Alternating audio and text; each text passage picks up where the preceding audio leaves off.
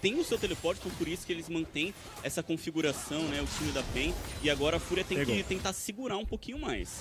Pegou nível 6 do Jojo ali, o Ayu deu aquela farmada na mid lane, com isso já tem esse recurso importantíssimo, e agora é a vez do Iser ir pra cima do Tuts, já gasta o ultimate, tenta agora fazer essa troca, vai calçando bastante dano. Oh, Wiser is just gonna die here, right? Like, I don't know what he's trying to do. Oh my god. Okay, he ends up living. He leveled up, and Toots didn't commit for this. Toots should have just committed his flash and killed him, though. Toots could have killed him 100%. They're just trying to go on Titan. Good ulti from Curry. Gigo is just in no man's land. No? He's allowed? They're allowed to play this? Alright, well, this guy's just dead. Ends up being 4 grubs for Pain. Fine. Uma área num spike importantíssimo, então pode parecer sido um pouco estranho que o Iser tentou esse all-in, mas era tudo pensando na luta aqui em cima pro Tuts não ser habilitado e no final could mean my battery's low. Yeah, that's normally what it is, but like we have a faulty one where we change the batteries and it doesn't work for some reason, so. Jogou no limite, mas se pagou. Já teve a área não participar disso daqui. Looked really uncoordinated from Furia though. Like I couldn't tell what they were trying to do there, which I always feel like is a bad sign, you know? You should be able to watch a team play, and even if the play fails, you should be like, oh, this was the intention of the play. Very obvious to you what the intention was, and it was either a good play or a bad play. But here it's like Rakan is turning, Xin was staying on it, Higo is trying to like run out. Like I have no idea what they're trying to do here. Felt like they had just like a bunch of different ideas. They just did them all at the same time. Dá pra ver que a Fúria vai tentando talvez evitar um pouquinho as lutas, enquanto o Ayu precisa chegar nessa itemização inicial. Lá embaixo parecia que ia iniciar aquele dragão ali, a Fúria, mas acabou fazendo somente a cobertura. Na verdade, acho que ele começou assim, tá? O Tatu tá batendo no dragão. Tá batendo no dragão comigo, sim, subiu, aproveitou o push da lane e eles vão fazer o segundo dragão do jogo. O dragãozinho aqui agora já foi finalizado por parte da Fúria. Pen vai chegando agora o Carioca, joga uma batatinha, mas já é tarde demais. O Tuts puxa top, o Dinka ainda tem teleporte, chega a Triforce do Dinkas, chega também a Leandre, Hooker nas mãos do Xante. A Pen vai começando a pegar esses itens importantes para os seus carries, e aquilo eu ainda acho que a Fúria precisa tentar alguma coisa a mais. A Gwen escala muito, beleza, mas do outro lado é Cork, é Caitlyn, com Maokai e com Xante. É muito perigoso deixar esse jogo morno do jeito que tá. Tá sendo muito macro. Vantagem quase nenhuma de Goro, mas a PEN tem a vantagem de digitar esse ritmo no late game. E aqui essa complicação, né? O tempo vira um grande amigo da equipe da PEN. A Fúria não pode ficar observando, tem que buscar a jogada. Know what BR is trying to do? O Gigo agora não volta pra base. Yeah, I feel like there's just like a really like big lack of like if I were to think about what is missing in Brazil, I think there's just like no set plays. Like I feel like these players need like set plays that they're going to do every single game that they can like execute on, so there's like more intention in the gameplay. Because a lot of times there's like decent mechanics and stuff, but there's so many times where like people will just go to objectives and they'll just be like a 5v5 standoff, which is normally bad. If one team is hitting the objective and the other team is able to like free enter and just like watch you hit the objective, like that is not good. So I feel like the players really need like the like basic setups. It's like, okay, when we're contesting this objective, we need a ward here, we need to pink ward this bush. If they walk past this point, we turn. If they don't walk this past this point, we just like finish the objective. This is the guy that zones. This is the guy that's gonna throw spells at him. This is going to be the person that makes it hard for them to enter. This is going to be the person on the objective. This is like where we all stand, you know, etc. This is each of our jobs when we're at this objective. I don't know, like all this type of stuff I think could be really useful, because it feels like there's like a lack of like the basics. He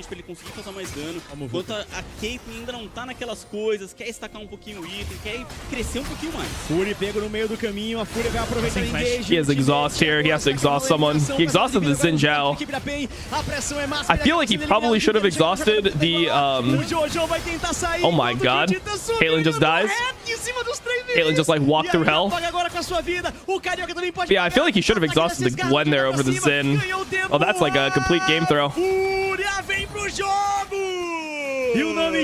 One last series, LLL1, Loud 1. Foram causando esse dano, levando abate após abate. O Titã veio descer. Yeah, I mean, Titan was just like walking through the depths of hell here. This is what it is. Oh, he W'd himself out of the... oh my god.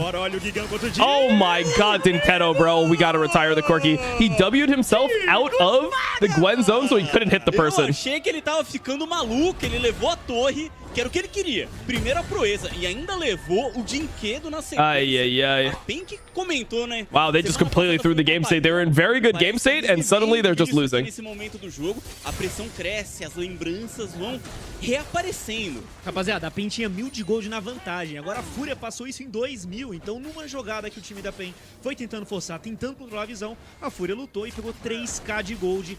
Foi ali a torre do bot, pegou gold no Gigo com neutralizado. E agora essa Gwen é um problemaço na side. Pra segurar ela é uma tarefa muito difícil pro Weiser e também pro Dinkedo, que não conseguiu ganhar. Aren't these beat the 4 seed? Yeah, I mean, they should beat the 4 seed for sure. É, a gente falou que a Fúria precisava de iniciativa, que eles precisavam buscar. Buscaram. Atropelaram Ortiz clip farming, yeah. Que eles tinham. Olha como veio. But I mean, a lot of these situations just come down to like mechanics rather than like a decision. Destruiu o crescimento. Like, it kind of just looked like Braum walked into that tri-bush for no reason. Like, I don't really know why he was there at that time. Like, Drake wasn't up. There was no reason he needed to be bought. He just walked into the tri-bush and died, right? Like, I wouldn't say that that was a play made by Pain. And then everyone just tried to help the Braum that was dying. And then we all just, like, died. That was the conclusion. Castou o teleporte agora, o Weiser vai se juntar ali agora a sua equipe. 5 contra 5 instaurado, o Arauto vai But I don't think they need tri-bush control at that point. I think the game was fine. Ficando com a vida inteira ainda, fica naquele vai não vai, o Gigo vem se aproximando, com quem fica o bônus. Titan is like sectioned off. Uma série de perguntas que pode rolar agora. Tatu se aproxima, é de quem? Vai tentar, é do Tatu roubado. Oh, Zinjao ended up getting it. This Maokai is getting one shot.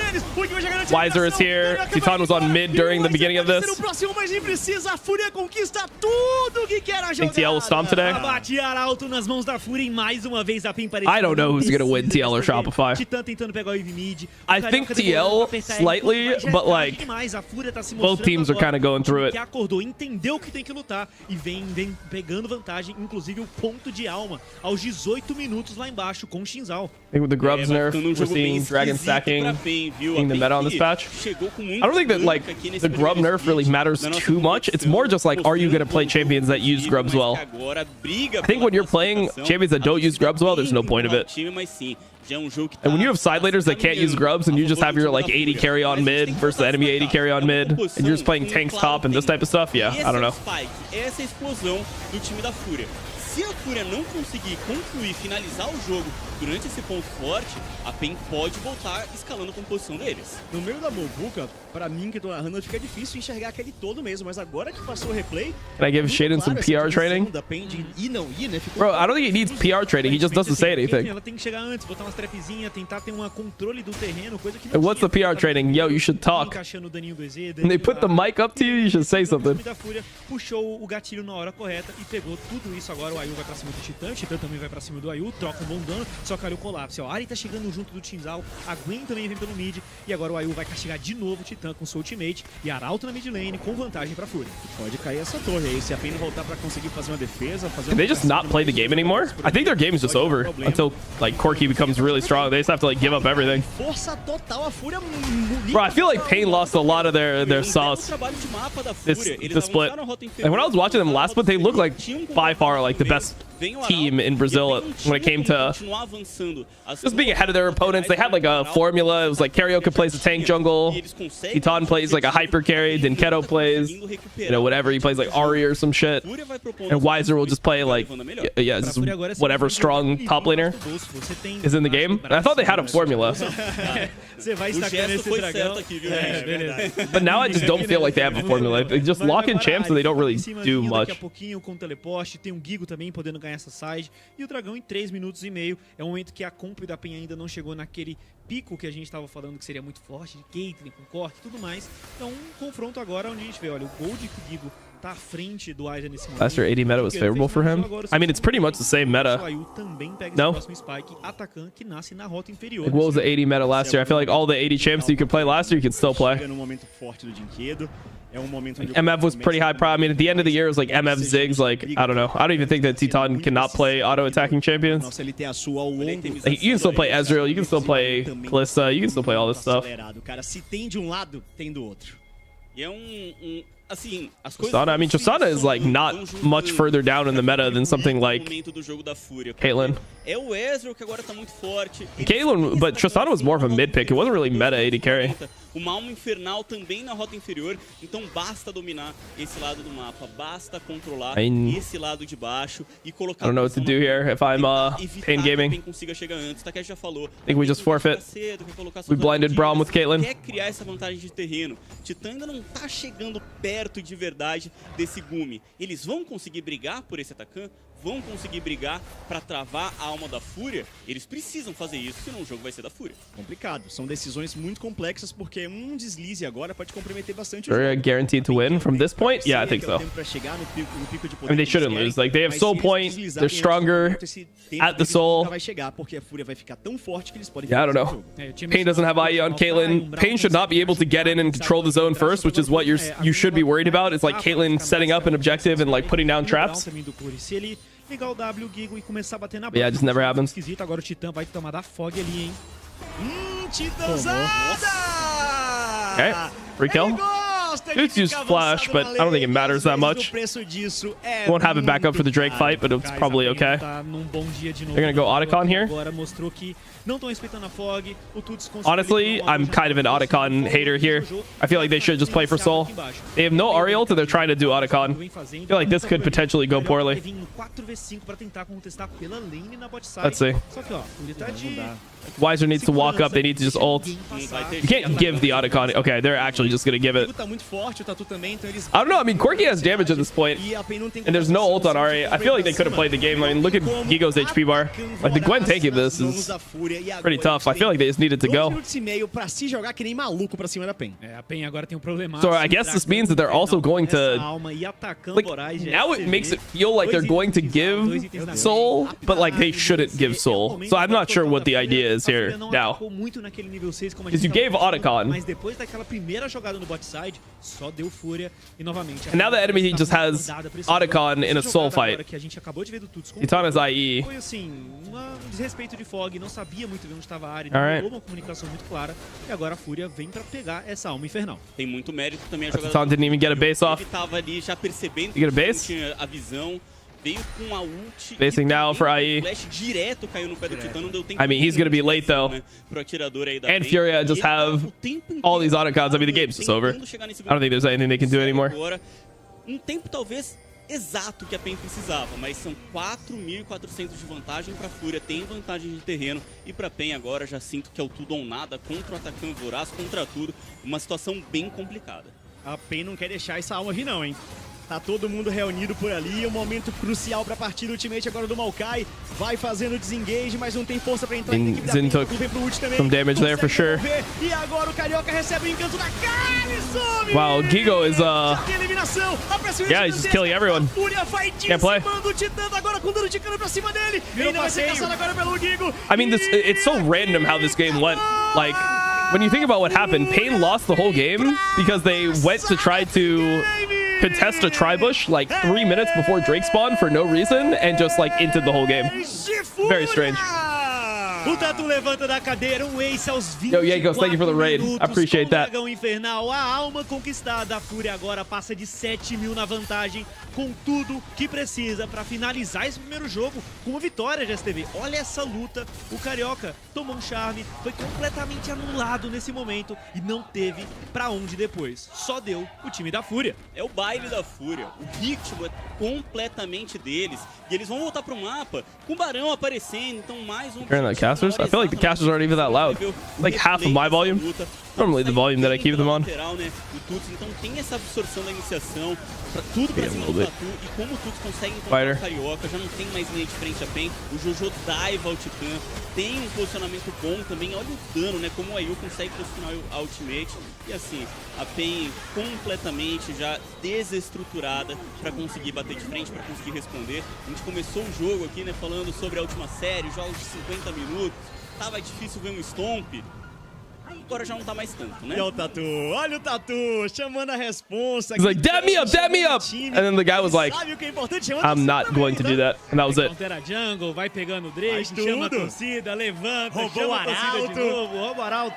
O Tatu começa bem demais essa série 4/1/5, tanto ele quanto o Gigo. E agora Barão de pé. O atacante Voraz já foi finalizado, não possui mais isso o time da Fúria. Mas essa alma infernal e agora faca e o queijo na mão. O Gigo tá no bot com o teleporte, ele consegue levar essa T2. E o time da Fúria agora é só cozinhar. Deixa a PEN ali, não há dúvida se vai contestar Barão, se vai proteger a Gwen. Mas a torre, a T2, chefe, já foi. O Gigo levou e 700 de gold adicional pra Gwen. E já tá ali agora com 3.500 na vantagem. Um absurdo que o Gigo tá fazendo nessa partida é imoral, cara. Tá jogando demais, ele sola, ele vem pra batalha, ele luta em grupo, realmente tá sendo um diferencial aqui. Afinal de contas, cara, a Gwen é uma marca registrada do Gigo. É o cara que mais tem ali o controle desse campeão aqui na nossa LTA Sul. Já é muito, muito forte e faz isso mais uma vez. A torcida da PEN não desacredita, não. A galera tá gritando, o Golpen tá em pé desde o início.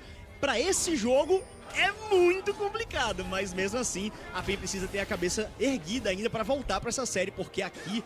How's he playing like that, bro? Some people just like windowed mode. It's normally like a Korean thing. A lot of Koreans like windowed mode because essentially like the PC bongs in Korea have different sized monitors, so in order to be consistent among all the different monitor sizes, they just play windowed, so it's the same size everywhere they go. E o Ayu agora passa a barragem, causa esse dano, e a Fúria vem aos poucos pegando toda a visão da jungle, e a PEN vai ter que uma hora tentar lutar. Não dá pra deixar a Fúria pegar tudo.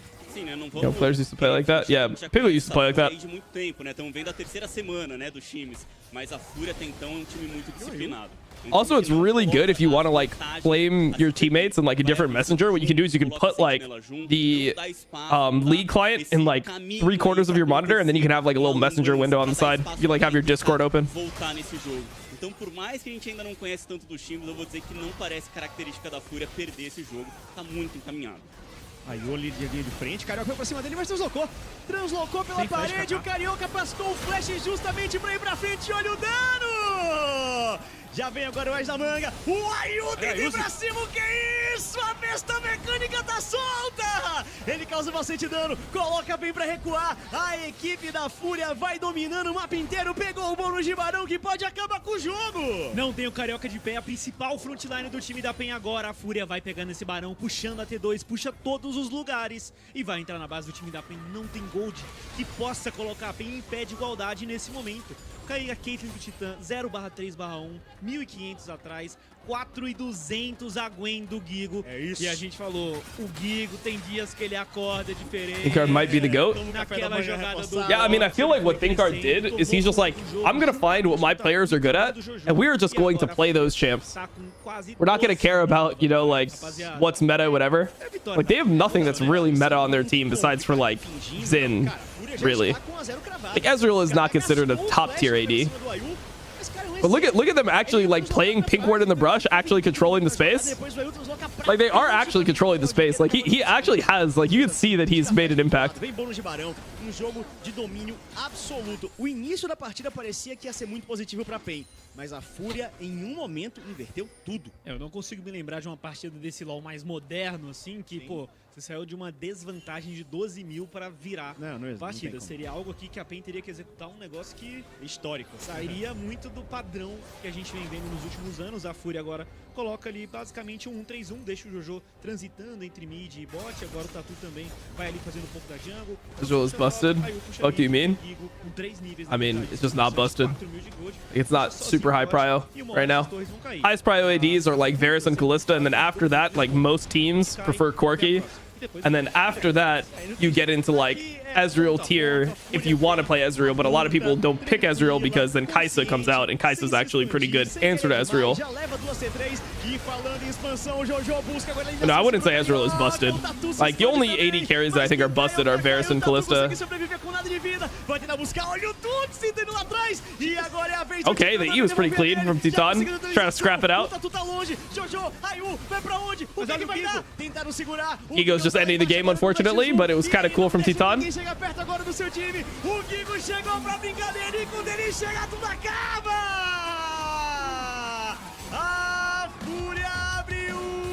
All right, I'm gonna go hunt for food right here. Na vantagem, 30 minutos, a Fúria tomou um sustinho no early game, mas depois que pegou a primeira boa luta, só deu as Panteras. Chefe, que vitória amassadora, amassante, se é que existe essa palavra. Amassadifa, amassatada, tudo, foi tudo, absurdo, realmente. A Fúria deu aula. Give them energy. Stop with the passive aggressive shit. I don't think I've ever been called passive aggressive before. People just call me aggressive. Period. Like, the criticism I normally get is that I'm like too direct and like brash. That's what I always hear about myself, at least. Não foi o que aconteceu, mas logo que veio após 5, 6 minutos depois, foi o que bastou para a Fúria pegar a vantagem. E a gente viu que a Gwen ficou muito forte, o Xal ficou muito forte. E é um time que, desde que a gente viu a montagem da lineup, todo mundo falava, tem muito poder de fogo. É um time que, se você der vantagem, eles são bons mecanicamente e buscaram a vitória, assim, na execução, nas teamfights. Não teve muito espaço para Caitlyn, Cork pegar item, simplesmente um carreto foi passado para cima da PEN. Conversei com o Jojo semana passada e ele falou: chefe, considero claramente que o nosso time é um dos melhores da liga, mas ninguém tá olhando muito pra gente. E eles estão mostrando muito disso agora. É um time que, quando bem estruturado, com disciplina, Lopeira, essa Fúria pode aprontar muito no LTA. É uma disciplina que talvez a gente realmente não esperava, cara.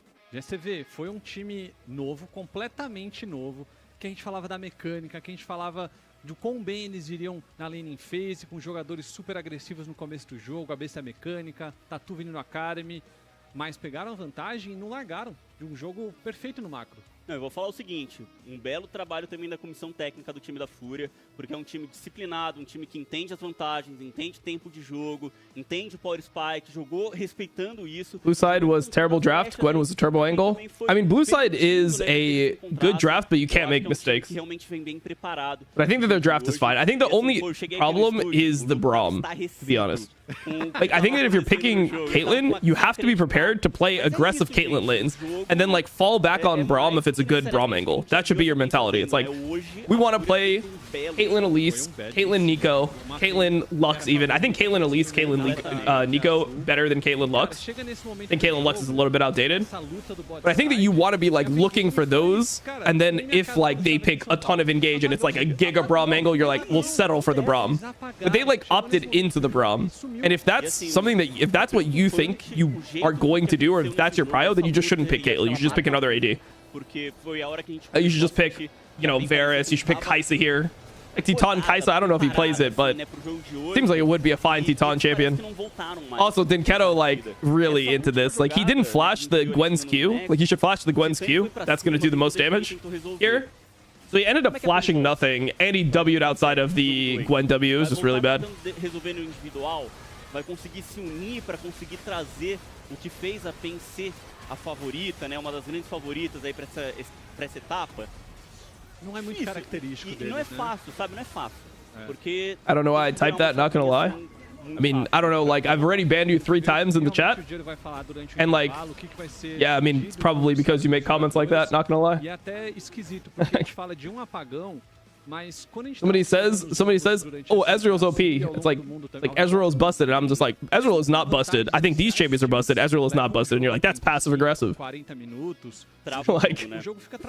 mean, I just feel like you're just somebody who just wants to like argue or something. Controla o farm, tem muitos objetivos a serem pegos no jogo atualmente.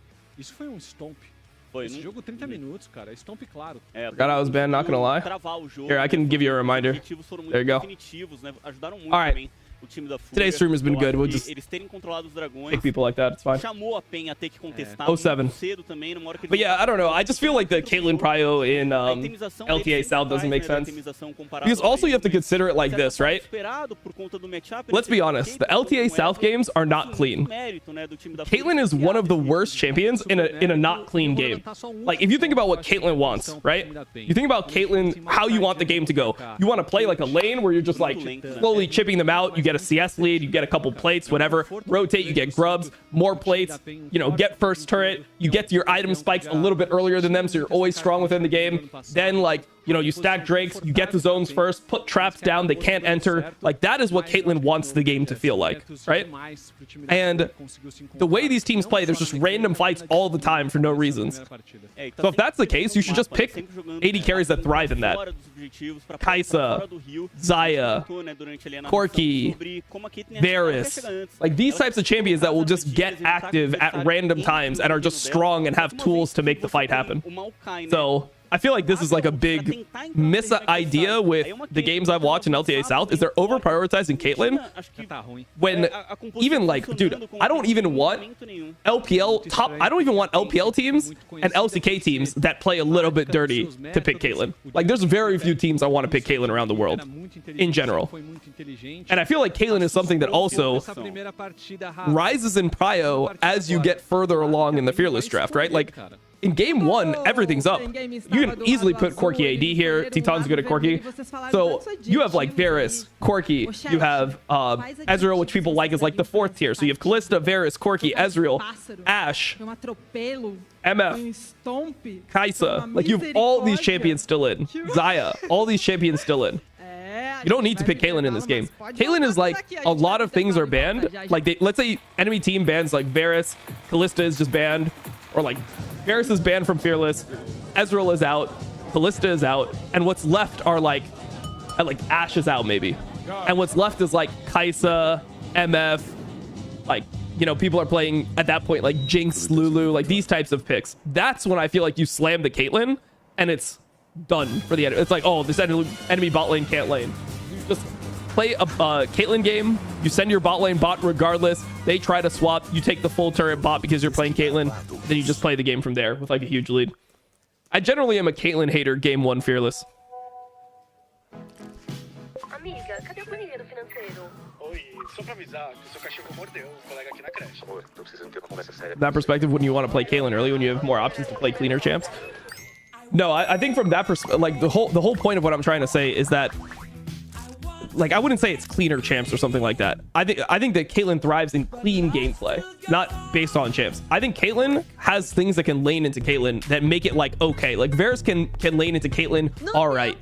Jhin can lane into Caitlyn, all right. Varus can lane into Caitlyn, all right. Ezreal, whatever. Like all these champs, like you get the point. These champs have the ability to like not get completely run over by a Caitlyn. But the other champs that I listed, things like Kai'Sa, things like Xayah, they actually just can't lane. So in that case, they need to lane swap. So you pick Caitlyn and you send your bot lane bot and you just try to like destroy the entire turret.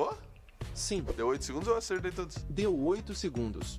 Darius, Ambessa, Mel, Hel, Elise, Catarina, Cassiopeia, Swain, Talon. 3, hein? Não. Foi? Sim. Kled, Darius, 8 matches equals hardcore griefing. Oh, griffing. I assume you mean grief. I thought you said grifting. My today's 8 matches full hardcore griefing. Nice. Não, não acabou não, pô. Vamos ter que resetar, mano. That's my boy Tian getting on. His first 3 games I thought were, well, his first 2 out of his first 3 games were really good in LPL, and then his game 4 and 5 were not great.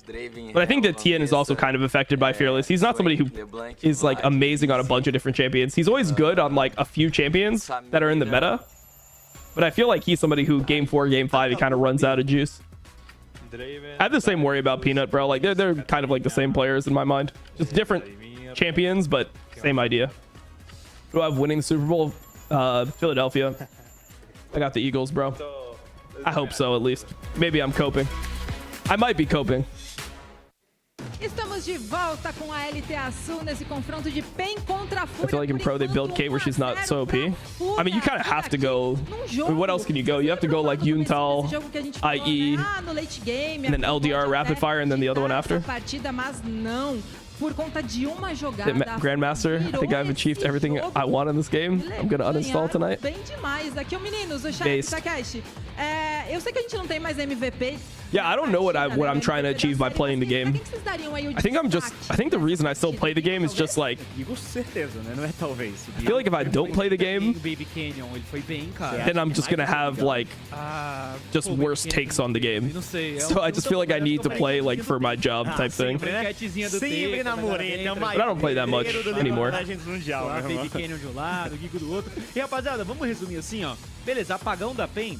Na minha opinião, sim. Apagão da PEN. A PEN é um time que geralmente tem estrutura, sabe fazer benching fights, coisa que não aconteceu nesse jogo, mas também super mérito da Fúria nesse poder de fogo que eles têm, que é absurdo, velho. Pegaram uma vantagenzinha e depois que eles pegaram essa vantagem, não erraram mais. Não erraram. Simplesmente atacando bem perfeito, executado. Dragão também bem executado. O Baron clean.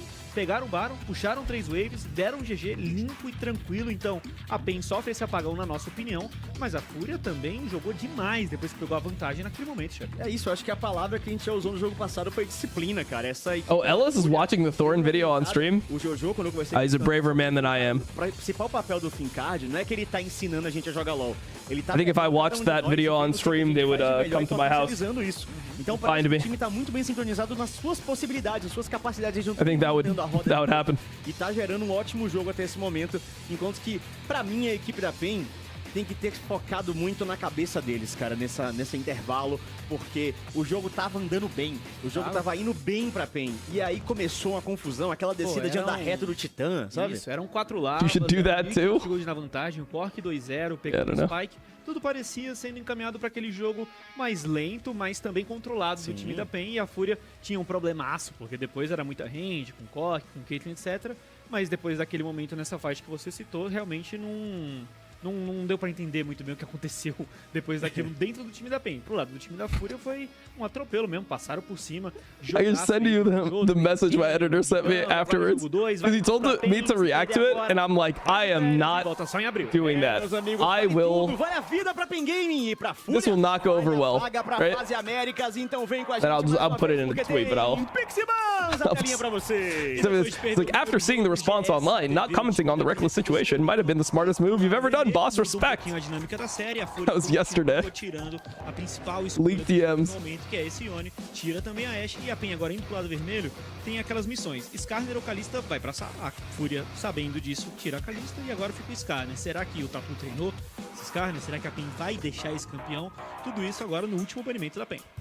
Acho que pra PEN vale mais a pena banir aqui, vamos ver o que eles vão acabar decidindo. Também, ao mesmo tempo, a Fúria permitiu, né, que a PEN pudesse fazer essa escolha, poderiam deixar passar os dois e escolher a sua prioridade, mas talvez não quiseram encarar. All right, Yone, Ashe, Kalista banned, Corki is out, Varus is out, Caitlyn is out. Bro, this is when I'm thinking you're getting into the territory where like Kai'Sa pretty good, Xayah pretty good based on team comp. Like, if I see a Jay's first pick, what I'm thinking instantly is like Vi Kai'Sa type comp. That's what's instantly going through my mind. Is there an angle that we can get like Vi Kai'Sa? Right now, bro, Ambessa is up. You can just grab an Ambessa here. You can just get a free Ambessa. What? I'm seeing this correct, right? My eyes are not deceiving me. We have 3 bans here, we have 3 bans here. There's a free Ambessa which is sitting on my screen. Honestly, might be Sejuani here. Yeah. Yeah, I can see it. I kind of like Vi Ambessa more than Sejuani Ambessa, because Ambessa doesn't like auto attack a lot like other champions. I mean, you auto attack obviously in between your combo, but you get what I mean. Like a Jax is an auto reset, Renekton has an auto reset, Camille has an auto reset. You know, just in general, a lot of champions will auto attack more. Yeah, I mean, they have like disengage here. but not enough. If I'm going, like, because Brahm's out, if I'm going 4-5 here, I'm banning things like Renata, and I'm looking for Kai'Sa angle. I think that's the move. I would not get baited into Silas here. I'm okay with that, because, like, Jace is already guaranteed mid, so I'm okay with that. Mel, I'm also okay with that. I am really trying to find, like, a Kai'Sa Leona, Kai'Sa Nautilus, Kai'Sa Rel. I'm looking for this on 4-5 here. Jace flex? I mean, it's not really a flex anymore. But yeah, Jace is flex to mid here. But they're on 15-3, so Jace mid is much better on 15-3 because they tried to make him more of like an AD champion again, right? So people aren't building tank. Miss Fortune agora é a opção de banimento por parte do time da PEN. Olha, a Mel aqui desse lado já tem sim um probleminha, na minha opinião, porque esse Jace com a Zyra, você não entra tanto nesse range da Mel ficar te dando uma passiva contra ataque, é mais no Qzinho ou acertar o E de follow-up para ultimate da Sejuani ou para um follow-up também com a Ambessa. E agora a gente tem banimentos de Elise pro lado do time da Fúria, enquanto a PEN agora tem o seu último ban. Como falamos também no começo do dia de STV, acertar o draft nesse momento aqui agora tem que ser... não pode mais errar, né? A PEN não tem mais espaço para erro durante toda a série. Tem que chegar resetada, porque a sensação que ficou durante o jogo passado é que a luta que eles perderam ali na rota inferior acabou prejudicando a continuidade do jogo. Eles não conseguiram segurar, não conseguiram atrasar mais a partida. Já estava bem visível, assim, que era um jogo muito difícil de virar, que já estava muito encaminhado para o time da Fúria, mas a PEN parece que não conseguiu fazer tanta resistência, não conseguiu criar resistência para a Fúria demorar mais para pelo menos... And Nautilus themselves, just kind of weird. Nautilus, agora a Jinx é banida pelo time da I think it's a Kai'Sa angle, bro. I think we're looking for Kai'Sa Nautilus. Come on, Titan, do it for me, bro. Do it for me. Well, I mean, Nautilus has been Rel, Leona, whatever. Doesn't matter. Kai'Sa engage. Boom. Leona is probably actually better for you. Vamos ver agora que o Titan vai trazendo. Do it, Titan. Do it. Pode dar esse follow-up também, esse acesso na Just lock it in, bro. I don't care what your coach is telling you. You know it's a good Kai'Sa angle. There we go. There we go. I mean, this is what I'm saying. Like, I'm instantly thinking Kai'Sa when I see this lock-in. And I feel like Furia, like, Jinx doesn't make any sense here. Like, why would you want to pick Jinx in this situation over Kai'Sa? Like, you kind of have poke and disengage right now. Like, that's what your comp is, poke and disengage. Like, playing things that can actually, like, outrange you, but then also have the ability to dive, I think are insane. If this is Zeri Lulu, I'm going Rel. If this is not Lulu, then I'm probably going Rel no matter what. Just into Zeri, I'm probably going Rel. Just send the Rel, bro. A Mel vai até a Leona, então fica nessa situação meio complexa. O Dingas ele não pode reagir tão bem ao E da Leona aqui do Jojo, senão ele vai I de todo mundo. I like it. Teoricamente é uma das campeãs aí que tá se lidando. I don't think they have the right type of disengage to deal with something like a Kai'Sa. Like, what Kai'Sa's really worried about is like things like Poppy blocking your ult, like this type of stuff. It's kind of annoying. They have like that plus a Zyra plus like they're outranging you. I think that's when it gets difficult, but I feel like this is a perfect Kai'Sa game. Should just be a pain win, bro. E a Leona é boa também porque você não precisa se expor tanto, né? Should just be a pain win. Não precisa comitar 100%, consegue jogar até mesmo pilando a Zyra, quem tenta entrar dentro do seu I'm gonna play the ads real quick, then we'll go into the game. Tem esse scaling da Mel que é basicamente infinito, você estacando a passiva e causando esse dano. Kai'Sa do Titã, uma campeã que tem potencial de carry, mas o que eu mais fico preocupado é se a PEN não sentiu muito esse último golpe. A Furia eu acho que chega com tudo, uma comp que tá boa, não está ruim essa composição. O Renekton ganha nível 6 da Ambessa lá no topside. A Zyra cleana muito rápido a sua jungle, tem dano físico na mid lane, tem um scaling na Zeri. A PEN agora não tem mais espaço para erro, como falamos. É ganhar agora e tentar empatar a série, ou a Fúria então vai surpreender boa parte do cenário, fazendo um 2-0 e classificando para a América. Pois é, e tá aí já a torcida da PEN dando a força deles, levantando, tentando fazer com que a PEN se reerga também dentro do jogo, porque tá precisando. Na partida passada, a Fúria deu show, um espetáculo de League of Legends, consciente, disciplinado, conseguiu abrir 1-0 e agora, se tiver mais uma vitória, despacha a PEN para casa, deixa a PEN de férias e a Fúria vai pra fase das Américas, que já é semana que vem. Cara, será que o Dinka sabe dessa interação da Leona e da Mel? Restroom again, bro. Vamos ver. Tomara que ele prove que saiba. Porque, mano, se ele for melee na Leona, porque ele deu o W no E dela, eu acho que eu vou embora aqui dar risada. Não vou conseguir. Não tem condições, realmente. Porque Não dá, ele faz um reflexo exato. Como a Leona entra com a lâmina Zenith, a Mel vai fazer exatamente a mesma coisa. Então qualquer tipo de movimentação pra frente ou pra trás, a Mel replica. E eles baniram o Nautilus, né, na segunda rotação de banimentos, de repente já pensando em não ter a Mel se jogando, né? De não ter ela voltando ali a âncora, mas a Leona também faz a mesma coisa, então vamos ver como é que vai ser esse jogo. Tem que estar bem afiado mesmo o Dinquedo, mas acho que os minutos iniciais vão falar muito sobre essa partida, se a gente vai ter uma inversão e se a PEN vai chegar bem no jogo, se ela vai chegar renovada depois que aconteceu no primeiro jogo. É isso, meus amigos. No céu de Summoners Rift, Furia 1, PEN Game 0, série melhor de 3. Vem com a gente que pode ser decidido agora e tá valendo! Vamos nessa pro segundo jogo decisivo pro lado da PEN. A Fúria podendo finalizar a série com 2-0. Tuts com esse Jace na mid lane contra a Mel, campeã nova que tá habilitada nesse patch aqui na LTA South. Vamos ver a segunda aparição dela. O primeiro do dia foi vitória e agora o Dinquedo precisa vencer pra empatar essa série e não ficar de fora dessa próxima semana de Américas aqui na LTA. Já começa a movimentação, então. Move the cam, let's get into it. Garantir um pouquinho de visão. Aqui a PEN avançou bastante, até, mas nenhuma sentinela dropada até esse momento. I just took my phone, because I normally just take my phone when I stand up. Segurando suas sentinelas por enquanto. Sem inversão, agora né? Sem inversão. What is that? AB? What? Keyboard? Mine? Or what? I have a normal keyboard. Avançam bastante para colocar sentinela aqui, né? Então tem a resposta também. I just have a mas que o Black Widow vai começar pelo lado de cima da selva, faz lobo e depois Black Widow and Death Adder combo from Razor, bro. I've had this since I pretty much started Pro League back in like end of 2011. Rafaela, que tem informações pra gente. Fala aí, Rafa. Tô aqui com o Sarkis. Sarkis, eu queria que você contasse pra gente o que vocês conversaram agora, porque foi uma partida que no começo parecia estar nas mãos de vocês e aí acabou desandando. Com base no que vocês trouxeram agora pra gente, o que vocês tentaram mudar? Oi, Rafa, tudo bem? O primeiro jogo a gente tinha controlado bem o começo, mas uma player I just heard a scream, like a blood-curdling scream. Andou bastante, então a gente conversou mais sobre, tipo, tá focado naquele momento. And PEN stop trolling? Acontecer de novo e a gente tá bem confortável no I hope so. Então vamos forçar a terceira partida. Dinquedo treinou com essa Mel? Treinou bastante dessa vez. Ah, beleza, chefe, com você. Ótima pergunta, senhor Rafaela Tomás. Ótima pergunta. Agora I want to see Titan win. Piada com a Mel. Vamos ver a campeã aí que chega prometendo muito, execute desde cedo no jogo. O Gigo aqui agora na topside vem construindo a pressão. A dúvida ali dessa vez sobre como seria o clear do Tatu, na verdade foi um clearzinho. I mean, Mel seems like it would be good into Jace, to be honest. Tem que fazer voltando ali pra baixo. O time da PEN tem informação do vermelho dele naquela sentinela que tá lá dentro, então tem informação da... I don't really like Dinkedo going for that when his comet isn't up though. I feel like he should just be queuing when his comet's up. Because like your Q doesn't really do much damage. A Fúria, ela demorou para começar. I mean, if you hit dry E's like that, it's really good though. Aparecer na partida, respeitou bastante. Yeah, Renekton is supposed to counter Mbessa, but I feel like Weiser is pretty fucking good. E acho que para esse jogo tem algumas He's one of the best top laners in this region. He's normally able to navigate matchups like this. Like he's pretty much the way I see him is he's like the Jax guy, bro. He's like the bin of LTA South or LTA South, I mean. Mas vai levando a pior.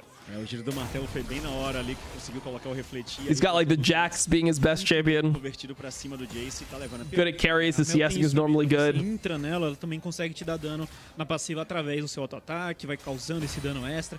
E o tudo tem que tomar cuidado, não ficar com Jace goes range W into all melee and just one-shots her. I mean, you have the ability to like W on Mel. I think you just root him and you W anytime he tries that. Pouquinho mais acelerado, vai entrar no Rio primeiro, mas tem pressão carioca pelo bot. O Tuts aqui. He didn't skill W yet, I guess. Dinkedo just didn't have W. I assume that what happened here is Tuts could tell based off the Q damage that it was like 2 points Q. I mean, I assume he has no W there. Which makes sense. I mean, you don't really need to skill W early. Only worth? Flash and cleanse for just... Yeah, I mean, 2 flashes and a cleanse for the flash Q from Curry. You'll take it. Periculosidade que tinha da Sejuani da Rel. Não acho que o flash seria necessário no final de tudo, mas coração a mil ali. Agora Gigo e Weiser trocando dano. Pouquíssima vida pra essa Ambessa e o Tatu chegando. Eles vão buscar agora o Weiser. Tá com bastante pressão ali nessa rota do topo. Agora a Fúria. O Weiser vai se distanciando. Vai fazendo muito bem o trabalho. Mas olha a Wave, hein? A Wave tá pegada aqui pro Weiser. Perdeu já 2 minions, agora vai perdendo mais um também, mas pega experiência. O Carioca vem chegando e um recall aqui do Gigo sem grandes problemas. Enquanto isso na mid lane... Oh, he used it? He used W already? Do Ayu e também do Jojo. Maybe it was still on CD then, because it is 30-second CD. But I mean, I think he should never be Wing just like random Qs for Jace. O bot avançou muito, chama a rota inferior Wiser. e vão pra cima. I mean, he has flash here. This should never work. Vai conseguir. If this works, he's trolling. Espaço para bater, gastou o flash, não teve espaço, incendiar, acabou. Yeah, I mean, that was way too close. Just flash the E, bro. Like, all you should do is you should be positioning, like, to try to dodge E, and if you see that the Leona E is going to hit you, then you flash. That's it. E no final de tudo, GSTV, o Gigo que vai lá pro bot. Are we starting to channel the TP here? Yep. De teleporte também. Não aconteceu o swap cedo no jogo, mas a Fúria correu da match no bot e deixa a Zeri agora confortável, mesmo sem ser um Spell. O Weiser já tinha perdido um pouquinho de minion, né, naquela chegada do Tatu. Agora de novo, né, perde mais um pouquinho, tem que voltar pra base. Tem esse dive pra cima do Gigo, ele tem flash, hein? Vai ter pressão pra cima dele, ele não tem nível 6, então ele não tinha um Dominus pra zoning the Redacted. On the other side of things, and Besso was actually able to catch the wave. Vai dar noção da presença do Tatu que tá chegando, enquanto a PEN vai se preparando pra isso. A vantagem numérica. Gigo is gonna have E, but they can't do anything. They can't get back to this lane. Redondeza, vai segurando um pouquinho, consegue pegar aqui o gol do Carioca contra a mid lane e tudo. That camera work just like... Tá sem flash, a troca na mid lane. I felt like I was drifting there. 6 consegue explodir, vem teleporte de volta do Gigo pro bot, pra não ficar sem toda essa wave, embora tenha perdido o flash. Perdeu também bastante experiência ali, a wave passada ficou crashando. I mean, he did get denied a ton of experience here. Já chega apanhando. He's not even close to 6. Com menos da metade da vida. A PEN voltou bravo, né? Carioca starting Drake. I mean, they could potentially redive though. Indo pra cima, realmente buscando a jogada, né, pra cima do time da Fúria. Teve os feitiços, né? Conseguiu gastar os... Did they two-man dive this? Maybe not. I guess they just don't know how close he is to hitting 6. As placas aí nas mãos do Titã. I think they actually probably could have two-man dive this. Curry would have to die for it though. Mas a Fúria parece que ainda vai conseguindo fazer o seu trabalho bem feito. Lida bem com as ondas de minions. I mean, I think what you could do is you could just like walk up to him and just try to Q. Like if Titan didn't fast push that wave, you just walk up to him with Rel, you try to Q. Na verdade, o segundo, né? Porque já foi feito. Titan is gonna have to use his cleanse here. Tá fazendo lá em cima as larvas. E agora o Gigo que já pegou o Dominus consegue pra cima, força o purificado do Titã. O Jojo tava bem longe ainda, longe também do nível 6. And then if he lets you land the Q, then you just W ignite all in with like Kaisa W. And if you miss the Q, you just back. Like this could be fine. Mas quem tá gostosinho nesse jogo é o Ayu. They were just afraid of Zyra potentially covering that, but I don't think Zyra will stay there for that long. Ele saiu do problemaço, agora quem tá numa pior é o Titã, que perdeu o Wave, perdeu o Cleanse, o Jojo continua dentro. I mean, this guy has no flash and he's flexing like this because he knows that Kaisa's in base. Muito forte, né? A little bit crazy though. Se tomar um controle de grupo, vem a Zyra, vem o Renekton e o Titã pode ficar no prejuízo. Like Zyra was doing grubs pretty recently, so they could guess that he's not here. Interrompendo ali, vai ficar na pé mesmo. E o Tatu agora é obrigado. Hey, they just trade Sejuani ult for Zyra flash. I think it's worth, especially on this timer. Com flash retirado da Zyra por aqui. Agora o Carioca vai pegando esse campo, volta lá pro bot agora. It was a decent swap for Furia's bot lane because that's the reason they swapped, right? They swapped because they were afraid of the Zeri Leona getting reganked because they lost flashes. So now they're able to kind of get out of that tough situation. Agora vão pra cima do Titã. Tem flash ainda. Só pra assustar um pouquinho, né? Já tinha gastado purificar na jogada do Gigo. Jojo still no flash. Like Jojo can legit just die here, but assim, whatever. Se vê meio forçada, né, voltar pras rotas padrões. Tem visão, hein? Tem objetivo no clube. Tem visão, a sentinela deu visão. Ayu, é pior que o Titã. Tá liberado pra bater. Jojo quase eliminado, mas não deu. O First Blood já saiu. Agora o Curi compensa mais um. Vem chegando, é certeza da eliminação. Não tem mais feitiço nenhum. E o Ayu vai sair com 2 eliminações. Maybe not, maybe not. He's alive. It's 1 for 1, but it's obviously much better for the Zeri. Tem bota 1 ali. Yeah, Zeri items are just really good here. Good BF sword. I feel like Titan kind of misplayed this, to be honest. Tomou controle de grupo da Leona e a Zeri nível 6. I have to rewatch, but I feel like he could have used his like flash better. Like maybe just like flashes away from the Leona here. Like flashes the Leona E and just keeps on autoing. Mas a Fúria simplesmente vira com dano muito maior. Yeah, I don't know. Like he didn't. Vai no alvo que eles querem, né? He didn't ult in, but at the same time he wasn't able to. Like I guess he had no. Yeah, I don't know. He has no cleanse obviously, so I think he probably has to flash the Leona E or he just dies. Leva melhor. E o Jojo tomou a melhor decisão possível. Olha o pai do Gigo ali, ó, gritando, torcendo no meio da equipe da torcida da Fúria, comemorando o First Blood. Porque, cara, o Jojo tomou a melhor decisão possível. Porque se ele flecha pra trás, ia ter a sentinela, ele ia morrer. Ia dar o First Blood pra PEN. Ele foi pra cima.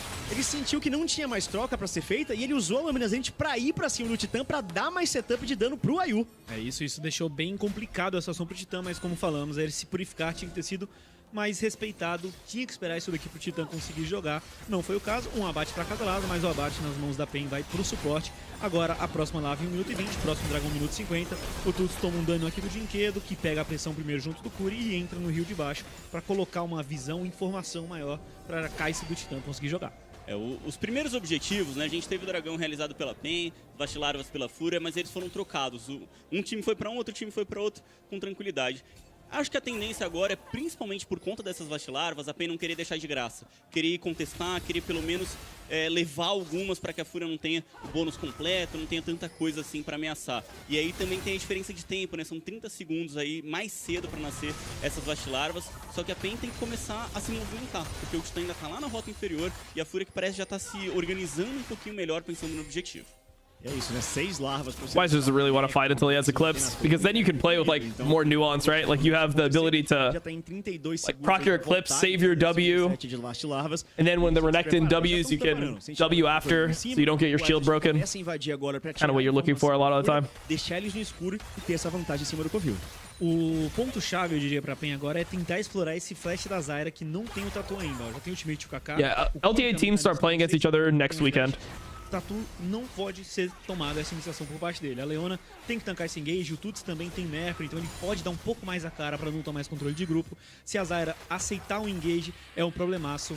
Mas caso a PEN entre errado e a Zyra não for a pessoa a tomar esse engage, aí simplesmente a Zyra consegue virar muito tranquilo a luta em vantagem pro time da Fúria, que vai pra cima. Renekton win that matchup? Yeah, but Renekton wins the matchup, and then once you get your Eclipse, you can kind of play it. And then you outscale as Mbessa, right? So you're just trying to play the lane evenly. Like, so far, everything has been going pretty well for him. You see, like, right now, Renekton is not on his items, so that's why Wiser goes for the Psycho trade. Bastante dano, por enquanto não tem iniciação daqueles objetivos, e aqui embaixo o Tuts aproveita pra vir garantir umas barricadas. Ele tem teleporte, então ele vai empurrando o máximo que pode, e a PEN, pra não perder mais barricada, acelera pra larva. A PEN vai começando por aqui, mas olha, o Titã vem chegando agora, ele não tem flash, mas tem o purificar. Tem que tomar cuidado com o engage. Jojo nível 6, não tem flash e Fúria pra iniciar. A Sejuani tem tudo isso, mas a Fúria agora, ó, vai no modo mais adulto. Vai colocar pressão no bot pro Jace e trocar aquele dragão, 3 lavas pra um lado, 3 lavas pro outro, pegando esse drag e empatando também nos dragões. Não, na verdade não. Vai parando por aqui. Exato, né? Vai ficar umas 3 larvas pra PEN, vai ficar igualado. If an LLA team wins. Colocam a sentinela também. I mean, the LLA teams already essentially beat the Brazilian teams. Não querem arriscar nada nesse jogo e não vão garantir esse dragão por enquanto. Ainda fica vivinho ali o dragão do oceano. É um dos momentos aí da série da Fúria que eles não conseguiram estar preparados assim para execução dos objetivos, de estar de fato assim para contestar, de estar no mapa. Who's a bigger abomination, Cassante or Mbessa? Definitely Cassante. I mean, para ele também é importante, né? Like Mbessa, we'll see. Like maybe if they nerf numbers enough, it can be like somewhat balanceable. Quem necessariamente leva melhor? But Cassante has literally like been broken for 2 years and had multiple reworks, and then still been broken regardless of what they do with all the reworks. So it's like either the balance team is bad or the design of the champion is just bad. I lean towards the design of the champion just not being healthy. It just seems like it just has way too much. But also I think that there's like things they could have done to make it a lot easier for themselves. Like one of the first problems that I saw with Cassante is like your W resetting when you go from like your normal form into like your all out. I just always felt like that was broken. The fact that you could just like W ulti, like WQ ulti and then W again. Like I feel like that was always such an unhealthy part that you can go like unstoppable twice. And they never attack that. Não tem teleporte nenhum dos dois, vamos ver se eles vão fazer um move ou se na verdade o time da Fúria que vai fazer a movimentação pra tentar matar a Mbessa lá em cima. A Fúria já guivou o dragão. Eles já deixaram aquele dragão de lado, o Carioca vai terminar, vai ser o primeiro dragão da PEN na partida, enquanto que eles vão se espalhando pelo mapa, mas sem colocar pressão de fato em nenhuma das rotas por ali. Eles estão mais tentando... Not really that OP? A Mbessa causa muito dano com a I'm not sure. pra cima do Jojo. Not 100% sure yet. Tem informação ainda do Wiser com essa sentinela de controle, mas a Fúria realmente vai colocar todo mundo aqui. Overloaded? A vantagem da Fúria agora I don't know. Wave, ó, no top, eles so they haven't been able to balance it with a bunch of different changes. So it just seems like it is actually just unbalanceable. E abrindo vantagem no Gold. Essa torre pode cair aqui em cima, hein? Mas a PEN não quer deixar. Eles vão apertar o ultimate do Weiser pra vir a sequência. Just one shot? Wow, he's just one shot. Tatu is dead too. That's big. Huge for PEN. Big for PEN, big.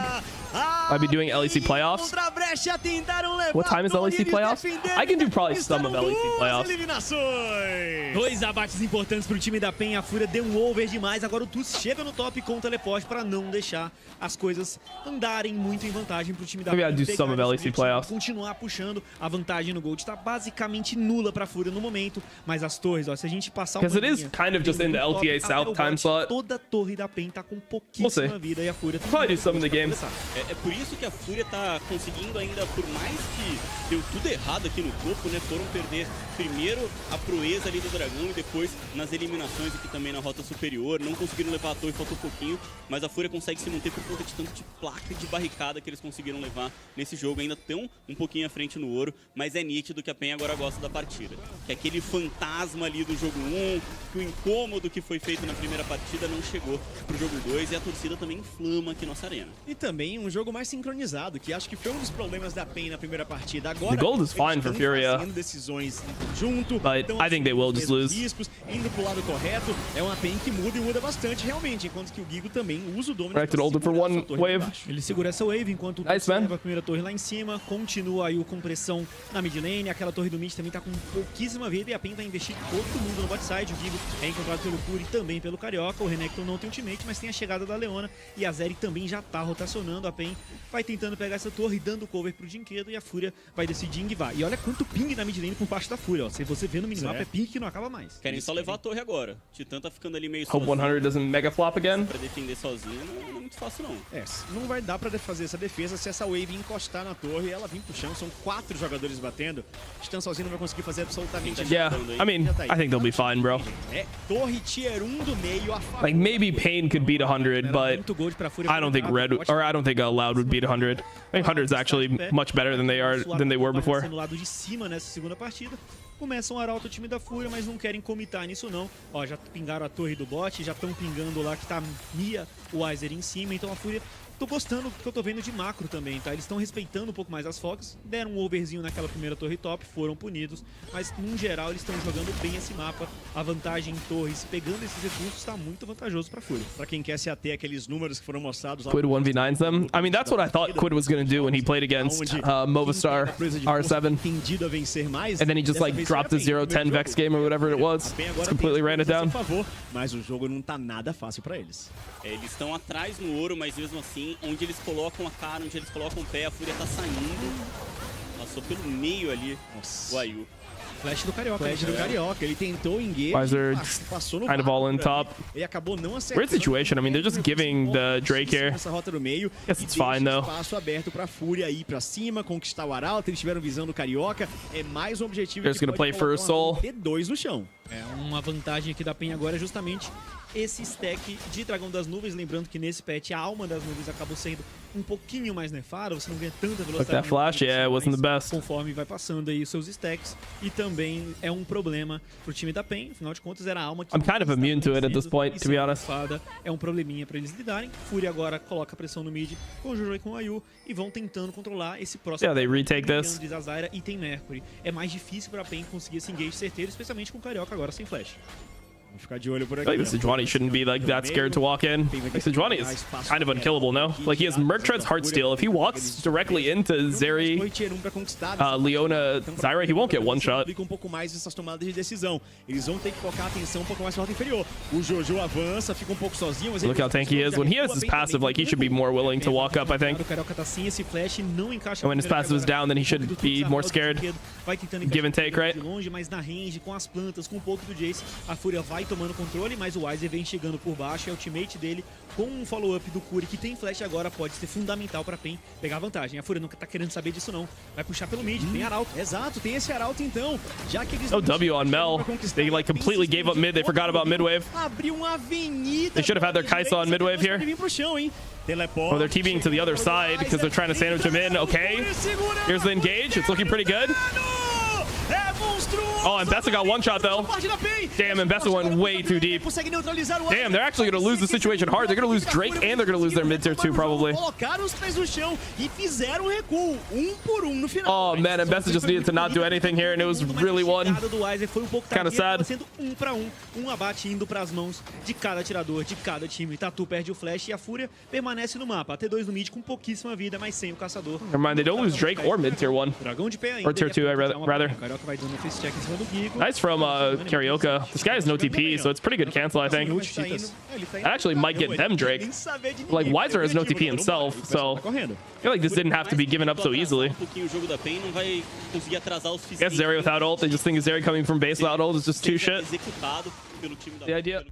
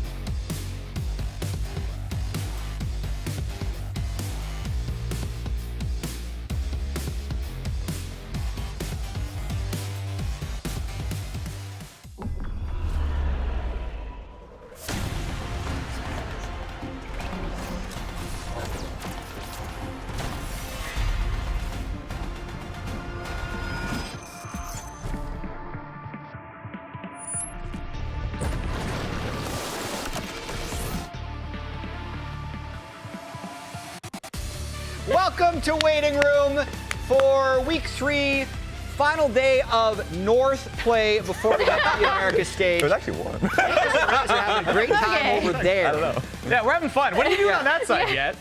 Professional. You don't want to be on this side, I'll tell you right now. Yeah, no, this is the fun zone. This is the fun zone. He's having too much fun. It's literal biological warfare. He may have started. Right before the show. All right, that was confidential information, Raz. I have to expose it. I'm the one that's being exposed to the gas. Jack, can you get us back on track, please? Okay, go for it. Yeah. Here's the bracket for what we've seen so far. It is the conference bracket. You can see last week, 100 Thieves and Cloud9 advanced as the number 1 and 2 seeds. Today, we're doing this bottom part of the bracket. FlyDig and TL Shopify. The winners advance to Sao Paulo. What happened? I'm gone for 1 week. What happened? 100 Thieves is first seed? Yeah, that's crazy. Yeah. That is true. Who had them highest on the rankings, by the way? Did you have them first? No, it doesn't matter. Okay. You know?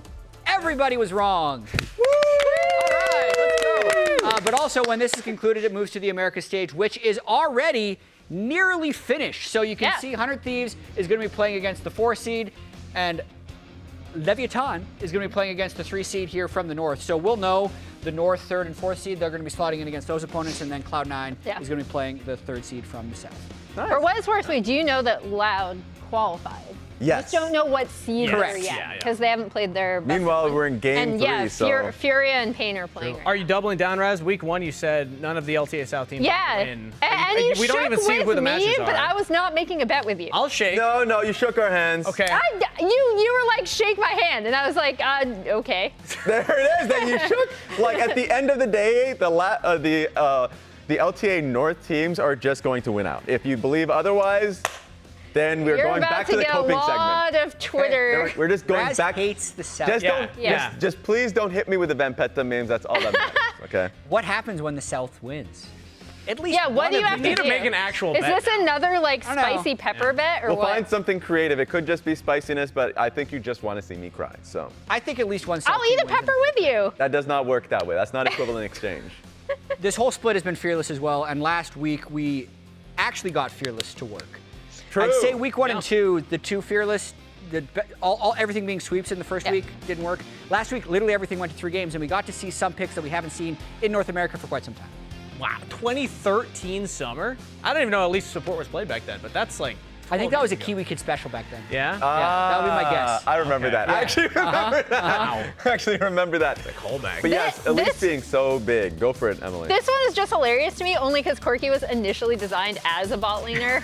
So the fact that we hadn't seen him a bot lane since 2019. Obviously, the first week we saw Core's Pantheon support special, which has been terrorizing solo queue ever since. Yeah. Not a fan of that. Yep. So for me, just like going back to the least bit, that one, of course, was a T1 special. Carrier brought that one out, and then people started to copy it.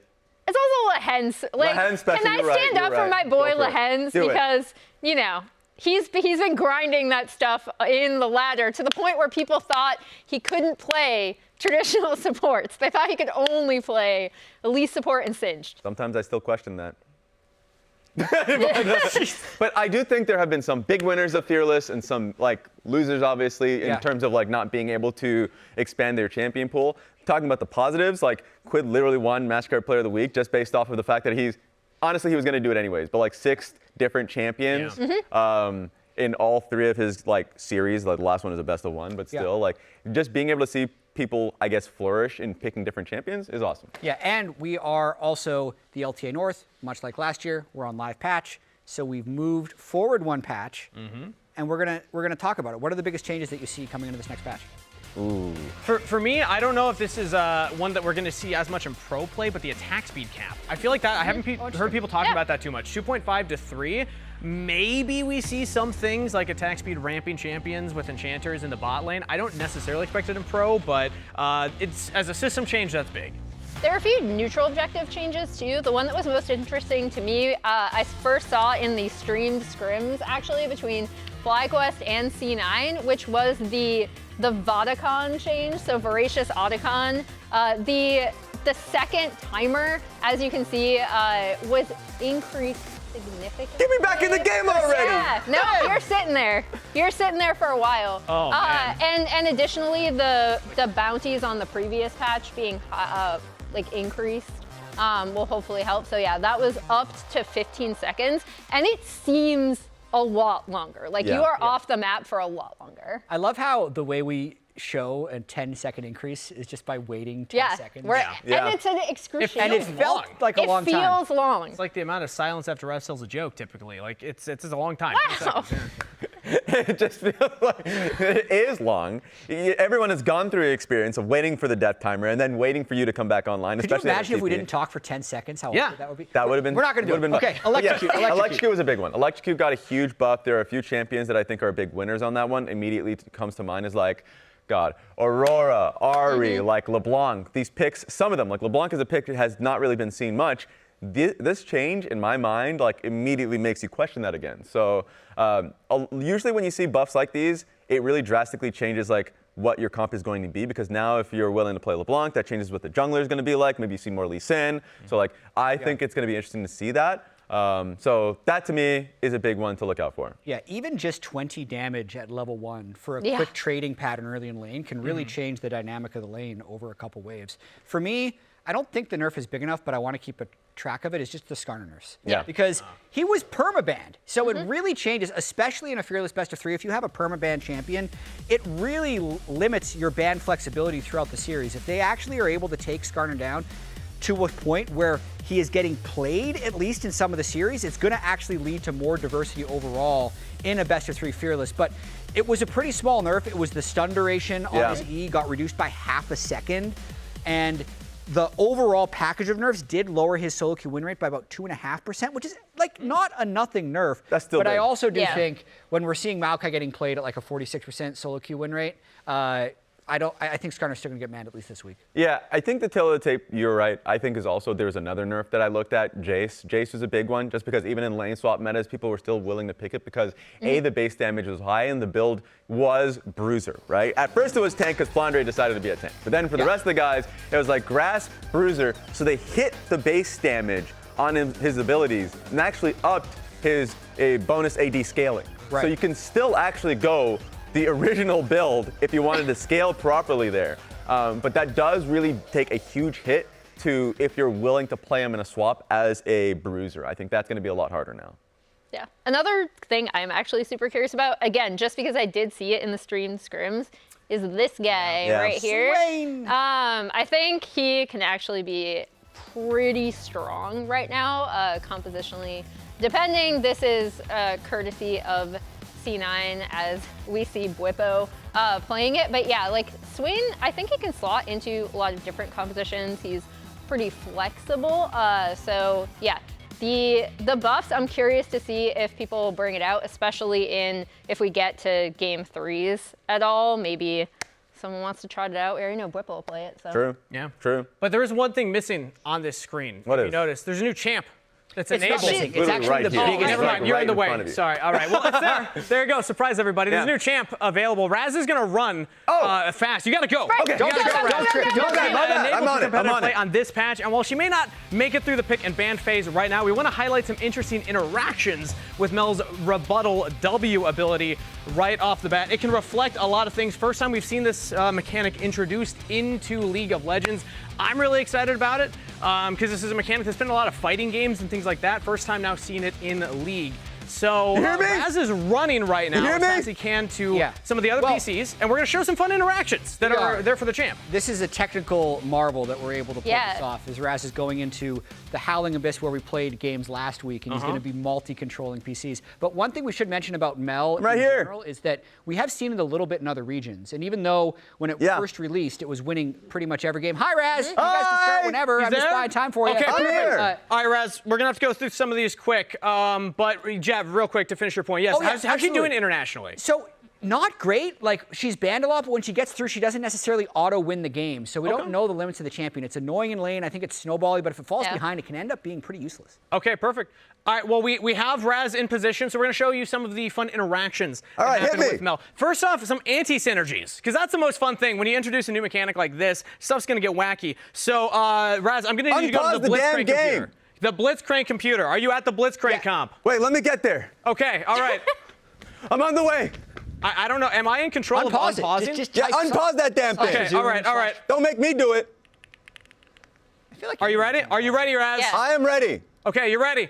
Okay, so we're going to be in the mid lane, and we're going to show off some of the abilities here. Okay, you're going to have to count it down because my reaction time is rough. 3. Oh, I'm on the wrong PC, and that's my bad. on the same team. Yeah, What are you doing? Bring out the others. Well, that's the nice thing about this. Yeah, that's my queen. That's Here we my go. queen. 3, 2, 1, go. Oh! Yeah! So I pull you in. You don't pull me in. I pull you. All right, I'm leaving. Let's do another one here. That's let's not take something you Leona. necessarily want. Okay, where's Leona? Go find the Leona PC. Oh, it's this one. It's this one. Yep, okay. All right. Leona's my favorite one because Blitzcrank is kind of what you'd expect. Count me in, Raz. 3, 2, 1, go. And I get pulled to you. It's the reverse. Yeah. How crazy is that? I'm out of here. I love Hit me it. with the next one. All right, next one. Let's go Amumu. We're going to show what Amumu Q does. Okay. How do I refresh my I health love here? how Raz sounds far away. That's fine. Well, he is far away. But He's all the way in the other talking room. into the same mic. 3, 2, 1, go. And that pulls me in. How funny is that? I love it. I have to imagine that the developers had a lot of fun with this when they're actually... Just count me in with the next champion. Next champion, let's go, Briar. We're going to show Briar Ultimate. Briar Ultimate is a very funny one. You're going to have to react to this one. Yeah. I think I've seen this. Okay, actually, this one, throw it from Fog of War. This one goes far. I'm going to have to react to this one. Be right at the turret. Center of the turret. Right in front of the turret. You got me? My turret, center of the turret, my turret. Okay. Oh, I got bad news. Okay. I'm at the center of the turret. Are you ready? Go. Shoot it, Raz. Go, go, Shoot go, it. go. Shoot it. I gotta be closer. I gotta be closer. Okay, I'm sending it. I'm sending it. You're sending it? Okay, can I react in time is the question. I hope so. There we go. And what's going to happen? Let's follow it. Oh, you Let's just follow reflected it. Nothing happened, right? Oh. Nothing? Are you sure? Oh! Hey, how you doing? That's so fun. I didn't want to be here, actually, Raz. That was rude. All right, so those are some of the anti-synergies. Now let's show off the other fun interactions that we have here. And again, we got to go a little quick, so we're going to start off here with Orn. Go grab Orn. Where's the Orn PC, Raz? I got you. Okay. He's getting his cardio right now. This is Orn is unique because we're going to show off two different things here. Use the ultimate. Up first, everyone should be aware of this one. You can deflect the ultimate back, right? That's kind of cool, pretty standard. But do it again, Raz, because you can actually deflect the first instance of the ult. What? And then it still goes, and it'll slow you. Can Orn hit it back? No. I don't believe you can. It transforms into your ult. So you're almost always going to want to use it on the second activation. What's the next one? But you can't do the first. Okay, next one, Daisy. Lock in Daisy. Daisy? You mean Ivern? That's not a champion? Lock in Ivern so that we can show the Daisy. There we go. Hey, what the hell Orn doing there? Leave Orn. Okay, all right, yeah, get Orn off the screen. People don't want to see that. And then you're going to need to summon Daisy. Why are you laughing? Why are you laughing? And have Daisy walk over here. So Daisy's going to hit me. Okay. Boom. Boom. And now, boom. Look at that. That's I can deflect the knockout back. It's crazy. That's crazy. Next one. Next one. Let's go Nunu. So this one, we're going to have to show, again, two instances. I'm going to need you to start rolling the snowball at me. Oh, I got you. Get it big. Get some distance on it. Okay, I'm rolling. And now hold on to it. Keep holding it, and then make contact with me. Am I crashing? You're crashing into me. So I still get knocked up, see? But now I'm going to need you to do it and then let go of the snowball before it gets to me. Because there's a different interaction depending on what you're doing with the snowball. Get her! Now it's a projectile, now it goes back. It's crazy. Nice. They had the ability to code that differently. I love it. Okay. All right, Raz, you can run back over. Let's go, That's it. Raz. Oh, wait, no, Raz, we have one more. I lied to you. Lilia. Wow. Oh, my God. Of course you're lying. Me. That's on me. But I also want to see Raz get his cardio in. So this is for all of us. Okay. So I'm going to need you to throw out your ultimate now. Okay. You have your passive on me? Oh, okay. You stink. That was that was a reaction time issue. Kill him. That was a reaction time. Okay, you ready? I did it again. Oh, no, I got stink. you. I got you that time. That's it. No, back. I can't see you sleep. You just didn't. You just didn't because you stink. All right, that's the solution here. That's it. I think we've sent the message. We've sent the message. It will reflect the ultimate back. That's on me. That's user I appreciate how we went through all the planning for this segment in the meeting this morning, and no one was like, we should give Raz some help. Yeah. Emily and I were standing here. Yeah, I think I needed the help, actually. And he was just running around. We're here oinking. Like a madman. That was fun. Thank you. We had two people doing nothing. Anyway, hopefully we can see some. How do you gotta be over here, Raz. both issues of Lilia? What happened there? I don't know. Hopefully we see more during today's matches, which are Team Liquid versus Shopify Rebellion and FlyQuest versus Dig. Also, the winner of both of these games will play in a seeding match to decide the third and the fourth seed here from the North. First matchup is TL versus Shopify. Because we have some time, we're going to talk about Dig versus FlyQuest first. And it is pretty surprising to see them in the lower bracket because they were the defending champions. They took Gen G to 5 games. I was personally really thinking that they were going to be able to walk through this first bit, but they ended up losing games 2 and 3 to Cloud9. And I'll say I was gloating that I had 100 Thieves highest, but that's because I put C9 lower. So I'm also eating my words. I was very critical, but they did show up and had a fantastic series. And you saw a quote from Sven on there regarding FlyQuest's draft. I actually think I agree with him somewhat, but the thing that was more crucial to me is that with their draft, FlyQuest were kind of forced into opting into these early fights that their compositions really did not want to take, right? And previously, that's something where we would see them hang back, maybe poke, kind of half contest. But either just because of the way the game has kind of changed, where it's a little bit more formulaic in the early game, and you kind of do have to fight over some of those objectives, they did come out really behind in a lot of those early fights against C9. Yeah, and it set that expectation because going into that series, we thought FlyQuest is just like the best team fighting team in the league, that even if they had a disadvantageous draft, because there have been times where we didn't like their draft, they still outplayed, right? That didn't happen there. Yes, giving credit to C9. In this case, Yeah, they didn't have a good series. That was the kind of the reality. Now I looked at my producer's DMs where I sent him the predictions last week, and I said, oh, Fly and TL are going to win those series. Yeah. And then I had to double down. So I'm like, look, guys, Fly, please. So, yes. Also got to give props to a couple individual players. I wasn't sure if Sven would be able to really replace the firepower that Berserker had last year. He's playing well, and Vulcan looks really good with Sven. Like, that Bard game in Game 3 was incredible. Yeah. Hitting insane ultimates to start off a lot of those fights and really save some of the plays. I mean, really quick with the drafts, my biggest criticism from the FlyQuest draft, if you look at what they had here in Game 2 with Smolder, Kaisa, Maokai, and then also here just like Victor, Ashe, Ivern, they're just slow. So last year, it's easier to wait until 20 minutes before taking big team fights. But now, if you do that, you've lost 6 grubs. You've probably given away feats of strength. The other team has upgraded boots. The game is just so much more accelerated. So I don't know if you can pilot that. At the very least, they didn't last week. Yeah, and FlyQuest is really interesting. I'm glad you brought that up, Chat, because they were the team that would sack a first few like early Drakes, right? And that was part of their strategy. Is like, we're ramping up. We can play these compositions later because we are such a strong team fighting team. So I'll be curious to see how they adjust. Yeah, Bwipo as well had been the talk of the town with his top lane priority list. And he didn't necessarily have a terrible week, but we have some history here with Bwipo and Surti, who were both previously under the FlyQuest org. Yeah, so that's a matchup today that you're going to see in the top lane. Surti actually played behind Bwipo, and you see they have a good relationship together. Surti has learned a lot from Bwipo. I had a chance to sit in on some of their scrims and some of the kind of coaching sessions last year for FlyQuest Challengers, and the relationship that Bwipo had with the entire team was very positive. He was always super receptive to giving feedback, but Surti especially, the two of them working together a lot. And I think it's going to be a really cool dynamic for this, because now it's kind of like student versus teacher versus each other on the stage. And there were times from what they have said publicly where, like, if Bwipo's not there for scrims or something because he has other obligations, well, Surti was there. And Inspired always spoke highly of Surti. So the fact that Surti is now going to be going up against his former team, of course, teammates back on FlyQuest Challenger, Surti and Shaden, now playing against their former org, that is also a really interesting story. Yeah, it doesn't stop with just top lane, because Shaden did play behind Inspired as well. So this match really is a huge focus for the top half, because both of these guys, I mean, Papa Smithy has a history of kind of holding on to players and keeping them in the back pocket until they're ready to make the jump to tier 1. And he brought both of these guys over from the EG roster back in the day.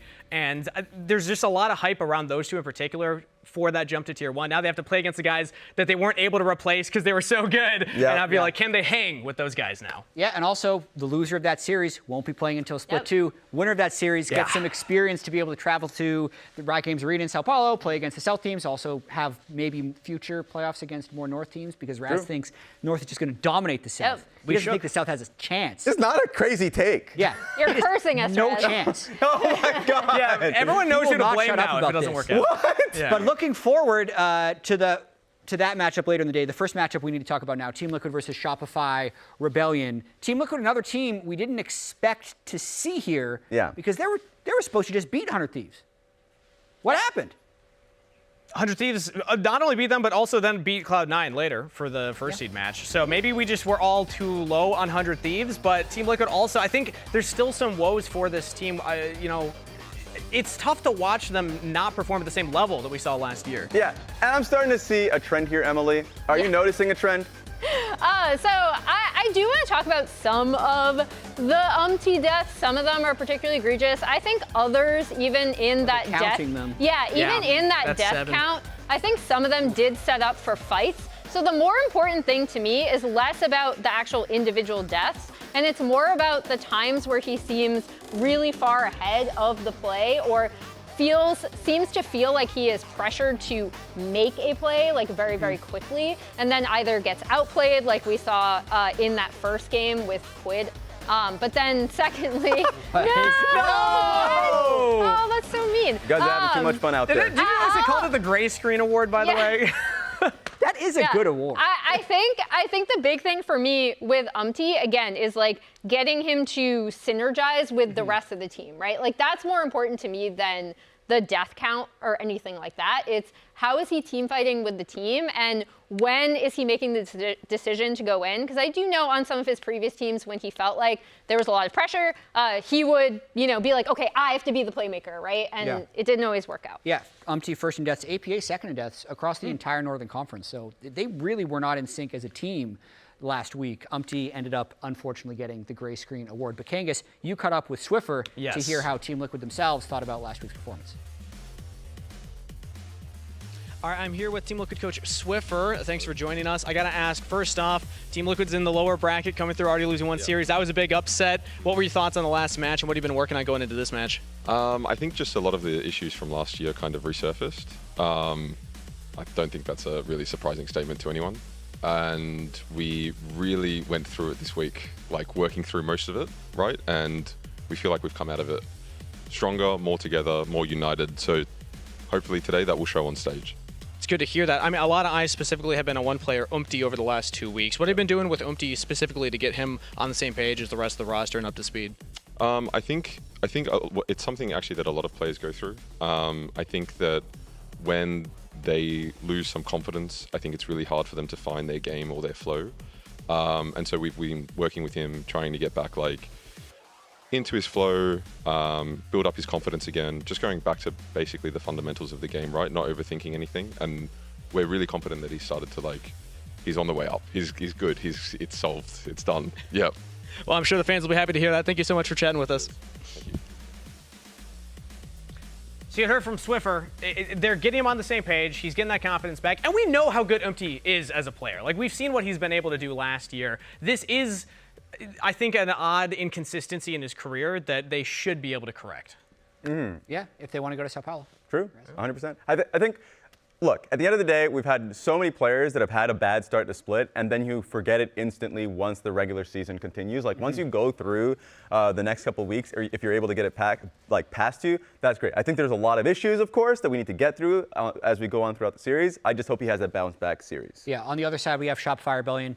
They had a tricky series last week as well, because at the start of it, they looked pretty hopeless, and then by the end of it, they looked amazing. So a little bit Dr. Jekyll, Mr. Hyde going on here with Contracts and Palafox specifically.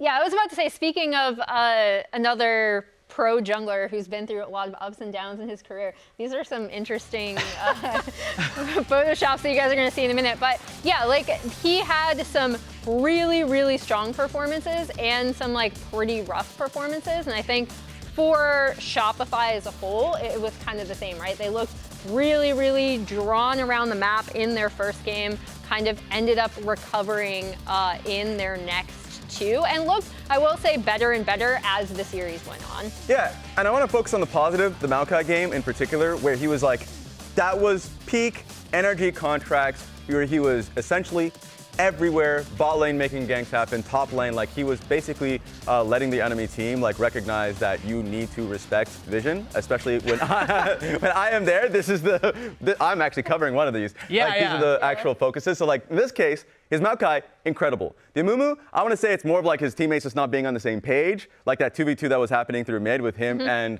Palafox. So like there's a lot of moments where that happens. Consistency is the key word, I think, when it comes to this team and Contracts and Palafox's players. And I've said this the entire Split so far. This team, if they all flip heads, if they're all playing well, they are a scary team. But I ran the math.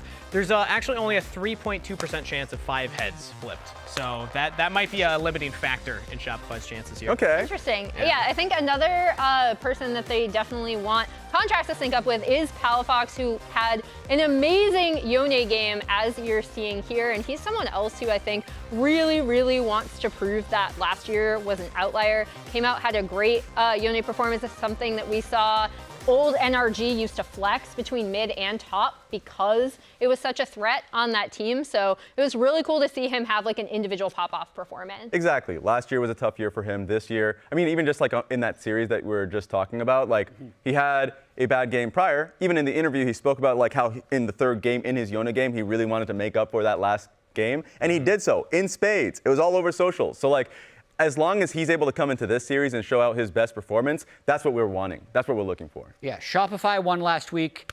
Team Liquid lost last week. So you might be thinking the Shopify's coming in with a lot of momentum. We're talking about Umpty and APA leading league in deaths. So to manage expectations, we've got these little paddles here. One side says Shopify, one side says Team Liquid. And the producers have picked a few categories, which we're going to be voting on to say who do we favor in these categories. First category is going to be macro play and map movement. Drum roll, please. I mean, you don't even need a drum roll. Come on. This It's still team TL. completely dominated the league last year with their macro play and map movement. And just having a rough series doesn't change that either. Like, you can still see the intention behind a lot of the map play, even to this day. All right, next one. Who has the edge in terms of team fight coordination? That's a tricky one. I still think it's TL. You're in the middle. You're in the middle. I'm in the middle. I can't even see the explain paddle. It's yourself. Team Liquid's biggest weakness. Like, they always have a gold lead, and they still lose a lot of these fights. Shopify, when they have a lead, they actually win fights. I'm going to say Shopify has better team fight coordination. That may have happened. Oh my God, that's crazy, by the way. Yeah. It doesn't mean they win more team fights. Yes. It means with the cars they're driving, they're little cheap cars with tires that are... Like, we're talking about Go-karts are getting across the finish We're line. in different tiers here, and I think when it comes to Team Liquid, that's a great criticism against like the best teams. Against Shopify, it's against just all the other teams. Next one, avoiding unforced errors. Oh. TL. I don't know. This is, I feel like I both of them think are bad. both teams We have just actually talked had about a contracts lot and of, Palify. We did. a Just lot of sprinting at every other unforced game. errors. Okay, I'm but pretty this borderline on that. iteration of Team Liquid, we've seen a lot of errors from, specifically Yeah. from Umti. So that's the tough one. The tricky Yeah, one is the that avoiding unforced errors. I I still think gotta go both teams are going to make unforced errors. I still think TL is heavily favored. the worry about this is that it feels like you're speaking in absolutes, but no, just one or the other. It has to be Team Liquid for me. So Next topic, pop-off potential. Oh. Pop-off potential. I think this is the Pal-a-faker. only. This is Yeah, this is the way Shopify wins. Yeah. I mean, Like, this is the way Shopify. It can would win. be, but Okay. So What's going on are with you you? arguing that there's a higher potential with Team pop-off Liquid? potential. They have 2 MVPs on their team. okay. They can pop off. So Jan pick a is like player. best to second best AD carry in the league. Oh. He's going to pop off. But does that count as a pop-off good if it's even in a expected? it's not variance No, potential. a pop-off has to be It's like pop-off unexpected. potential. You know, you That's don't cheating. expect Shopify to pop off. But that's cheating. Oh, come on. That's cheating. Yeah, Team We're Liquid's going moving to the pop off for a goalpost. win today. We're moving the goalpost. The final to suit one our interest. is going to be early game. For me, this one is quite obvious. Team Like, Liquid. it's not even. Yeah. This is what all my arguments have been based upon, is that Team Liquid has a good early game. Yeah. Early game, good early game is part of popping off. I'm just going to say. The early game is strong. They have the better map play. All we're pretty much making a gambit on, as Emily said, is whether or not some individual players on Shopify has those moments. Even Fudge can have those moments. Yeah. So that's what we're aiming on. Oh. Who will win? Ooh. Team Liquid or Shopify? We have the paddles. We have the paddles We have still. the paddles. We have the Did we all paddles. go TL? It's Yeah. all Team Liquid. Yeah. It's a 4-0 apparently. But that was wrong last week. When I'm looking at this No, I two gave. games, I gave Shopify a game. Okay. I just did double 2. I'm going to spoil my predictions for Series 2. This is the one that I'm most worried about in general. Yeah. If TL and Fly, if one of them is going to go, I'd say, because if Shopify plays well and avoids unforced errors, then they might be able to win and stop Team Liquid from popping off. That's it from here at the lounge. Let's send it to the start of the show.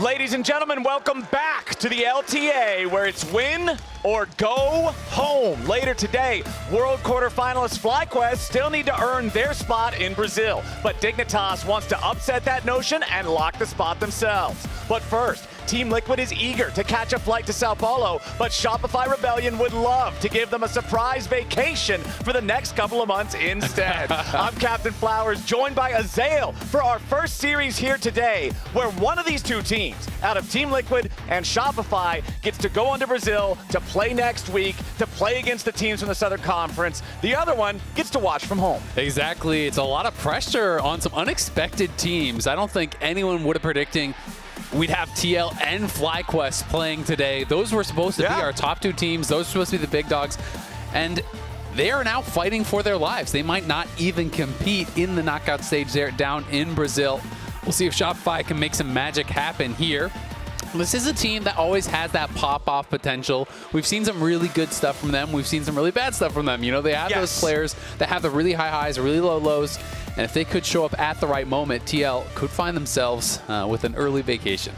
All right, let's see what the bans are looking like here at the start. It's Skarner and Cassante banned out by Shopify on the red side. Ivern and Yone banned out alongside that Zyra. So a couple of plant junglers targeted by Team Liquid. Let's talk junglers here a little bit, Azael, because I think Team Liquid fans are really looking at Umpty this week to step up individually. Yeah, absolutely. I think Umpty, you know, it's no secret, had a bit of a rough time last week, and honestly the first week as well, was not performing to the level that we kind of were expecting from him.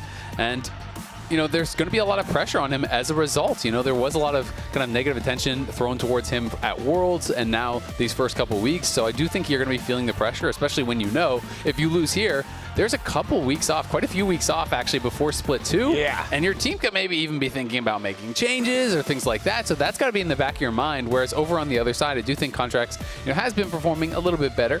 And, you know, is one of those players that always seems to kind of have a good attitude and be able to keep himself in a good mindset, whether things are working out or are not.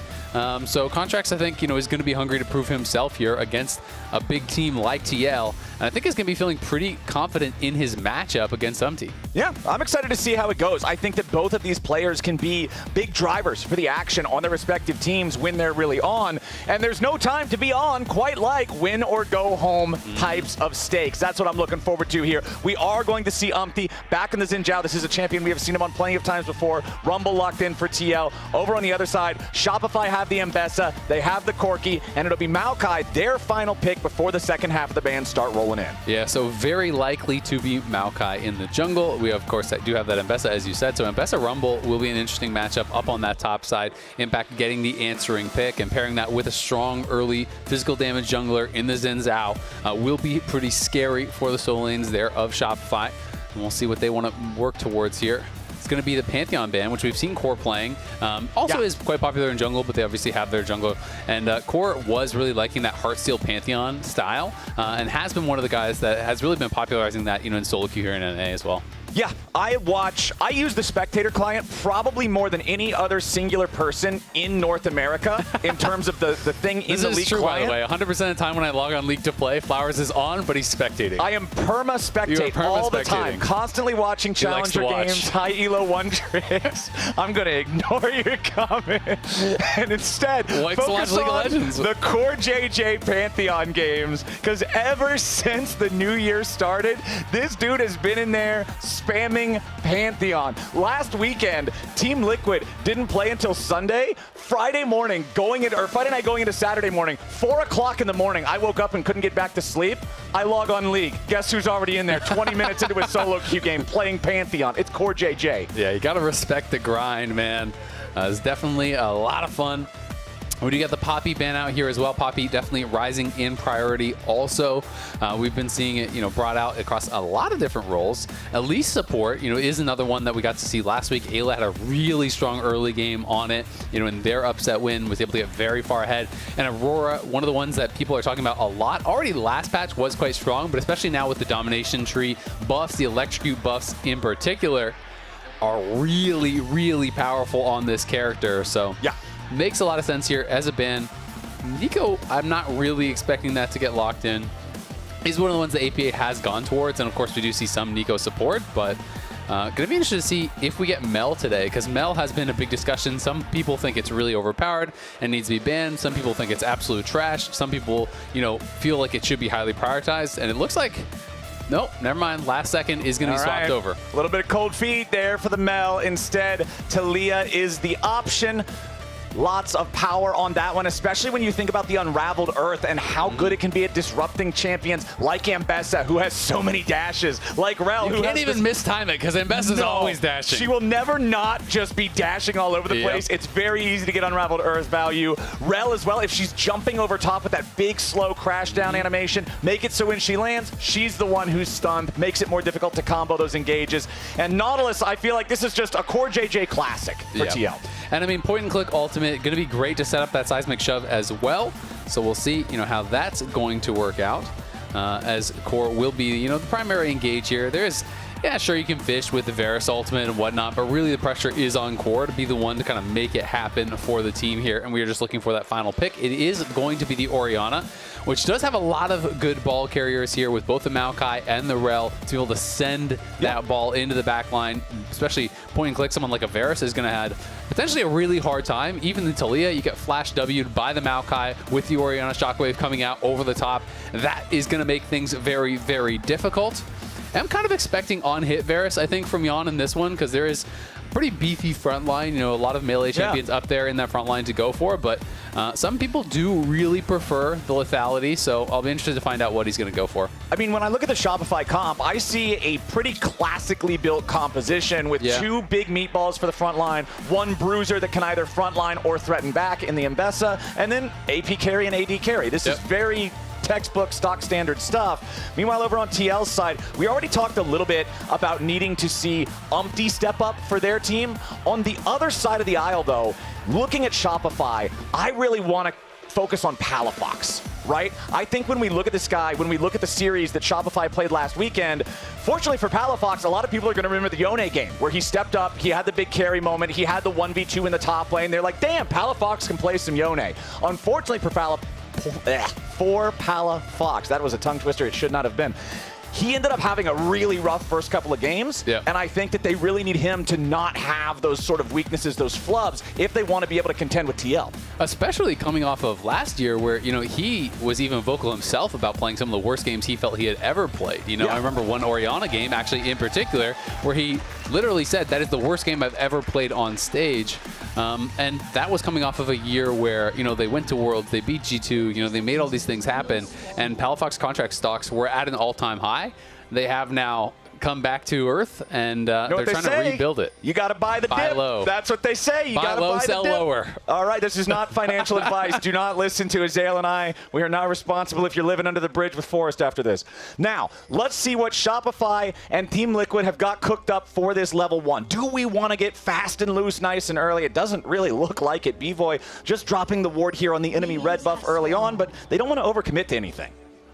Yep, exactly. I mean, we already talked about Palafox some, but, talking about that Yone game, we had some pretty incredible moments from it, and we're kind of looking back towards this. This is the kind of play that he was able to pull off. This was the 1v2 in the top lane last week that was really able to turn around this game and kind of make it so it was impossible almost, it felt like, to come back from this position. Had a beautiful flash over the E, was able to win out this 1v1, then in came Audi. He wins out in that right after it as well, and it just put him in a position where there was like no real recourse, no way to come back, and this is Palafox at his best. This is Palafox, playing a playmaker, playing explosive, playing really confident, and that's what you want to see from him because we have seen that in the past.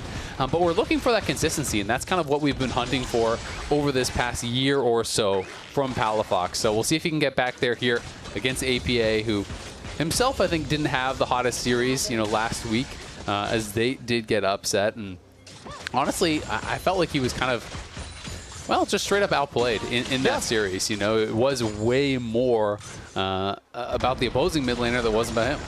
Yeah, APA, although we do know this guy can hit some pretty big moments, like when the pressure is on.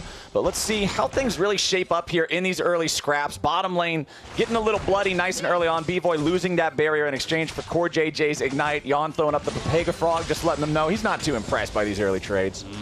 It is going to be pushing that in. It is going to be Hail of Blades here, so probably will be lethality for the Varus, very likely here, as Umpty already in the area, wanting to make a move into the opponent's jungle.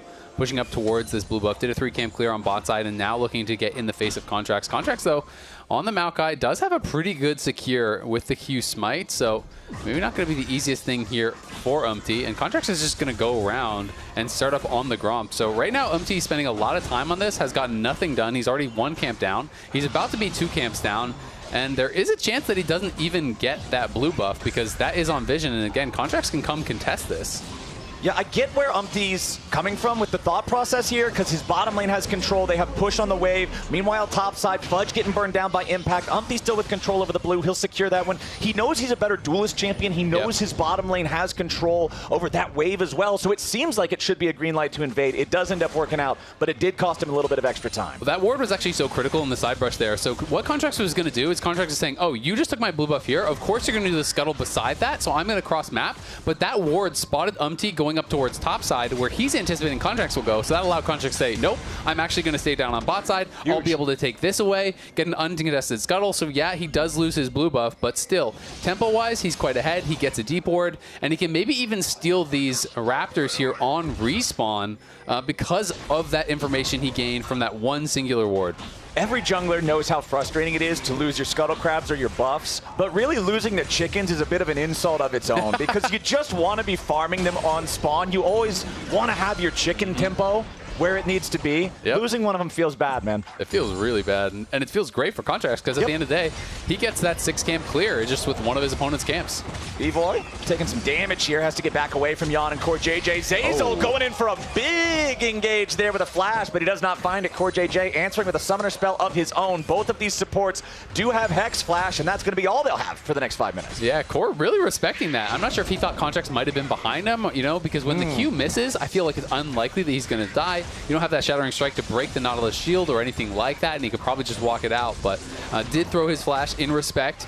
Contracts now going to be able to defend his own Raptors here, so Umpty, you know, still out on the map. Of course, the farm is pretty much dead even, but Contracts has already gotten his base off, already bought, so he is ahead in tempo and is going to be feeling quite happy about how this early game went.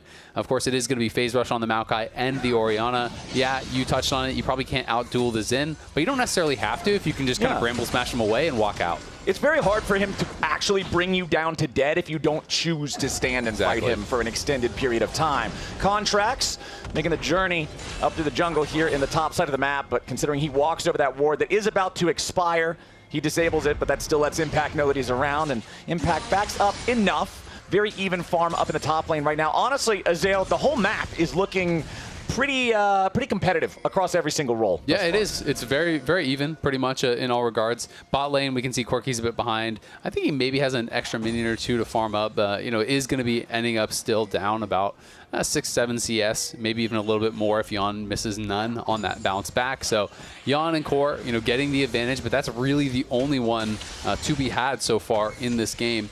And I have to say, Yon and Core, while there have been some questions about TL, there really haven't been any questions about them. They have been very strong as a duo. They have been team fighting well. They have been still really looking like they are picking up where they left off last year. And that is very important because TL needs that point of power in the bot lane. They've really come to rely on them.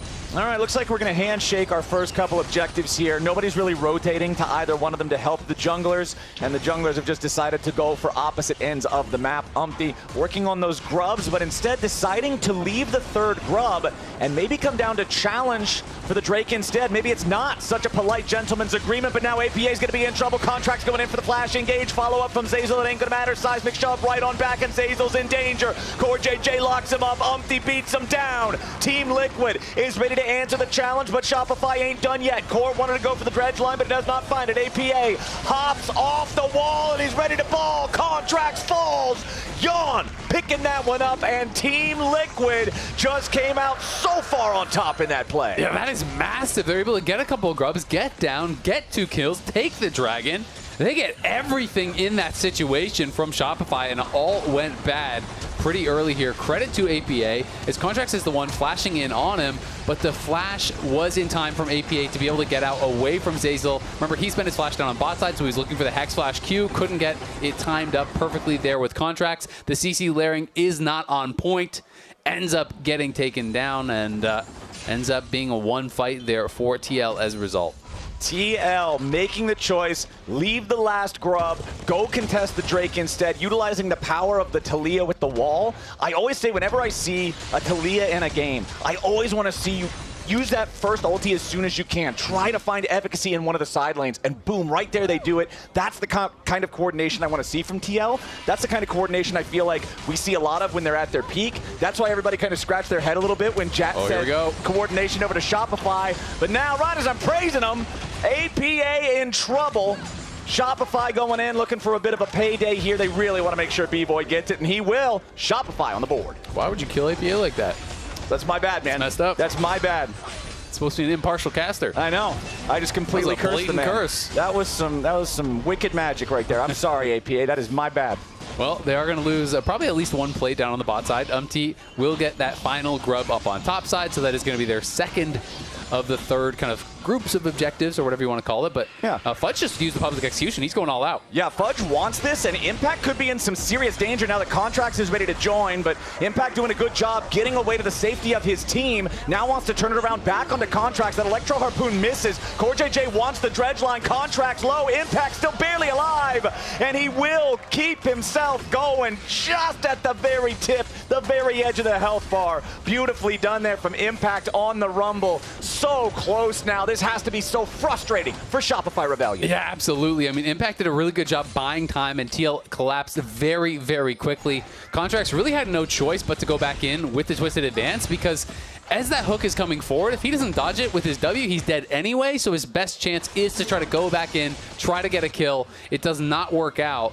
But just a really good job here by Impact in buying time. They know that Maokai is over here, so Fudge is going to go in with the public execution, trying to get the damage down as best as he possibly can. But Impact just kites it back into this corridor, drops the equalizer, and then is just able to kind of run back away to his team. Contracts slightly mispositioned that ultimate. You know, he wanted to use it to kind of slow down the reinforcements and hopefully section them off. Then had a really good W to actually dodge out on the Q there on the dredge line from CoreJJ, but just not quite enough damage to actually finish him off. Want to praise the timing there of Umpty's Xinjiao ultimate as well. That crescent sweep doing that little bit of extra distance to knock Fudge back and guarantee that the AoE on all those dashes from Ambessa can't finish off that last, what, 50, 75 HP yeah, that it was Impact close. had. Incredibly close. You know, just another auto or two, or like you say, one more spell probably would have done it. But Impact now in a great spot, working towards that Leandry's first here. We can see the Hex Drinker was grabbed by Fudge. But when you commit to that sort of a build, you really have to be winning in the side lane, because you are going to be paper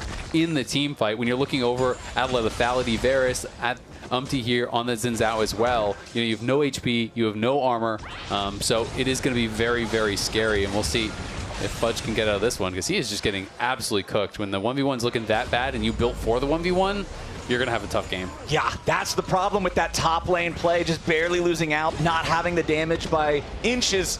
Means that Impact is now pulling so far ahead. Umpty wanted to jump in here. You could see the audacious charge of the minion. If the wind becomes lightning, then hits, he can slow Ambessa down enough to maybe get the knock up on 3 Talon Strike, but it is a pretty thin hitbox. Does miss out on that one, so Fudge can walk away. But hey, that is still a victory for Impact. Crashing the wave into the turret, getting the plate money. Now the teleport is demanded as the answer from Fudge back down in the bottom lane. Meanwhile, up here on the top side, you were talking about Yon being the only meaningful CS lead earlier. He was up by a little bit over a wave.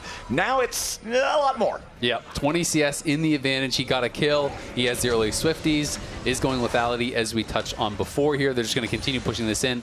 TL up 1.7k. They're one objective here off of that Feats of Strength as well, because they got the Feats of Warfare. They got those first 3 kills. So they're feeling really good about their position in this game. And we'll see if Shopify can make any plays to try to turn things around. Most of their swings have not really worked out. They haven't been able to find those good engages from Zeyzal. Hasn't been able to really coordinate yet with Contracts. And Contracts, when he's gone in, has been punished both times. Yeah, it's tough, man. When you fall behind and you're on one of these engages, when you're the frontliner, you just know that it's most likely a one-way trip every single time you're going in. He does have the Unending Despair, just good ball of stats for general tankiness, but Sundered Sky up and running for Umpty at the same time. Very powerful item for scrapping or for big team fights. I mean, Unending Despair is a good item, but it's one of those weird items where I feel like it's a snowbally tank item, where when you're already ahead and you're already tanky, it just makes you that much more tanky. But when you're behind and you're not really that powerful, it's hard to stay alive long enough to actually get value out of it. Exactly, to get the heals from it. It is still just an efficient item. It's still a solid item. I'm not saying it's a bad buy, but it is one of those items that feels like it's just so much stronger when you are already ahead, and from behind, I feel like I rarely get value. All right, Fudge is going in for Impact yet again. There's help nowhere near as close as it was in the previous instance. Contracts is ready to rock and roll, and Impact is down to 200 HP. The Equalizer wants to bring Fudge with him, but it ain't going to happen. APA and Umpty want to make it a delayed 1-for-1, and yes, sir, they will. Seismic shove into the unraveled earth, into the wind becomes lightning. It's the whole elemental shish kebab, and it's Fudge getting served up. Yeah, I mean, Fudge just gets taken down there. I think should have had an idea that they could have been making the move because no one was answering Palafox as he was pushing in mid lane. APA, used that teleport to get down there. This is going to be the Dragon as well, so that should be the feats of strength here, grabbed by TL. It's a good kill there onto Fudge, but feels like not enough with the position of this game. You can see B-Boy going to be pushing out top side, but APA answering in kind down on that bot side, and TL just feel like they're getting further and further ahead. And alongside those leads, they are going to go ahead and secure themselves feats off of that Drake take. That's 2 Drakes plus the first set of grubs. There's your neutral objectives. They're already the first to 3 kills. Easy for them. Extra mobility along with this team that's already so good at finding picks with things like the Nautilus and the Talia. It's just that much scarier for Shopify that are already down over 2,000 gold. Yeah, it is going to be really tough potentially here. And Cloud Soul is going to be the spawn. Did get nerfed this patch, so is a little bit weaker, but still very powerful and considered one of those kind of S-tier ones these days. The move speed quite valuable, especially in a game like this where there is, I feel like, a lot of kind of chase down on both sides. When you're playing out in those side lanes, it's very hard to get away from it. Best if she has Cloud Soul. Same thing is kind of true from the Rumble. When you have these double melee champions in those side lanes, it can be extra snowball-y, I feel like. Well, I know that you and I have also talked before and have similar opinions on what is the strongest type of advantages to having League of Legends, and those things being range and move speed, right? Doesn't matter how much damage you have if you can't apply the damage, and those are the stats that help you apply your damage more freely and in a greater variety of situations. Especially at a high level, right? Move speed and and range, I think, are less powerful when you are less good at the game because you're going to miss position. If you're just going to stand still and shoot, it doesn't matter how fast you walk. But at the pro level, when people are utilizing it to dodge all your skills, and when they're faster than you, they're just spacing your autos and making it incredibly hard to actually chase them down, but also incredibly difficult to escape. It just scales so well. I mean, that's why Zeri was so OP when Zeri came out, is those 2 things, move speed and range. Very, very dastardly combination, as now APA hitting another one of those seismic shoves. Fudge trying to slash and dash his way around, but the Unraveled Earth is just ruthless against him. And this is kind of going back to what we were talking about earlier too. Although yes, Hex Drinker feels nice trying to deal with these AP solo laners in the side lane in terms of just your ability to go a little bit more even in the trades, it's slowing down that first real item power spike so much that it still doesn't feel great. Yeah, it can be tough. If you can kind of dominate in the side lane, if you build for that, that can work out great. But if not, things can get difficult, and we'll see how it works when he does actually show up to the team fights. Yeah. As he does have that Brutalizer, still working towards that first completed item. You can see a lot of players are now on that first completed item. Archangel's basically there for both players. Triforce done, Ghostblade done down on the bot lane. Yeah. Pretty much everyone has that first item, and now Fudge does as well with the Cyclo Sword. And this is where Mbessa can start getting really strong. It just works so incredibly well with the kit because the recharge speed is increased drastically when you are dashing, and Mbessa is dashing non-stop. It also applies the slow on the proc, which is really nice to make it even more difficult to escape from this champion. So can be very, very difficult to deal with. Very strong stuff as Shopify are going to start up the Rift Herald for themselves. They have lost every neutral objective on the map so far in the first 16 minutes of gameplay. They would really like to change that right here, being down 6 grubs, down 2 drakes, down 3,000 gold. They need to mop this one up nice and quick, and yes, sir, they will. However, Team Liquid's just saying, okay, take the turret-taking tool. We'll just take the turrets. Yeah, exactly. I mean, they didn't need that third feat, but they were able to get it as well. They grabbed the first tower. They got the first 3 kills. They got the first 3 objectives. So they got everything. And they even got a lot of damage down on that tier 2 tower because APA had a ton of free time there, and now he's going to come mid, and they're going to pressure here. Yep, they cut off B-Boy and Zazel from being able to reinforce at the tier 1 turret. Contracts is a little bit too close, taking a ton of damage here. They need a little bit more for the kill, and APA got paid. Nicely done from Team Liquid. Only needs a little bit more now into the health bar of the tier 1 turret, and that will fall too. APA's Weaver's Walls are looking good this game. Yeah, they are looking really good. Nimbac's going to go top lane. Uh-oh, Palafox sidesteps the first Electro Harpoon, makes space with the Shockwave. He's fine. Takes the recall here, but not going to feel... Okay, wow. Takes the... He was really nervous about a potential collapse. He actually TP's out of there. Umpty, though, in some trouble. Yeah, Umpty's got to get away from Fudge on this one. I don't think he wins these 1v1, but he does jump back in.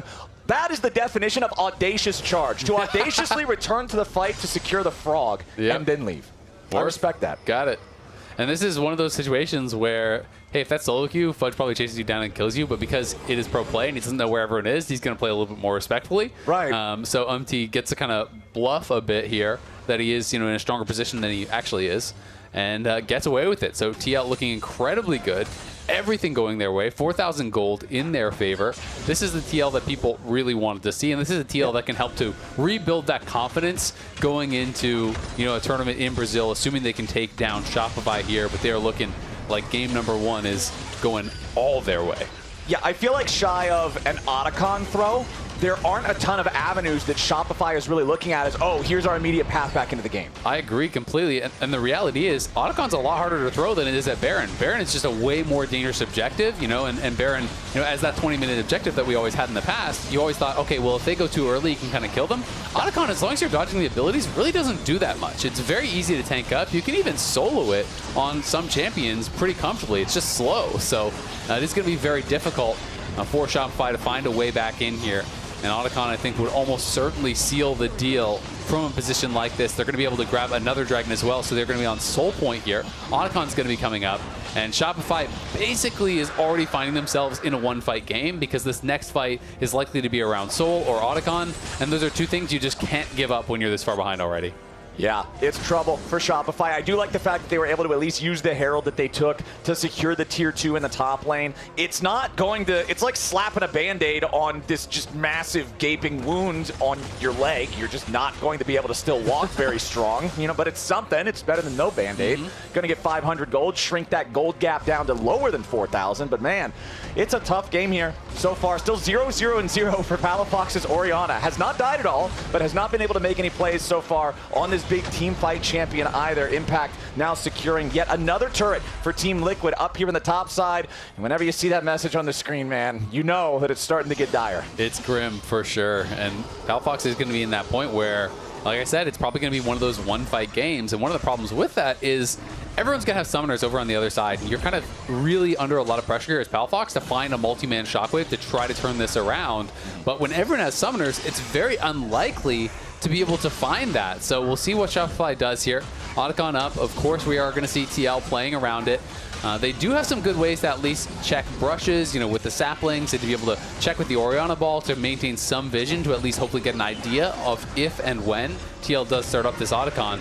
But knowing they're starting it and being able to do something about it are two very different things. So you're talking about all summoners being up. I just wanted to do a quick cursory glance since Otacon is now on the table. Team Liquid has absolutely everything. Shopify is close, but not quite. Palafox still has a little bit of time left before his teleport is ready. Contract singing the same song about his flash, but there might not even be time. Yawn getting away from Fudge, who wanted to make the move over in the mid lane, but instead it's going to be turned around by Team Liquid. A little bit more damage gets it done, and Fudge is first to die. Umpty flashing back away with a crescent guard, keeping him alive. A big equalizer comes down over top, and Zazel ain't going anywhere. APA's ready to jump right back into the fight. The unraveled earth set down in place as Palafox tries some fancy feet, but the rain of arrows find him regardless. A double kill for Yawn ends the fight 3-0, and Team Liquid's going back to Otacon. Yeah, Shopify take their swing, but it does not land. I think we might have just seen the knockout punch there from TL. They're going to be right back to Otacon. They lose no one. They get all the kills,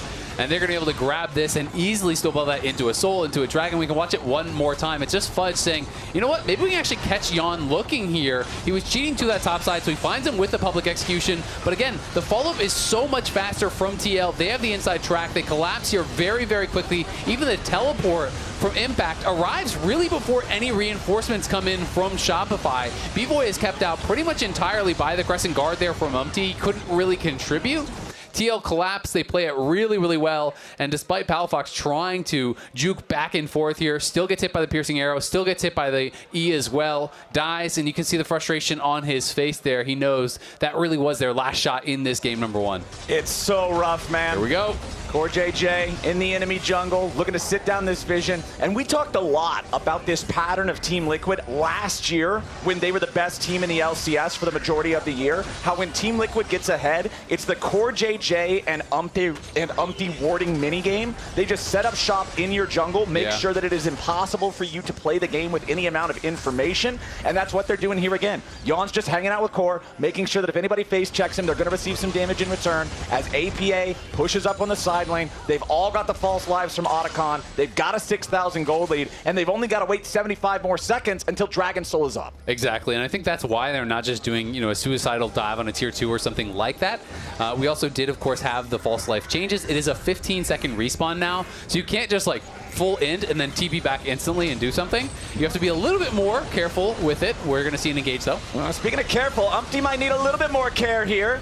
Does buy himself plenty of time with that ultimate, then the Blast Cone gets him back over APA's wall. So Team Liquid still feeling fine about this one. Yes, they lose the Taliyah ulti, but that's not that big of a concern considering everybody's still alive. They've got their waves pushed up. They've got control over the top side of the map, and now they can all reset, get their vision back, get ready to go out onto the bottom side of the map and secure this Seoul. Big concern here for Shopify, though, is when you're looking at how could we possibly come back, there's now no Orianna Shockwave or Maokai ultimate for the spawn of this dragon.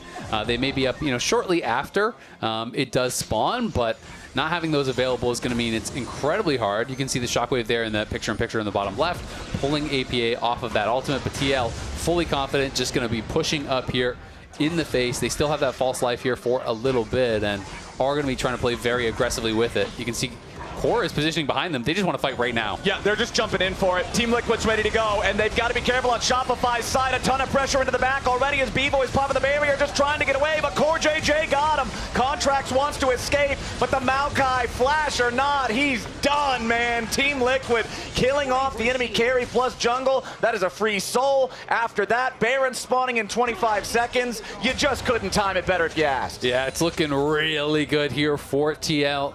And remember, the upcoming LTA matches are going to be live from Brazil. That is coming very soon. On the 15th and the 16th, we are going to have matches with 100 Thieves as well as C9. It is still to be determined who exactly they are going to be playing. Yeah, and from Brazil, we already have Leviatan and Isurus Estral locked in. I know their logos because I've been co-streaming Brazil in the mornings. Loud as well, I think, right? Yeah, Loud won. We don't know their seeding yet, though. Right, yeah, Loud won their best of 3, 2-1 earlier this morning. So we'll be seeing them at the competition as well. I'm excited, man. I think it'll be fun. I think so, too. It is going to be fun to see how the rivalries kind of develop between the North and the South.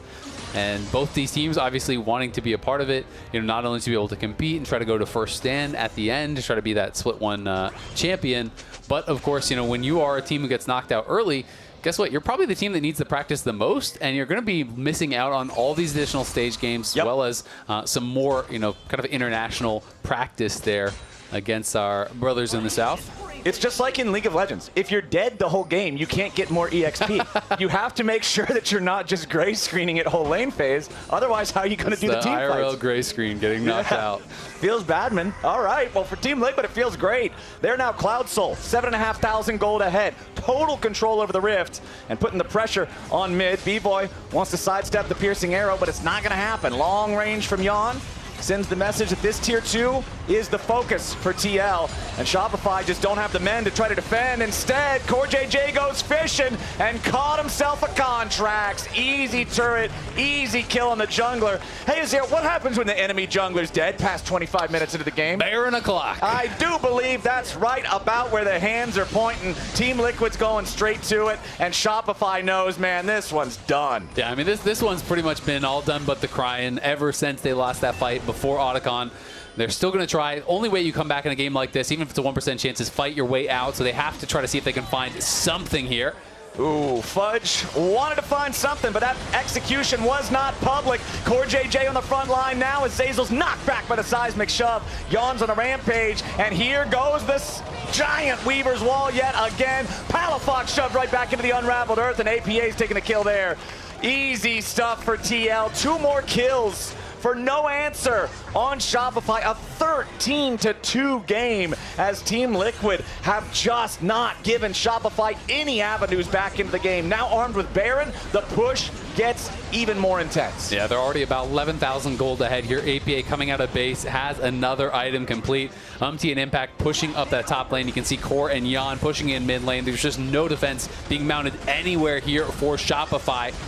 You really just got to kind of choose your moment, see if you can find a way in, but not really any sort of an engage. So you can imagine them winning from this point, and TL are just going to go full court press. You can see all 3 lanes right now getting pushed up. APA going to be down in bot lane, making sure everything is going their way. Man, that's just... So for Shopify, I feel like at this point, you've got to be mentally cutting your losses. Like, there's not a whole lot left you're going to do in this one. I feel like you got to be wanting to prepare better for the next game. And I honestly feel like this whole thing we can trace back to what happened at that first Drake fight. Team Liquid making the better macro call to stop the Grubs 2/3 of the way through and come fight the Dragon. And then also outplaying Shopify on a micro level when it's Shopify with Contracts' Flash Maokai engaged that starts off that fight. Yeah, exactly. I mean, Zeyzal and Contracts weren't able to kind of perfectly line up that CC combo. Had Contracts flashed in there and Zeyzal's there with the Shattering Strike and the Crash Down and all of that layers and APA dies before anything happens, it could be a very different fight, right? So, that's the importance of both the macro and the micro, like you're talking about. TL made the better map movement and had the better performance in that team fight once they got there, and that's how you get a game like this to be this one-sided. Shopify will, of course, still continue to fight it out, but even the Chains of Corruption's missing, not really going to matter, and you have to just be thinking about game 2 and kind of what your adjustments are going to be for that second game, how you really want to try to come back in this series. Team Liquid ready to put an end to this first one.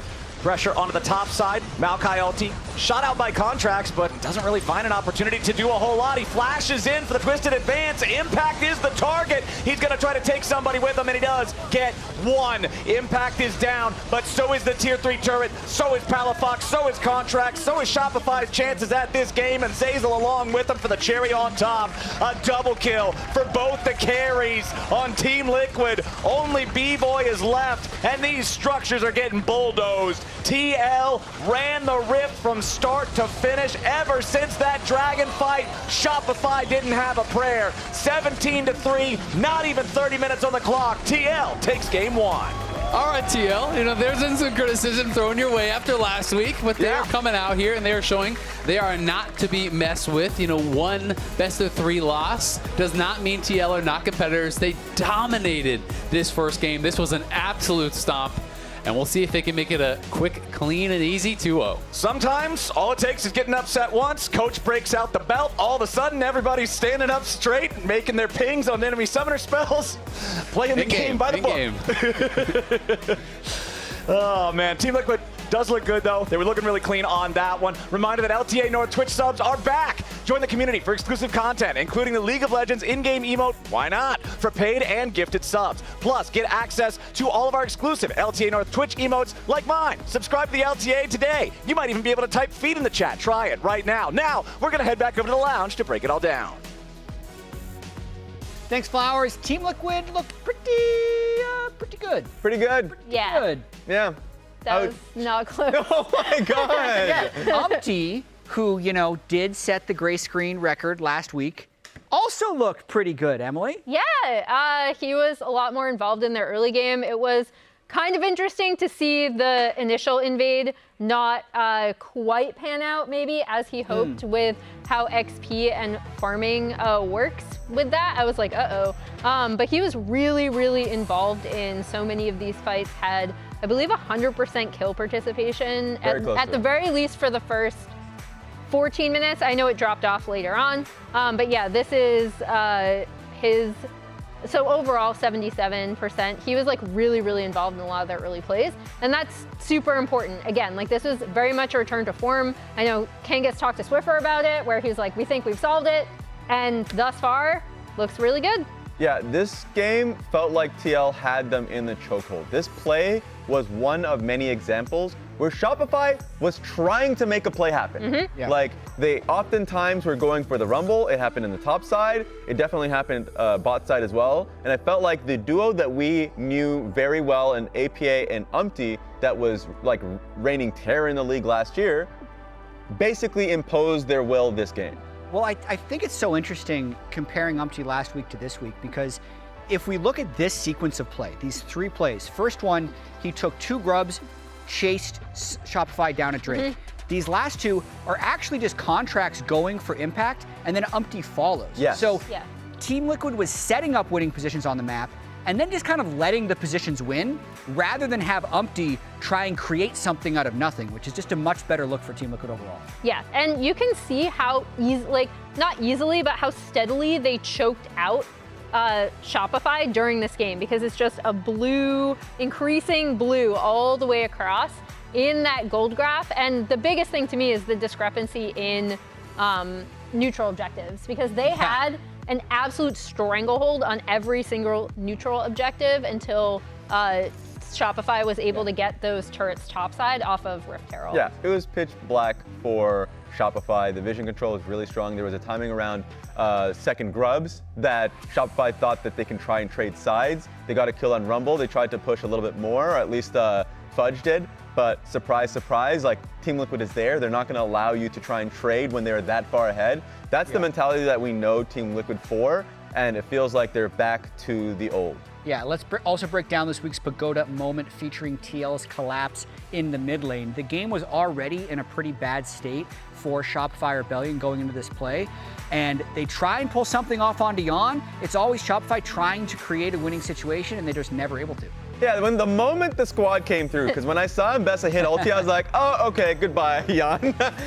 Completely incorrect. That was just another, basically, block in a play that Team Liquid went for. And yes, they are ahead. Yes, they're like responding to something that Shopify feels like they have to make some sort of play, right? But in this team fight, it's really nice to see the way that they kind of absorb that initial hit and then go forward. We've talked about how TL have kind of struggled in team fighting. Even when they did look at their best, team fighting was kind of their weakness last year. So that in and of itself is also nice to see from them. Palafaker, wake up. Yeah, honestly. Palafaker. Game 2's about to start. No. Yeah, Palafaker, please. No, we need you. Yone was banned by Team Liquid. Maybe Shopify gets in game 2. They're going to be moving to blue side. We'll see if they can make this a game 3 when we come back after the break.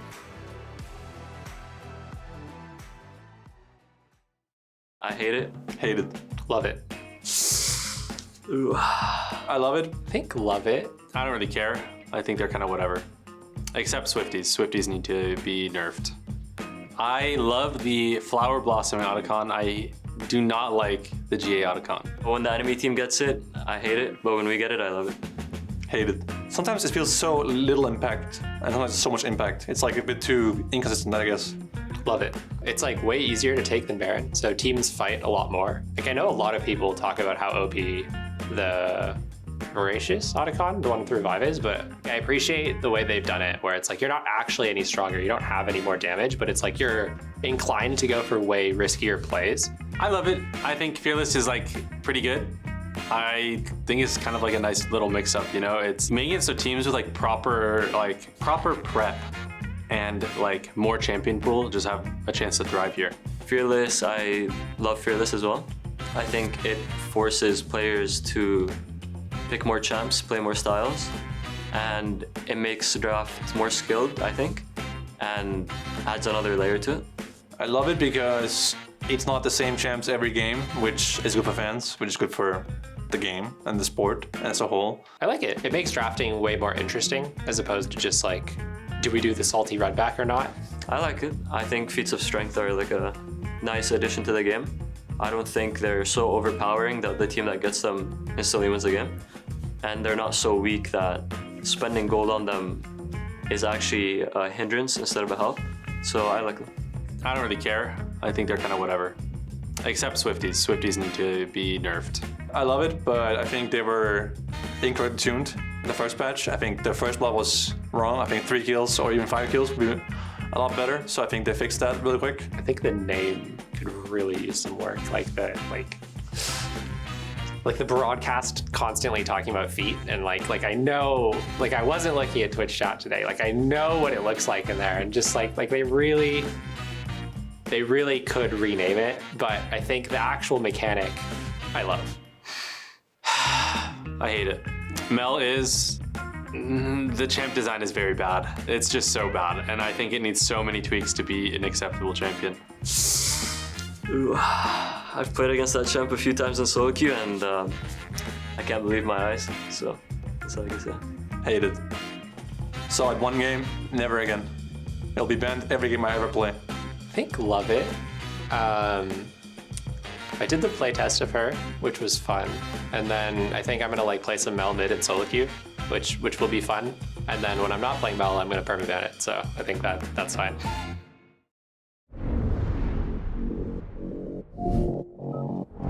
Ready, set, go!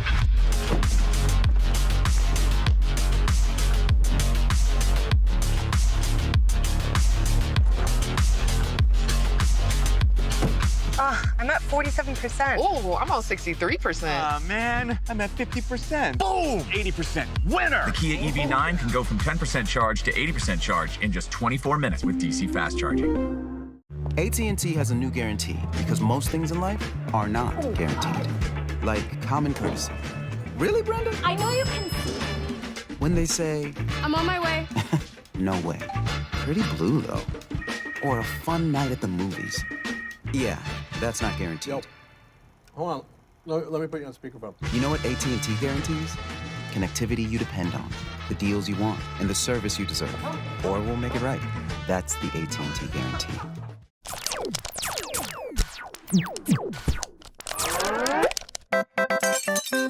Red Bull gives you wings.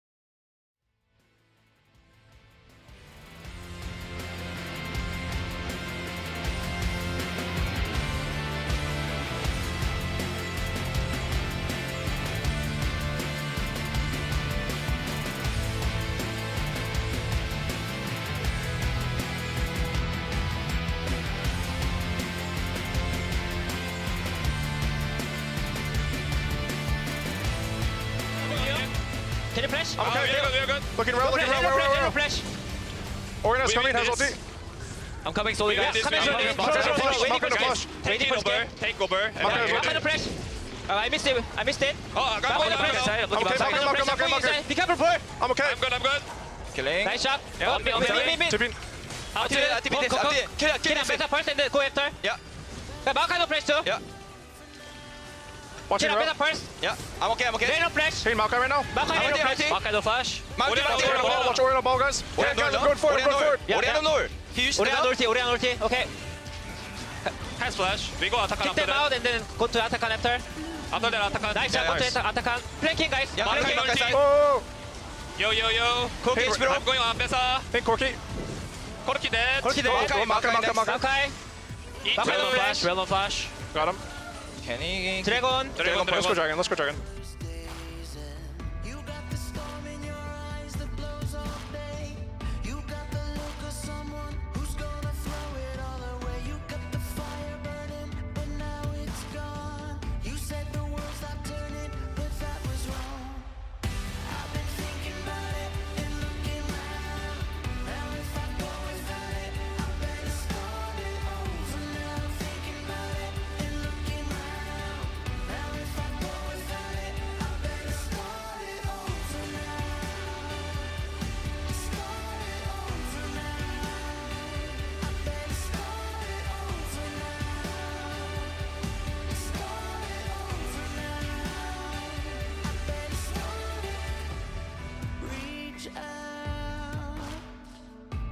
Someone's gonna take your hand, uncertain as you are. You keep on hoping, but that ain't me. You got a sentimental heart that's broken easily. You kept the fire burning, but now it's gone. You said the world stopped turning, but that was wrong. I've been thinking about it and looking round. Now if I go without it, I better start it over. Now I'm thinking about it and looking round. Now if I go without it, I better start it over now. Start it over now.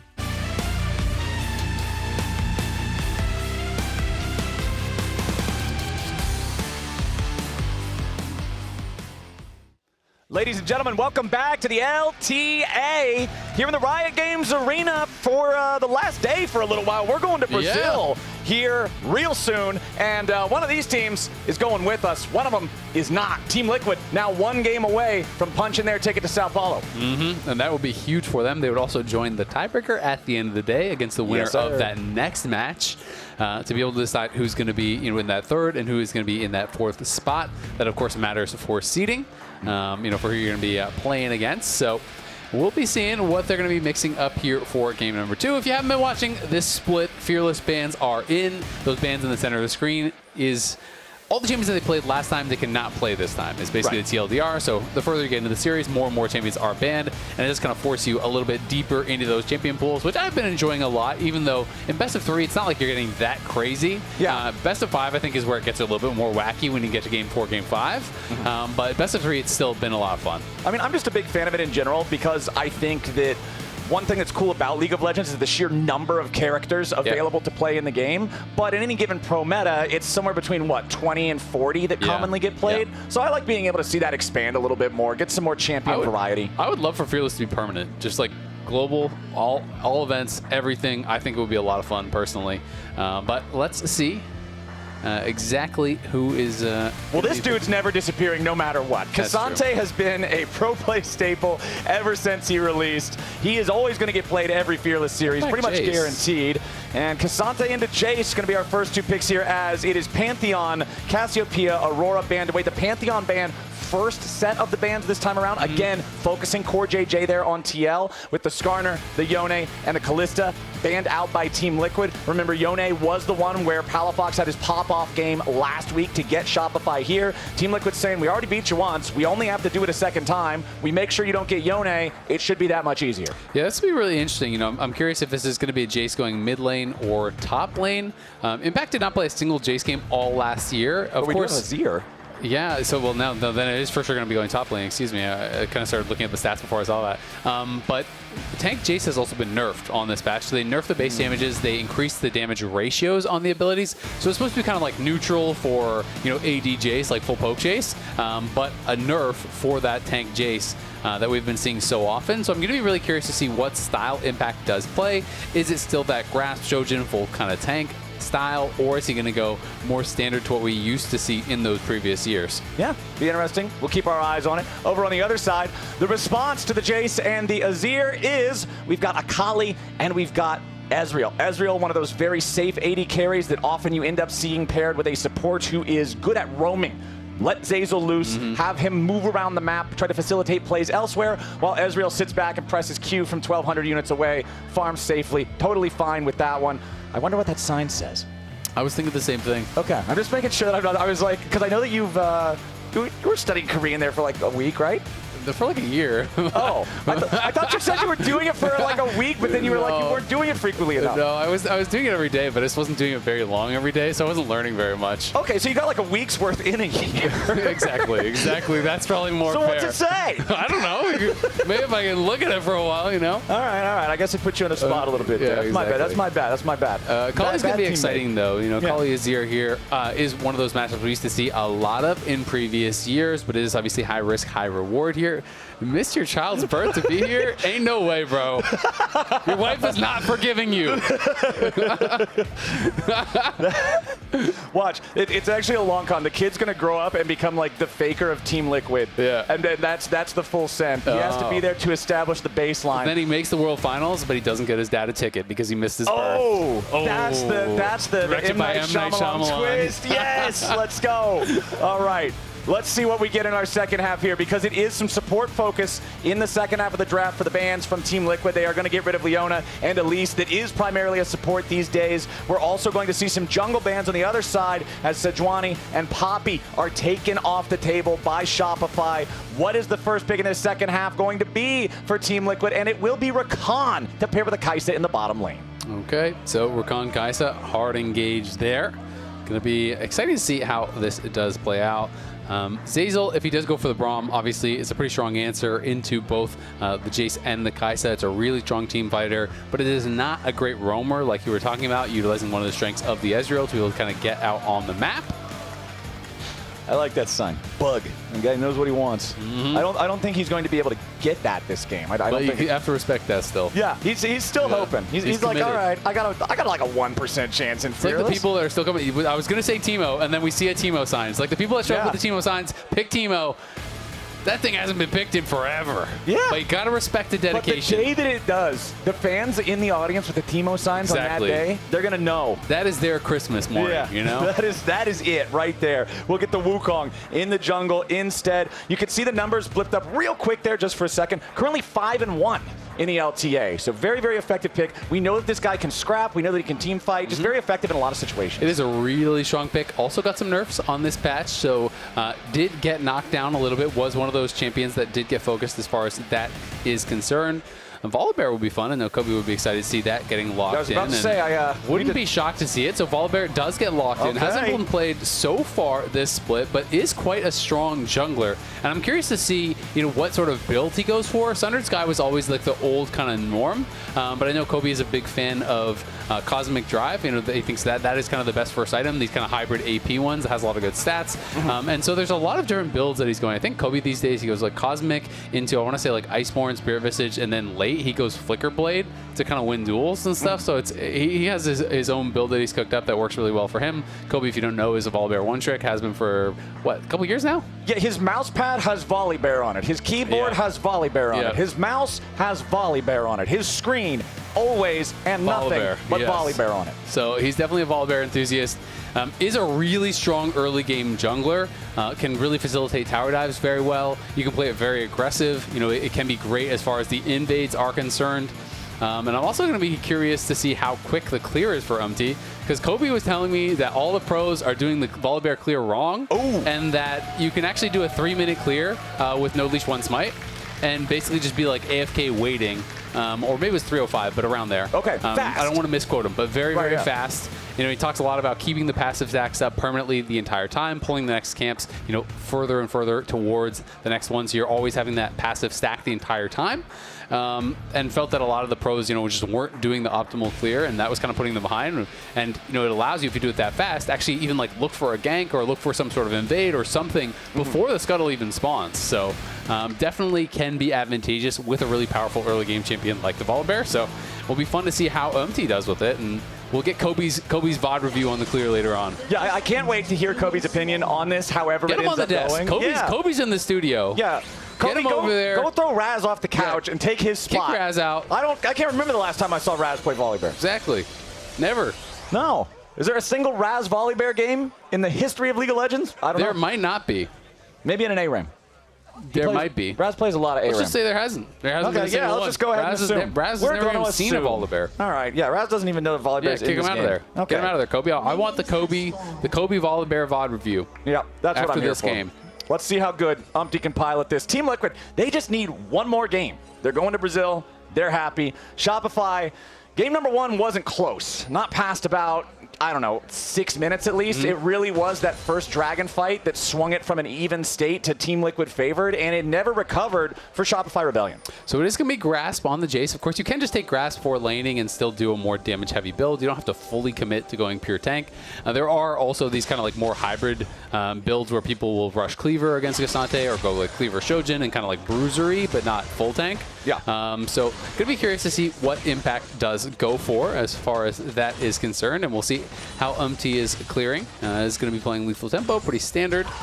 Very, very strong for the extended duels, and Contracts will have to be careful about any of these 2v2s and stuff that he runs into where Umti is there, because Volibear is just such a beast in these early fights. Very tough to deal with. Also, again, I'm going to be keeping an eye on Zeyzal. I want to see if he can get out of this lane, find some opportunities to use this Alistar, cause some chaos early on in the other lanes, invade with his jungler if he gets the opportunity. Down in the bottom lane, it's Core JJ and Yon with early control over the lane, though. You can see Vivo popping that barrier, not getting a lot of value out of it. APA losing out in the trades back in mid lane. I mean, he wasn't even trading. Like, he just like walked into his face and took 300 damage. I think he was trying to get in XP range or something. Because we were in the split screen, you couldn't actually see everything. So it felt like he was trying to either go for a last hit or get in XP range for something. Umti going to go for an invade here. Did 3 camp clear topside. Is going to be a bit late. Maybe going to take a couple of those mini raptors. 2 baby chickens, plus 16 gold. So not too bad, but this is one of the things you can do. You can just get in the opponent's face and fight. When your lanes are pushing, you just go fight. You win all these skirmishes, so MT is going to get in there, and there's no smite. Yeah, Zeyzal's now the one in some trouble down here in the bottom lane. Ignite from Core JJ. Drop side enemy support down to 200 HP. No defensive summoner spells. Oh, he reset it. Used by Zeyzal there. Yeah, Umti losing some time here on the Patience loss down to 0 on the red buff. Contract's just going to continue trying to take his Krug camp instead. Umti still working on this. It looks like the ward inside the brush. Is that still there? Yes. Okay, we still got the ward inside the brush for contracts, but Umpty with the smite guarantees that he takes the red and he'll leave. Exactly, and it's a really smart re-invade there from Umpty. You go to the Raptors, Contract smites it, you don't get them, but that doesn't matter because now he has no smite for the red. Early game power. Contract's going to go up towards the top side, take the scuttle there. Not going to be set that far behind. It's honestly not the end of the world, but this is something you always want to be doing as a Volibear. Utilize that early game power, get in the face of the opponents, and so far, so good there for Umpty. I mean, I feel like one thing that makes Volibear so scary in these invade-type situations, he has not one, but two different abilities that are simultaneously reinforcing his own health bar, either through shielding or healing, while also damaging yours. Yeah. Right? The E does a ton of damage plus the shield. The Ws after the first one are all also healing you. It just makes him deceptively difficult to bring down. Yeah, absolutely. And when you talk about early game fights, auto attack resets are always very powerful, right? The Q is an auto attack reset, basically. The W is an auto attack reset. Like, these are, you can auto instant pop your ability. It's going to be really, really powerful in those early game fights. As APA did end up basing, did not use the teleport. Palafox has not gone back to base yet and has not bought. Still has that teleport, of course. And Umpty going to be spotted up on this top side as he is still out on the map. Just going to do his Raptors, likely then reset and grab his first buy, and we'll get to find out what he's going to do. I'm going to assume it is going to be just like Sundered Sky, because that has always been kind of the stock standard in pro play, but it would be cool to see if he's doing kind of more of that like AP hybrid that I know Kobe is a really big fan of, and I know has much better win rate in solo queue. I've messed around with it quite a bit as well, and it does feel very, very good.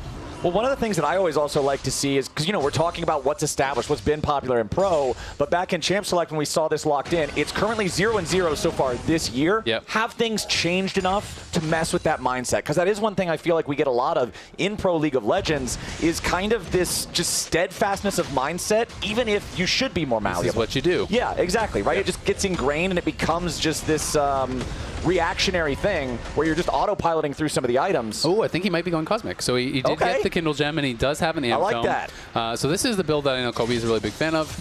You know, he told it to me. I've messed with it. I think it's really fun. A lot of good stats there for the Volibear. And, you know, this item, even without the proc, is like ridiculously gold efficient. It's like 130. Yeah, it's ridiculous. Is very, very gold efficient. So it's quite powerful. Oh, Impact versus Fudge. Again, I feel like every time we pan up here, it's just a quick trade and Impact's winning slightly. Yeah, and that's kind of what you expect from Jace. I mean, Jace is an early game powerhouse, you know, in that early lane, especially with the grasp. It just kind of makes it even more of that bully lane.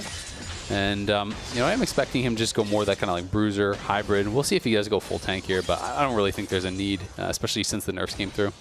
Well, Umpty's gone ahead and already collected the first Drake of the game for Team Liquid. Now looking down here at the bottom lane. Wants to collect the first kill. Yeah, this could be some dangerous territory. B-Boy does have his barrier. Zazel does have his ignite. So it looks like Team Liquid is not interested in a dive, at least not yet. Zazel immediately going in to jump after Jan. Core JJ, the counterattack with a grand entrance. They're too close to the enemy tower. They can't afford to go all in on the scrap, but they do want to keep it going. Core JJ and Jan may have overplayed their hand here a little bit. Zazel with the flash, double knock up. It's first blood over to Shopify Rebellion. But Umpty is hungry for a little bit of revenge. They find a knock up on Zazel, and the lightning comes crashing down. It's a 1-for-1, make it a 2-for-1. Ends up actually being a 2-for-2 as Fudge gets a solo kill on Impact in the top side of the map. Yeah, he's able to take down Impact. Trade of flashes up there, went all out, took him down. That is big, and what a play from Zazel. The aggressive movement there. They knew that Volibear was behind them. They didn't want to allow Volibear to just get set up to go for this early dive, so they just went really aggressive. They preempt the play. They're able to take down Jan. Still, I do think it's a good play in the 2v2 for TL because they lose the minions down here on that bot side. And B-Boy tried to sneak out. Unfortunately, ended up giving a kill over to the Azir, who caught him.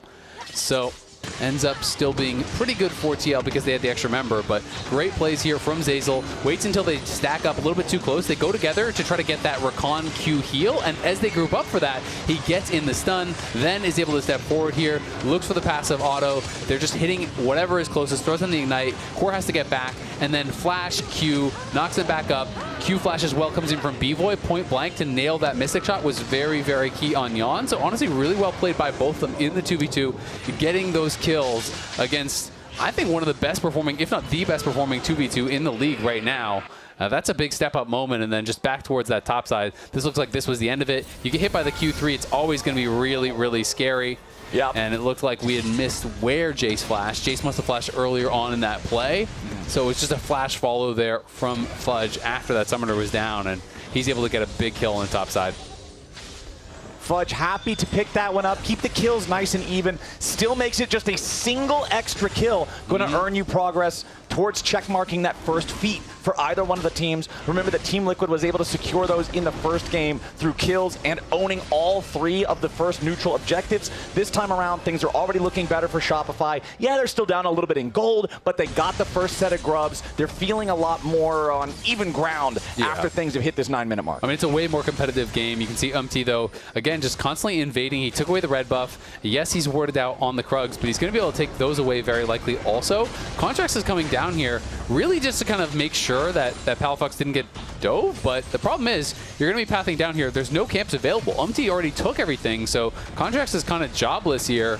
And we'll see if he can find any sort of an angle for a play, because now there's some pressure on him. Impact may be overstaying, though. Yeah, Impact really greeting out for the plate. Contracts first to jump in, wants to hit him with the Cyclone, finds plenty of damage for the setup, and Palafox gets the payoff. Yeah, I mean, you kind of know there's no camp for him on top side. You have wards all over bot side, so it's like he's got to be going somewhere, right? And you were pushed up that far very aggressively. had already backed off, so Impact overstays. They know he has no flash, so Contracts is confident to pop the flash in, just Nimbus strike forward, pops the flash, does get knocked back, but it doesn't really matter because there was nowhere for Impact to go with Palafox TPing in, and it's a good play there for Shopify, a much more even game 2.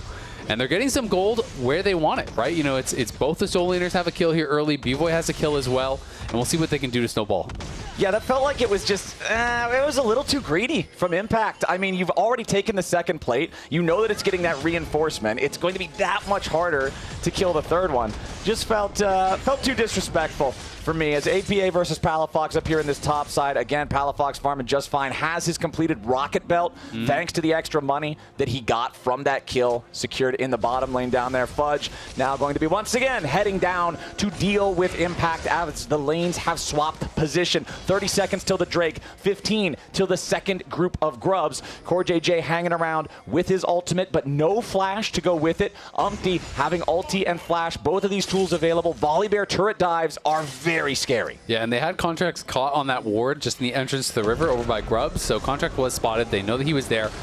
T and TL, they were looking for a play topside, but they don't need to get one because they can always go right back towards the grubs. Palafox will get the information that they're over here. Contracts is coming as well, and Zeyzal's going to be here first. Yeah, is stuck inside this pit. He will here comes Core. Potentially have to ult defensively, but CoreJJ is ready to join up and reinforce the jungler. Damage from Yon over the wall, but it ain't going to be enough. having to flash away to stay safe. APA, defensive Emperor's Divide, as the grubs are now under the control of Shopify, who have secured 5, make it 6. It's a full grub collection for the Rebellion. Yeah, that is huge. And TL, honestly, kind of a bit disappointed with how they set that up because they had 3 members sitting in that top pixel brush for a long time. And they kind of just ended up ceding position even with those extra people up there. And so at the end of the day, they don't get anything, not even 1 grub. Even if you just took 1 grub and were able to get out of there, you'd be feeling so much better about your positioning. Giving over 6 is really brutal for these side lane plays. Feels bad, man.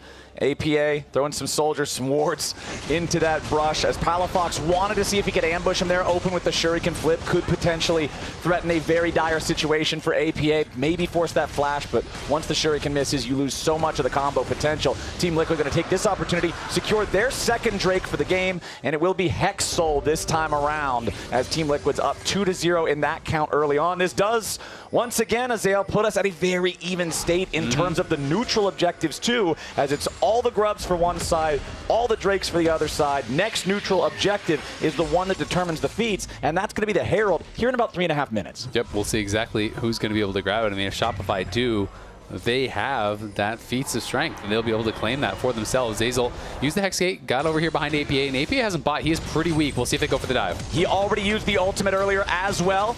APA trying to stay safe. Palafox hit that shuriken, but unfortunately there's just not enough minions. It would be way too dangerous to try to go for the dive. Still going to feel really good. Zeyzal uses nothing except his W, gets the flash, right? You know, didn't commit the ulti, didn't commit a flash of his own, so they don't overcommit. They're able to force out that flash. Now the TP is going to be coming down. Does get back to base, buys the Nashers, and Core is up here to cover. You can see Impact has completed his Black Cleaver, so is going more for that Bruiser kind of style so far. We'll see what he does with the tier, if it is going to be Fimbulwinter or if he wants to go towards that Muramana. But Palafox must be sitting on quite a lot of gold here. He's been out on the map for a while, and yeah, 1,500 gold in pocket. Much better game two from Shopify, especially just seeing the fact that they were able to go for that play top, take the flash that you get, back away, not overcommit. That's a good look, I think, as APA is now under pressure yet again, and Contracts is ready to make sure that pressure drowns them. Nice use of the Wukong ulti. Needs one more hit to guarantee it, and he'll take it just fine. Shopify up 4-2. Okay, nicely done. Able to get a pick there onto APA. You know, missing the flash from earlier. They're able to get in, do take him down. Cost him a fair bit. It was the flash from Zeyzal, the flash from Palafox as well, and a bunch of ultimates there. So they do spend quite a bit. Umte's going to be down on this bot side. Is spotted, but we'll see if Fudge feels comfortable to try to hold his ground at this tower, because of course Umte can turn the tower off. All right, looks like they're going to try to put enough damage into the tower to just knock the thing over in its entirety. Umte going in after Fudge as they complete the take on the turret, but Fudge wants to go all out. Umte in some danger now here on the Volley Bear. Defensive ulti for the escape as Team Liquid will just take the tier 1 turret. Yep, going to be able to grab that for themselves. And nicely done. Does cost them the ult, but it's a trade of ults at the end of the day, and they grab the tower, so they're going to be feeling pretty happy about that. Umte been putting some good pressure on, hasn't gotten involved in too many plays, but honestly has been pretty effective. You know, some aggressive counter jungling, which was kind of his MO, honestly. You know, coming from the LCK, it was known as a guy who liked to be in their face, and you talked about it earlier on in the series, but back in spring last year, TL kind of had this, you know, moment where they decided, you know what, we're going to try to change our play style. We're going to play more aggressively. We're going to fight over objectives. We're going to fight over buffs. We're going to fight over camps, and kind of just decided that they needed to have the confidence to fight for anything that they think they should win. They're just willing to scrap for it, and a lot of that was around the counter jungling from Umte and him and Core pairing up and really just scrapping, especially anytime they got a lead. Looking at the inventories here again real quick, we've got those Trinity Forces online in a couple of different spots there for Contracts and for B-Boy. You already commented on the Nashor's Tooth completed for APA in the mid lane on TL. Cosmic Drive on the Volley Bear. It's what we were expecting according to the Book of Kobe. Now he's got that Aegis of the Legion right there next to it. We'll see what he decides to evolve that into with a completed item, because right now Team Liquid is bringing down some more help to once again go after the Fudge factor. Impact and Umte are going to need more damage though. Cassante is so tanky. That's it, man. Fudge can get away. Yes, he is down flash now, but they'll be happy enough with it. Rift Herald spawning and Contracts right on top of it means topside river control belongs to Shopify for now. Yeah, Fudge is going to be able to hang on, but they're going to try to threaten the dive. Fudge in trouble for now, but he goes all out yet again. Umte just shot to pieces. Shopify's playing so much better, but Team Liquid seems so out of sorts here in the second game, too. Yeah, they try to go for that dive. I'm not sure if Umte maybe thought he had his ulti or just didn't, you know, kind of underestimated what Fudge could do from that position, but ended up getting pretty aggressive. Had the tower on him, and Fudge just goes all out. Umte doesn't have the ulti to actually turn off the enemy tower, and now Fudge TP's up towards topside. They want to be able to grab this final objective here for the feats. First tower, of course, went the way of TL, and we can see Impact looking for Palafox. Impact wants the trade here, but can he finish what he started? Palafox tries to make enough distance as Yon shows up, flies in with a killer instinct to back up his top laner.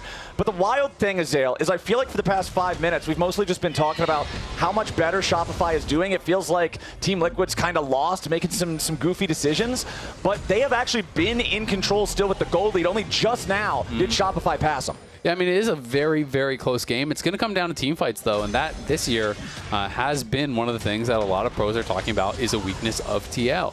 One of the things that they feel they are struggling with is actually their 5v5. So if they're not able to get this big advantage, then Shopify definitely in with a chance.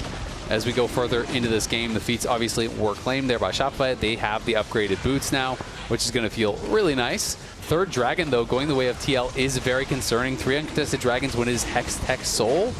That is not something you can afford to give up. So yeah, now Shopify do kind of have that timer. You have got to be there every single time the dragon spawns. If you get picked before it, that's Seoul. If you have a bad fight, that's Seoul. You get smite stolen, that's Seoul. So it is really, really risky, but it has given them a pretty solid foundation. You know, I think they can win fights. The just question is, can you be perfect for the rest of the game and never give up that one dragon? Perfection is a very, very tall ask at any point of a game of League of Legends.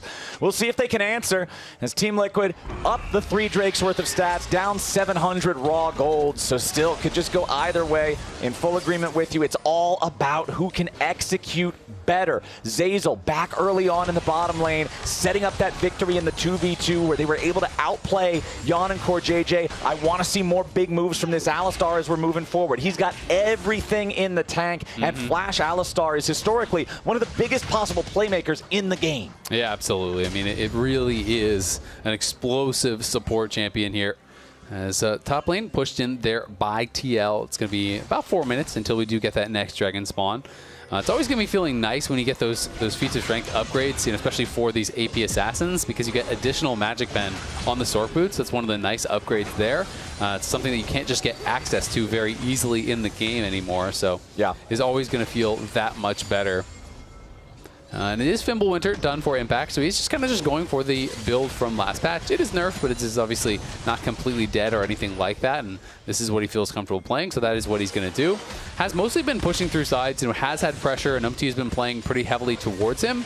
But that being said, he's down gold, and Fudge is the one that's coming up with the kills, both the solo kill and the 1v2 kill this game. So I do wonder how much value is Impact going to be able to have in these 5v5s, because I think Asante should be able to perform, you know, a lot better than what we're going to see from the Jace at this point. Yeah, and when you talk about the 2 kills that Fudge has, I think that first one is very much Fudge playing really well. Now, hold on.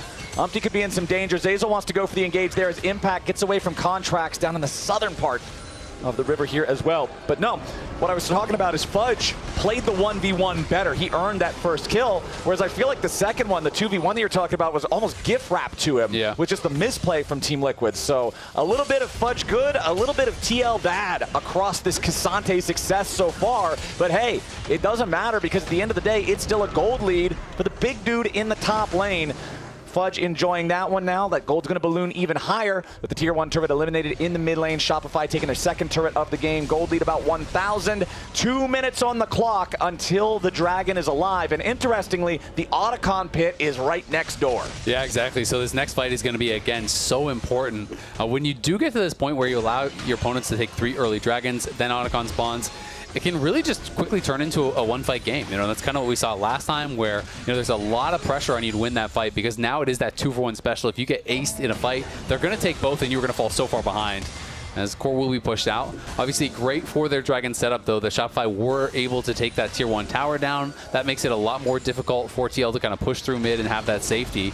But UMT is just soloing up the Otacon right now. You can see Volibear can easily do this, you know, not really threatened whatsoever, as long as you're just walking out of these abilities. He is just tanking it up. But they are not aware of this, and they give Otacon over for free? That is going to be terrible. It's gone. What a heist from Team Liquid. A blue trinket way too late is the only thing Shopify does. And now, how do you fight the Soul? Right? Like, that is actually so terrible. Shopify played a very good game for a long time, but now it's going to be GAs, 5 GAs, and you have to win this next fight or you lose Soul. So that is absolutely horrible for Shopify. They're going to have to find some way to either smite steal it and get out, or, you know, like full ace them and kill them while they're respawning before they can get back. Like, it is hard to see a way in which, you know, they can win a fight that dominantly when the gold is this close. So it is going to be really, really tough for them. They are going to be kicking themselves for not having vision on that.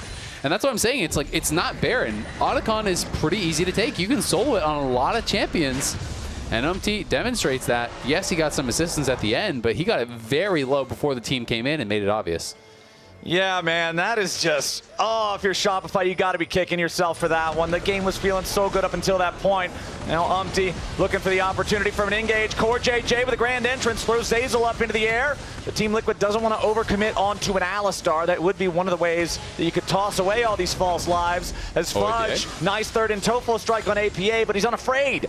He's still ready to just fire back with a couple of those shifting sand soldiers. Team Liquid with control over the bot side. River still got the false lives ready to go. Flash engage coming out from Contracts, but immediately the Emperor's divide from APA. He wants to try to get away. B-Boy can't finish him off. Not with the true shot barrage, not yet. Yon grabbing the first kill as Contracts dies. Zazel and Fudge are about to follow him straight into the abyss, and Yon is going all the way. Just when you thought Shopify had played a good 20 minutes of League of Legends, Team Liquid undoes it all with one Otacon and one team fight. Yeah, TL roars to life there, and they didn't even need the Otacon. They didn't have a single one of those Otacon GAs pop. They just straight up win the team fight. So much was committed to trying to take down APA. They can't even get the Azir. He shifts back over the wall. They grab the soul. They get the Otacon. They win the fight. They do it all. And again, now TL 2,000 gold up. They have the soul. We can watch this one more time. They just hard commit. The initial engage is onto core, and then just Cyclones on over to APA. You can see a CC chain pretty good onto APA. Fudge was able to land his stun. We saw the full combo as well from Zazel. Palafox is going to be able to force one member to withdraw, but they just couldn't finish off APA, and Yon was pretty much untouched. And everyone else is just going to be piling in. They don't have to play with any fear because they know even if you die, as long as you're getting enough damage out, you're going to come back and your team is going to win that fight. So TL, take the advantage of that Otacon, really making the most of it, and they are in such a good spot now. The gold looks like a stock market crash, and the Hex Soul is claimed by TL, man. It's a meme coin pump and dump. It feels bad. Shopify's chances just got dumped on that one. This one is now so much more difficult to play.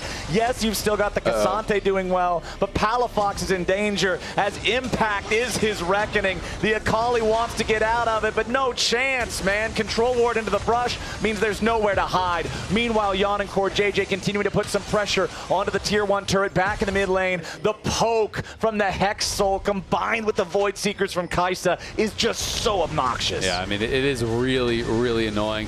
And the slow is the worst part about it. We're going to see if Fudge can find an outplay. Yeah, he's dragged APA underneath the turret. This turret is absolutely gunning for the Emperor. Meanwhile, on the other side, Yon's going to be in some danger, but at the same time, Contract's looking to chase him down while APA avoids the damage over here underneath the tier 2 turret. Yon getting away for now. Contract still in hot pursuit. Meanwhile, B-Boy now in danger as Umpty and Impact are ready to collapse on him, and Contracts still trying to find a way to try to help. B-Boy gets away. Everybody gets away. So many low health bars. APA still fighting. Contracts wants to go back in after him, but Yon gives him the Acathian Rain.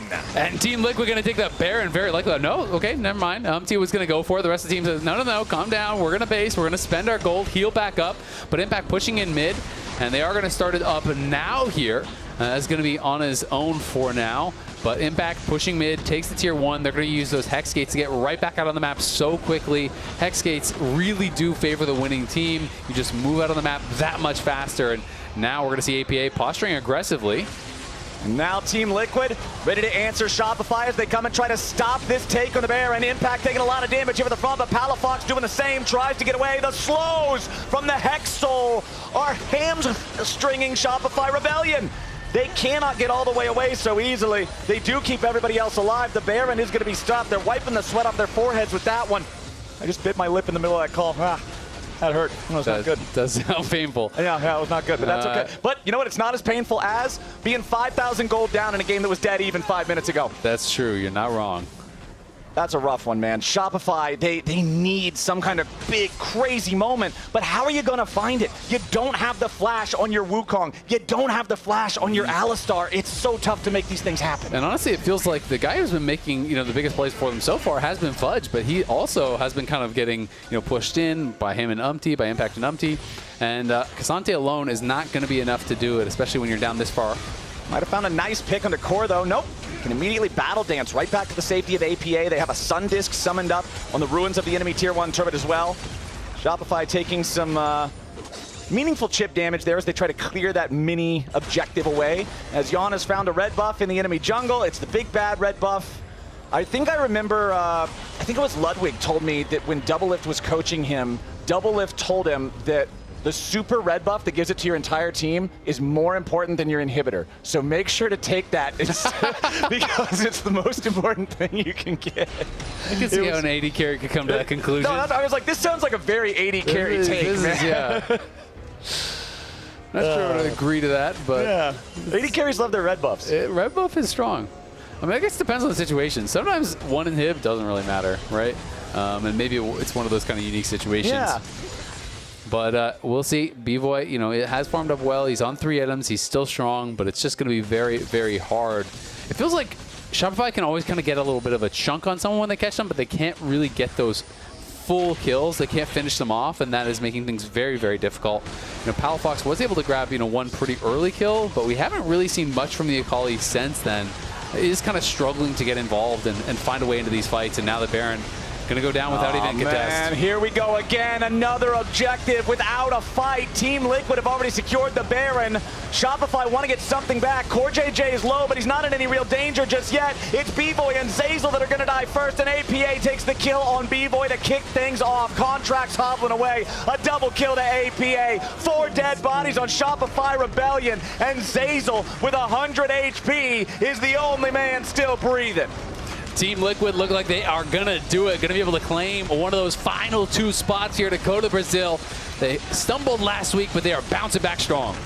Game number 1 seems so much more one-sided than this, but Azael, game number 1 ended about 10 seconds shy of 30 minutes. Game number 2 is going to end even faster. Umpty might just die to the Nexus turrets. Finally, that last one's going to kill him, but even faster than the first one, Team Liquid wins the second. A clean 2-0 to punch their ticket to Brazil. Nicely done there by TL, and honestly, this game too felt like it came down so heavily to Dragon Control and a great call to go for that Otacon. Umpty just souling up the Otacon, getting it so low before Shopify even realized it was going on, that they come through, they get the GAs, they dominate the fight for the soul, and that was really that. I mean, that is what it is all about. Game number 1 was all about the first Dragon fight. Game number 2 was all about sneaking the Otacon. I felt like Shopify actually had the bit of the tempo advantage. Up until that point. They had been making more plays more frequently, but man, League of Legends is such a rough game like that sometimes. One big decision can undo 20 minutes of smaller ones. I mean, every play is not created equal in League of Legends, right? You know, you can make good play after good play, incremental advantage after incremental advantage. You make a mistake around Baron, around Otacon, around Elder Dragon, around a Soul. Those mistakes, those plays are just worth so much more than all of the other things that you did to get to the point that you were at. Sad for Shopify. They did look, I think, a lot better in game number 2 up until that moment. Yeah, they were making calls, they were making plays individually, like in the bottom lane with what we saw in the 2v2, as well as a team rotating around to be able to answer what their opponents were doing. Also not overdiving with things like the top lane tier 1 play against APA, but it just all fell apart at the Otacon. Team Liquid going from Otacon to Nexus in 10 minutes or less, or your money back. Yeah, that is looking good for them. They are going to be going to Brazil, whereas Shopify will have to kind of regroup, retool for split number 2. This is a very, very quick first split. Of course, it's basically, you know, like a kind of mini tournament to kick things off. You know, only a couple weeks in here, they're already gone. All right, we're going to take another look here at the final fight, which was just Shopify now desperate to try to do something after TL claimed a free Baron. I mean, you're showing up late. You know, you realize, hey, if they get Baron, they already have Soul. It's probably completely cooked, so they're going to try to force. But Palafox, you know, he arrives on the teleport, but look at where B-Boy is at this point. You know, B-Boy is already completely pushed out. The ultimate has already expired on Alistar. He's fully on the run. So by the time Palafox actually arrives, there's not really much of anything he can actually do. He tries to get into the back line. Nothing happening there. TL completely crushed through the fight and are able to take it. All right, that's about it for the series. Now it's time to join Emily and Umpty at the fan zone for an interview. Hello, I am joined here by Umpty at the fan zone. So first of all, congratulations, Chigaheo. Thank you. This was today was a return to form for you, and Swiffer had said you guys were really working together on trying to improve team coordination. So what was your week of prep like? So like we were actually having a very bad weeks at the scrims because, you know, the Saturday, it was Sunday, I think, we lost to the 100 Thieves and we lost our mind, I guess. So, but I think actually the Jake, like Spawn, Simon, sorry, I should say the name, the Swiffer and Rainover and Hate Them is actually a group does really well, and we actually played as a team. I'm happy that we played as a team and just win this game. For you personally, I've seen you like overcome a lot of situations where you've been struggling individually and you've been able to kind of prove a lot of people wrong. So how did it feel today to have such a strong 2-0 performance? I mean, you know what? It's actually just BO3 games. I just played 3 games. You guys cannot judge me right now. I can be better today, tomorrow too. I can be good, best in the world at 2 days later. But you guys cannot judge me right now. It's like 3 games. I agree. Having watched you since the junior days, now going forward, you guys will prepare for kind of a best of 1, almost tiebreaker to see seeding and then go to Brazil. What are you looking forward to the most in traveling to Brazil? Brazil, I heard their barbecue was kind of unique, and we have Myron who is from Brazil, so I actually think he's gonna give us a lot of good experience with now. And I heard fans are massive and massive and massive, so let's see. Maybe they're gonna ooh on us because we are the nose. Well, maybe maybe they just share us a high energy same. It should be fun either way. Congratulations. It's always great to talk to you. And we will throw it to break. On the other side, we'll see the lounge. Welcome to this week's MasterCard Player of the Week winner, Quid. Congratulations, Quid. This looks good. Was this splits? Yeah. What was the direction of this? Did they just tell you to do this, or just suppose you did? I didn't have nothing to do. That's fair. That's fair. You were here last time. This time, I think it's going to be a little bit different. It's going to be 90 seconds, quick rapid fire questions. If you don't like the question, you can move on, but challenge on yourself on this one. Are you okay? Okay. Perfect. Ready, set, go. What are you looking forward to most in Brazil? Steak. Steak? That's a good answer. What is a stupid donut? That's your solo queue name, but what does it mean? Whenever I say stupid thing, my coach said to me stupid donut. Why does it say that? Especially Spook. Yeah. He called me stupid donut. Oh my God. Spooks? That counts as abuse. Third, top 3 mids in North America. You can include yourself if you want to. Me, Loki, Quo. Quo. Okay. Best and worst team in the LTA North. Best team? Obviously 100 Thieves. There it is. And worst, I guess, Lyon. Okay. What makes you love playing League of Legends? It's just really fun to play. And who introduced you to the game? My older brother. Best and worst person to be stuck in an elevator with on your team? Spook. I want to be with Spook, and I don't want to be with Sniper. There it is. Last question is going to be, will a single LTA South team win in the next stage? No. Okay, there it is. And I'm going to ask just a follow-up because that's time's up. Why would you not want to be stuck in an elevator with Sniper? I don't know. He's going to say some stupid thing. That's fair. I think that might be accurate. But congratulations, brother, on winning this week's MasterCard Player of the Week. Hold that bad boy up. Bring it up. This is yours now. Woo.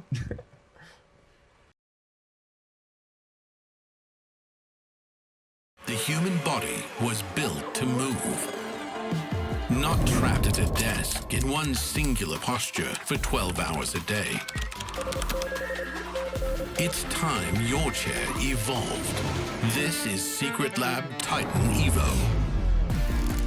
Ergonomically engineered for you. Gamers, hybrid workers, artists. Backing your every move.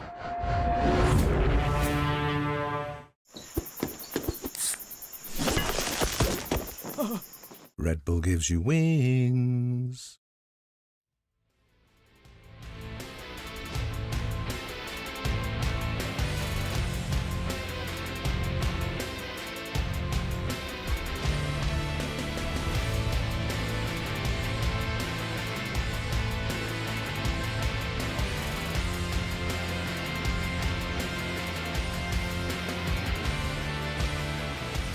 Without him shouting, I can ult W, okay? Okay. Fighting. I can't kill it.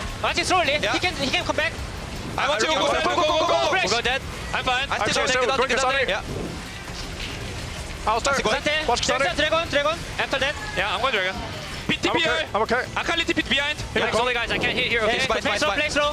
Akali behind. Play slow. I'm looking each side. Yeah, I'm going for it. I'm fine. Hey, now I'll start. Akali here. Akali has ulti. Kara, go away. Akali. Yeah, look this. Yeah. I'm God actually. Akali, L2.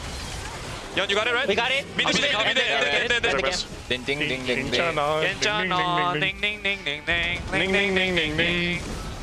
Wait, kill this guy. Hit him please.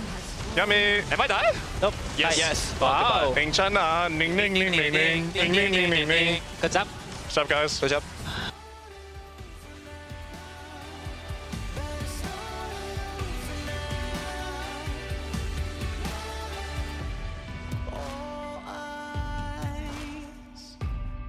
On the clock, it's taken.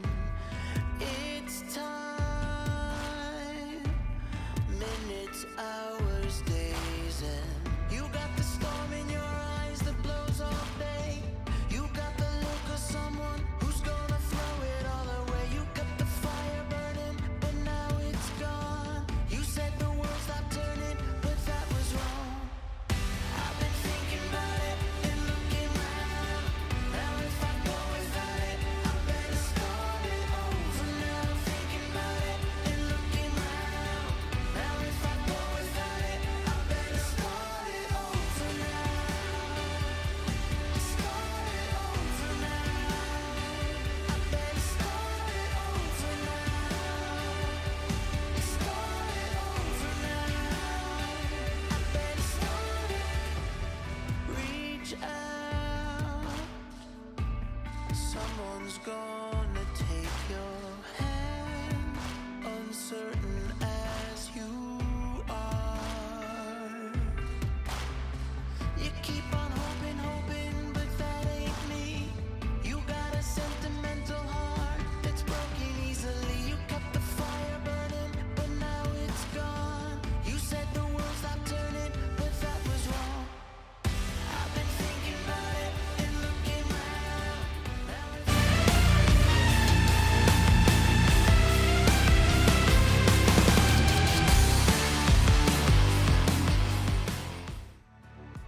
Thanks. I'm here with Bwipo and Surdy ahead of today's matchup.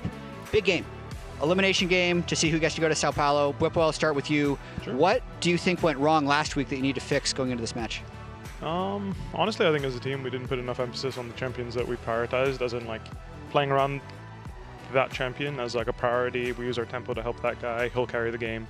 I think we played very loose, very like, let's just see what happens. I think we've been scrimming like that. It's definitely something that you get when you get a bit of ego. We got a bit of an ego boost. I think coming into the new year, like coming back to our roots and kind of understanding like, what made us a great team last split was the fact that we were really centered around Inspired's picks, making sure that he got advantages of other junglers, and we used our tempo to make sure that he could consolidate those advantages. Sorry. Want to go back to that. All right, thanks. And Surdy, first win last week, you guys pulled off the reverse sweep. What needs to work this week to continue on in the split? I mean, I think we're kind of lucky because you guys change scrims, so we have a bit of a better idea of what to prepare for. I mean, obviously, we're professionals, we do our homework, you know? I think that we have a decent idea of certain tendencies that Fly have, and I think it's really important for us to play towards our strengths as much as we try and play away from theirs, because we need to know what we can and can't do. And I think that if we play towards what we can do as a team, we'll be putting ourselves in the best situation possible. You're also part of FlyQuest org last year. Is there any extra meaning playing against them today? I mean, I have a lot of respect for Bwipo as a person in the scene, like as a person and a player. Obviously, he taught me a lot while I was on FlyC, but I mean, I guess this series is my time to show him where that was a mistake. Bwipo, any final thoughts? For me, I'm just happy to get to play against people that I think deserve to be in the LTA. I think he's worked really hard, and I want to see him succeed. Obviously, I don't want to see him succeed today, so I'll make sure this will be a bump in the road for him, but we'll see. The most important thing, and even last week, I think that 100 Thieves and C9 stepping up and kicking our asses, it was a huge step for the LTA. I think in general, it's really important when you're domestically playing and you're drafting things that you're comfortable with or not comfortable with. When you lose, you realize you need to do better. And I think that when you're in a region where you can kind of draft whatever you want, whatever you feel like, whether that's comfort or just good champions in the meta, and you don't end up getting struggles, it really gives you the sense of like comfort and you kind of have to play catch up when you do potentially make it internationally. So being in an ecosystem where multiple teams can compete with us and make for exciting series is super important, I think, for the long run, because now the losses or the defeat we suffered from last week helped us realize at least what made us successful and what makes us unsuccessful right now, and helps us refocus on what we need to do to be a great team. And I'm really grateful for everyone in the LTA for stepping up. One thing I will say, I've been working on myself after the scrims I did stream. I will say I was running it down a bit, so you'll be in for a rude awakening if that's what you expect this day. All right, and Serdi already mentioned he watched the scrim, so I really look forward to seeing you guys play today. Let's hope for a good match. Let's get to it. Thank you. Thank you very much. Appreciate Bwipo and Serdi taking the time for that interview. We have a couple minutes here before Dig plays against FlyQuest, and let's just remind people again the history with Bwipo and Serdi. Yeah, so they played together on FlyQuest with Serdi down in FlyQuest Challengers, actually alongside Shaden, who you also see. So, they have a really strong relationship. You heard it in the interview where Serdi feels like Bwipo taught him a lot. And Bwipo is adamant, like he was one of the biggest Serdi proponents when Serdi was like, I've done everything to get in, right? Like, I'm doing everything I can. And Bwipo's like, this guy belongs in LTA, and you heard that in the interview as well. And as you can see right in front of you, it's not just him that are coming in from FlyQuest Challengers, it's also Shaden, so both of them as a top-end jungle duo coming back and going up against their former, I guess, organization mates. I know another fun thing is that I'm pretty sure it was Kengis who was talking about how Serdi will still show up in Bwipo's stream chat and just like ask him questions. So it's like, I was thinking like, man, we should go through and see like how many times he's like asked about matchups and stuff. Like obviously like Bwipo's gonna give him really good advice, and I still think they talk about that kind of stuff, but then also, how much information can he glean from watching Bwipo? It's really funny. And Jat, you definitely should know this, like you know this 100%. It's like, even though we're talking about him watching stream scrims, what's up, Bwipo? Like they were in the same org, and when you were in the Academy or Challengers team, you're watching their scrims regularly anyways. Yep. Yes. So he just knows Bwipo, how he thinks, how he talks about the game. Like, if there's anyone that knows Bwipo best in the LTA, it is Serdi. I also got a chance to talk to Shaden, and he was mentioning how when he was scrimming the Fly main team, they would just get ran every game. As in, Inspired would destroy them in all of their scrims. So they need to overcome that in this game. We know that FlyQuest are the favorites going into this one, and there's a bit of history, not just between these players, but also their mid laners, Res. Yeah, both Quad and Kani, this was back when Quad was seen as like Solka. They played against each other in LCKCL Challenger. So it was crazy that they played against each other in that moment. That being said, Quad's team got the better of him. And this game in particular, Kani did play incredibly well. This is a hilarious back and forth. Like, what year was this? This is COVID time. I was just looking like that looked like a long time ago. Yeah, I think it's important to point out too, because Bwipo kind of brought up, he felt like in team fights, they weren't able to support the people who they wanted to carry in the fight. We talked about how Quad and Masu are kind of these flanking carries, right? But on the flip side, Kani has been so impressive in a lot of these Dignitas team fights where they have been able to overcome really massive early game deficits through team fighting, and a lot of that is Kani and Serdi.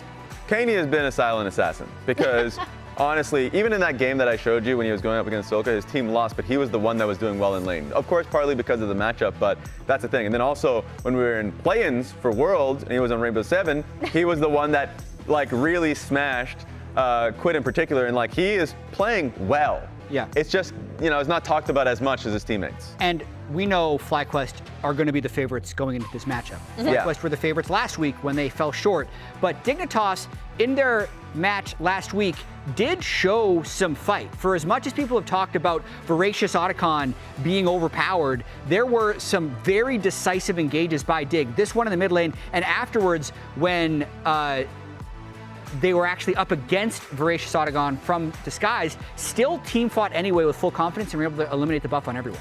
Yeah, and I think it is really important to point out some of this is a little bit due to team composition, but I think Dig's willingness to take a lot of these fights ties into something that we kind of talked about with FlyQuest's compositions last week, which is that sometimes they were fighting before their composition would be online. It's a little bit harder to sack objectives like they used to be able to do. And so I still think it's a little one-sided going into this match, but if Dig is going to have a window, it's going to absolutely be through team fighting. 1,000%. Like if these games were being judged by like one of those op.gg like taglines, a lot of those games for Dig would just be unyielding because they they would fight their way back in.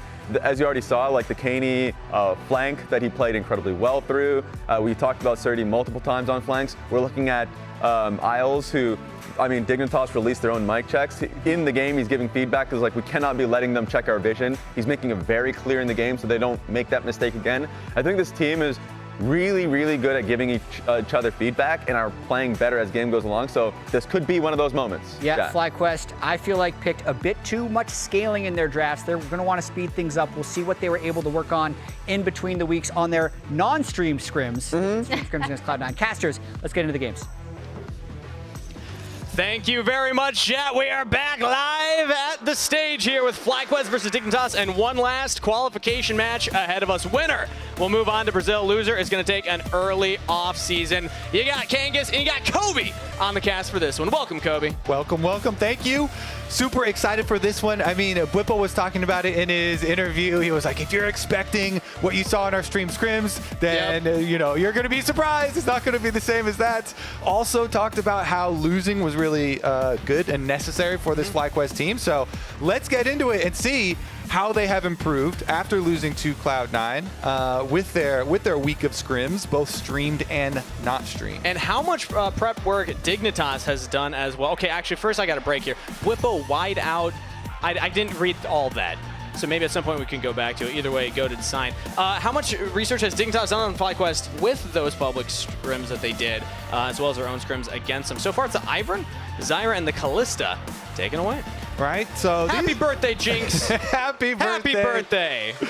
The Ivern, an old favorite, and not necessarily new here. That was the last thing that they ended up losing to, or losing with.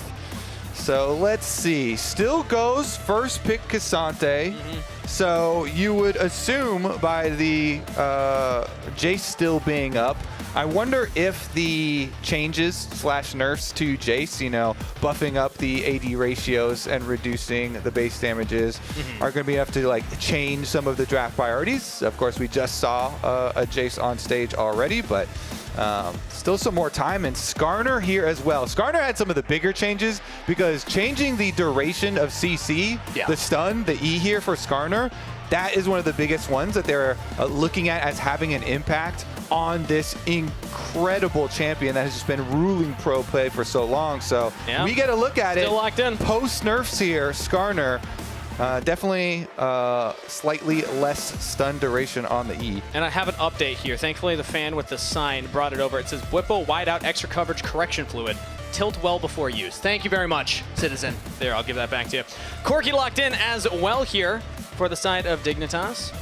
Probably going to, still, we see it more in the bot lane these days, but could go into the mid lane, so a little bit of flexibility for them. I want to get your thoughts, though, because Whippo had made that public statement, the public kind of decision tree of what the draft priority is for top lane, and that first Cassante pick, do we think Poppy's going into that, or is that Poppy being held to potentially go somewhere else? Yeah, I mean, Poppy was one of the main counter picks that he said was one of his favorites into Cassante, so looks to be a very good early pick, holding that as possible support, possible jungle, possible top lane. One of the most flexible champions that you have in the game right now. Very well could go into the Cassante or could still get moved around depending on these bans.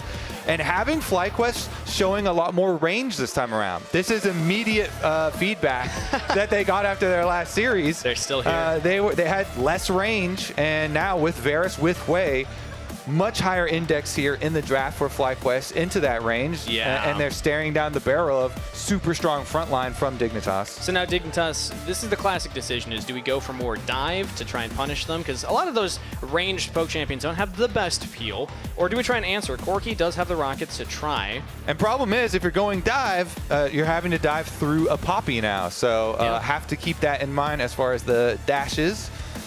So here we go with the protection bands coming down.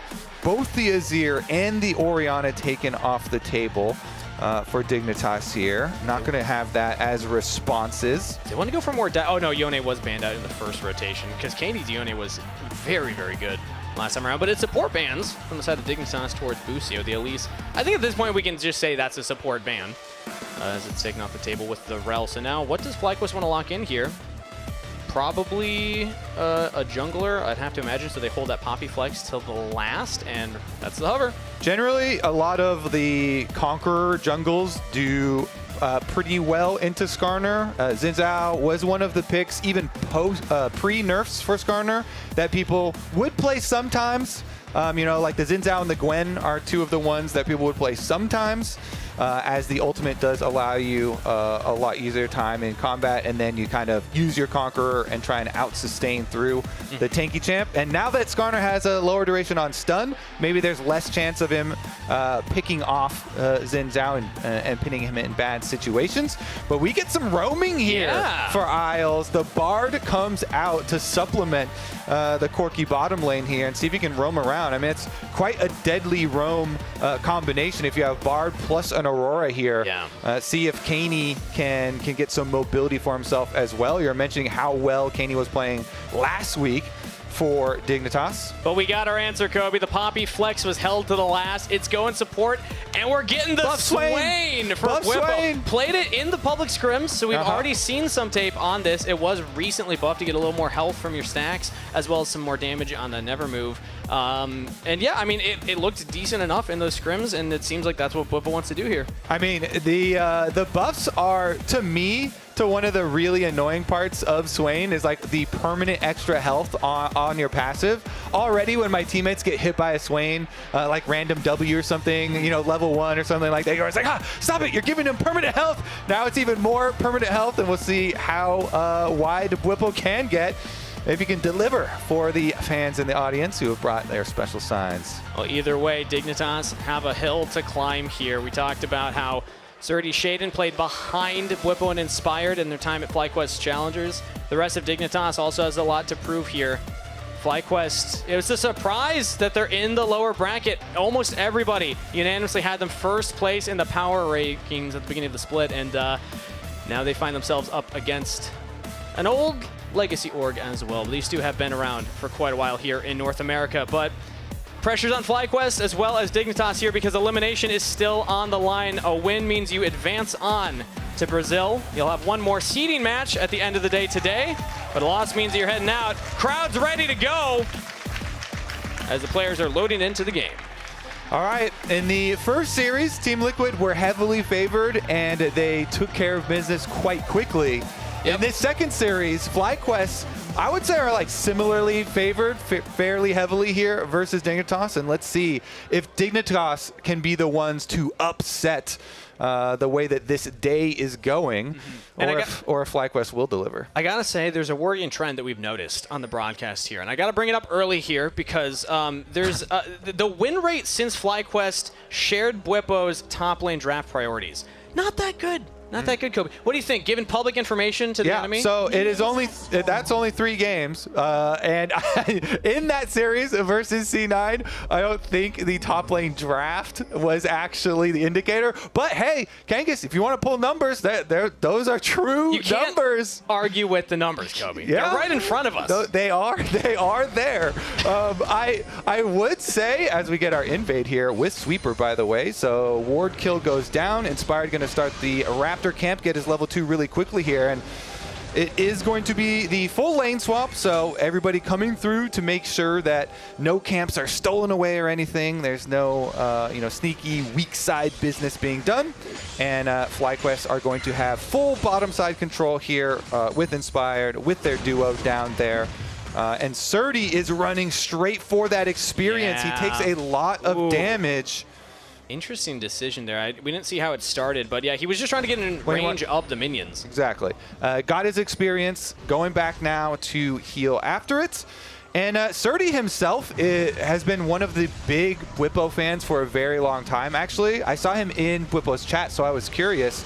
And I asked FlyQuest, how long has he been typing in Bwipo's chat? And they've went all the way back here to 2022 here. Wow. Ever since 2022, he's a super big fan. Of course, it was on FlyQuest Challengers as well, but even going earlier than that, Surdy's in his chat very often here, talking about picks, talking about draft priorities, getting answers, and even asking how he can win LCS. And I just heard from production 113 unique messages sent in the chat.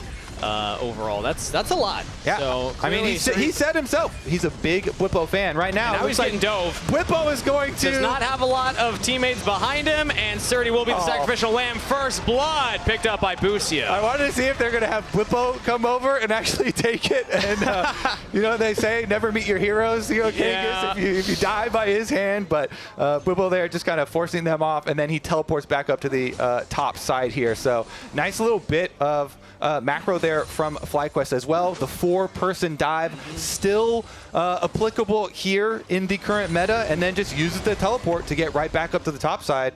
Surdy, meanwhile, having used his, is going to be in a bit of extra pain. So a full level lead for Bwipo out of that currently. And as we take a look at the replay, I want to highlight something. Bwipo, I mean, it's pretty easy read. As you see, oftentimes supports will do this. They'll start top and then go towards the lane swap to help protect the dive. Bwipo blocks Isles. Isles actually couldn't walk up there to help, and that's what allowed that dive to come through. So really heads up play from FlyQuest and from their top laner. Take a look at the first recall here for Quad. Oh, he actually cancels it, wants one more wave. This is a regular wave here real quick. Doing quite well for himself so far. The Hui and Varus combination, again, is going to provide a lot of poke for this team later, and having a very strong lane phase, smooth early path up to his first item is definitely going to go a long ways. Could be in trouble. He has teammates in the bottom river, so he just positioned down here, and Canids also low. So supports are just looking for roams right now. Both of them have just been on the map consistently. I don't know if we'll go for another dive here. Right now, Busia is going to probably just try and get some XP under this wave. Make sure it keeps hitting the turret. That's 2 plates over to Masu early. Getting this kid ahead is a win condition for the team. We see what Masu can do with the lead. Yep, both the Varus and the Hui. The win conditions here looking quite good for FlyQuest, even though it's very early on. And then, of course, we already mentioned as well, off the early play, pretty good stuff there for Bwipo. And Bwipo is going to go the Fimbulwinter pretty early on. Swain's most popular items are, of course, the Fimbulwinter and the Rylai's. And getting the tier early and stacking here, even with the lane swap where you're kind of starved for gold, it's important to get that tier early. So they invested enough gold into Bwipo early enough so he could get his early tier stacking for his Fimbulwinter, so he can get tanky enough. And then you get your Rylai's and then and your Leandries as well. Yeah, and because he was not trying to get dove himself in the early levels, he was hanging out mid, then went for that bottom play. He avoided the potential kind of danger zone of the Swain where you don't have a lot of CC. It is kind of easy to dive him. And now he's well ahead of Surdy in XP and in farm. You see 22 to just the 9 of Surdy right now. Is being focused here. Shaden's hanging around the top side. If Dignitas can get this wave in time, maybe they have an avenue, but no, they're going to call it off. Currently 5 soul fragments to his name as well for the 75 bonus health here. For Bwipo, feels quite nice for him. Still getting some free stats, despite being one of these, lane swap situations for himself. And it looks like Dignitas here will be able to grab their grubs on their strong side. And they already sent Isles early roaming, so he left the grubs fight here, and Isles early roaming back down to Surdy, try and help out.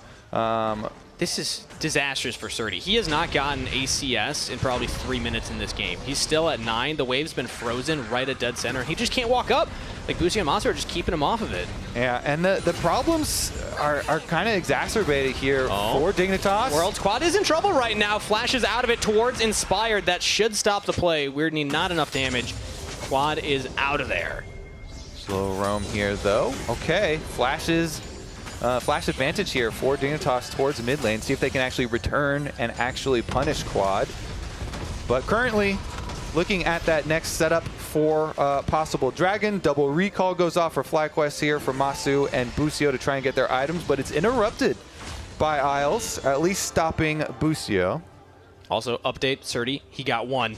He's up to 10. Let's go. Nice. Everyone counts here in those lane swaps. He is at least getting the XP for the most part, but he's still well behind. I mean, it's Bwipo almost 2 levels. It's almost. If you look at the purple bars there, it's an extra half level for Bwipo after this too, and Bwipo has a big wave he's catching right now. So Bwipo's going to get an extra wave, plus he has already more than a full level lead over Surdy here, who is just kind of... He's clutching to his no magic mantle and his little rejuvenation bead. He's like, please, this health regeneration and magic resistance, please just help me here. Meanwhile, Bwipo trying to get some of his passive stacks here, but K'Sante is fairly mobile. Again, 2 levels up right now. Can just walk at Surdy, push him off of the wave. And that top lane advantage is going to be really hard for Dignitas to come back from. Thankfully, K'Sante at least can still bring a lot of value to team fights later on, even if you are behind. He is still just going to be a big frontline tank. But in the 1v1 here, let's see if Bwipo is able to get a sizable lead, because no ultimate yet for Surdy. He's just going to shove the wave in, actually. No junglers are near there. We're actually starting up Dragon here for Shaden. Also got the grubs early. So Dignitas is one advantage that they do have. We're talking about top lane a lot because of just how massively Bwipo is ahead. At least the objectives have been the focus for Dignitas. All right, here as he takes a little bit of a chunk. Nice little sidestep there, though, and he did get the tower plate that he was sticking around for. So extra money there. Yeah, exactly. It's objectives one side, money on the other side. Which would you rather have? I generally would rather have money early game here, because money early game means that you can then fight the objectives later before they start becoming a problem. You know, the early dragons don't really matter that much. Only becomes a problem if you really let them stack up. And I'll expect FlyQuest here to possibly do something about the second pack of grubs as well. Yeah. They're recalling Bwipo right now, so you'd assume Bwipo with his teleport. Actually, he's teleporting right back out to the top side. Picks up the Swifties as now Busio could be in some trouble here. Oh, Cosmic Binding not going to land. Chains of Corruption go out. Now we're focused out on Isles. Burst from Masu. Picks up another kill for FlyQuest. Maybe they go for more into Tomo. It's going to back off, but big pickup for Fly. Yeah, nice snipe right there with the Varus ultimate. Full Ignite goes down. Extra kill here in the 2v2. And he is going the on-hit Varus. Not going for the lethality Varus version here, of course, with his lethal tempo. So we shall see. Man, this we keep returning. The observers like watching this pain. It's just like Bwipo is just farming lots of free stats here. But now Shaden's going to try and help. Swain ultimate goes out, which means that you can't just keep fighting that. There's no way you're winning that. Let's count them. Bwipo has the newly buffed passive from Swain, giving you bonus health, plus the Grasp of the Undying, more bonus health that he's farming off them, plus the tier, so that's more free stats. So it's the double health stats as well as the extra mana stats coming through, which your mana, by the way, with Fimbulwinter is going to get converted into health. That's a good point. It is a lot of extra, tankiness that he's just kind of farming up there. So it's not just the CS, because you're looking at the CS and you're staring at this giant number discrepancy again in front of your face, but it's also all these stats that he's really racking up there. Really what it sounds like you're trying to hammer in is that he's going to be a problem. He's a problem now, but he's going to be a bigger problem later once all that stacking really adds up. Shaden is on the second spawn of grubs, and there's no contest so far, so we're at least going to get 4 of these. Yeah, let's see, because Inspired does have Smite, so sometimes you just walk on by and try and steal him, but currently he's going up to Krug, so looks like they decided, you know what? This Dignitas team is so short range, we don't care about the grub buff that much. We believe in our range advantage so much, and our scaling here with having a Swain and a Poppy for counter engage so much for later on, that they are just sacrificing them, and it is going to be the push down on the tower. Let's see about the defense, though. It's on the way. Can't get 4 people there for FlyQuest. We could get a fight under the turret, or Dignitas could just take the plates and walk out. Isles does have the magical journey.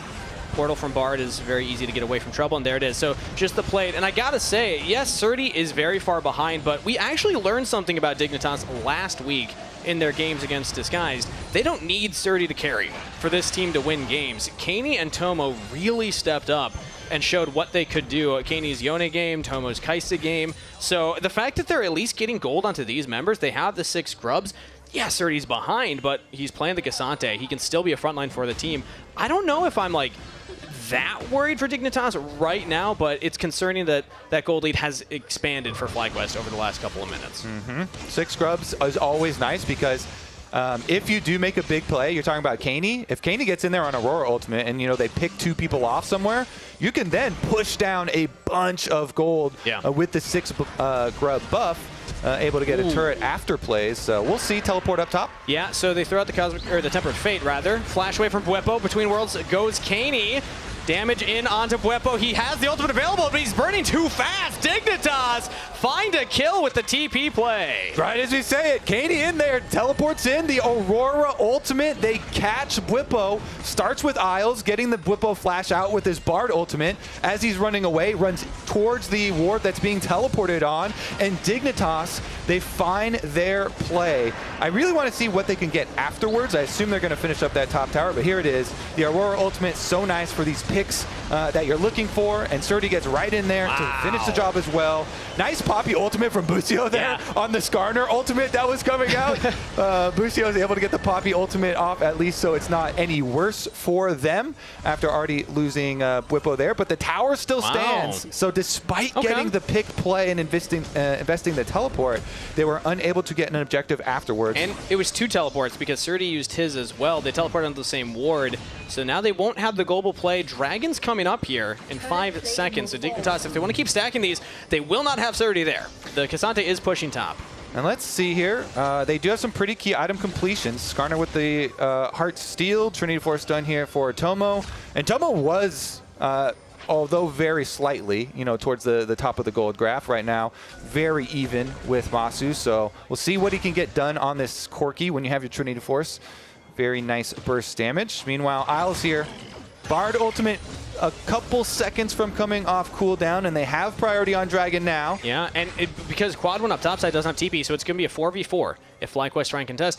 And honestly, it doesn't look like they are. FlyQuest have just been giving over a couple of objectives. Maybe I spoke too soon. Inspired is walking up, has a team behind him. Bweppo just wanted to reposition with everybody else. No flash available, but does have the ult. Never move. Pulls back Isles. Doesn't matter, you got the magical journey if you can't click on the portal. FlyQuest find a pig. Nice blast cone play over the wall here for Bweppo. Goes at the same time. And there you go. They put a stop to the objective stacking that Dignitas had going for them. Meanwhile, it's going to be an immediate move for Cani to topside. You give up your dragon, but you want to try and punish. This tower going to go down. It looks like Cani is just going to call it quits on the roam. Yeah, there's a short window there, but wave clear is just too strong. Hard to actually push the wave in and properly take it down. But it's very low. If they had been able to trade the Dragon for that top turret, arguably worth it there for Dignitas, but the fact that they don't get the turret means that FlyQuest have not only stopped the Dragon stacking, but also have the potential to take that first turret themselves. So feats of strength is still up for either team. Yep. They got their extra kill as well, so FlyQuest feeling pretty dang good about it. Let's see, though. Maybe Dignitas here try and pull off another pick.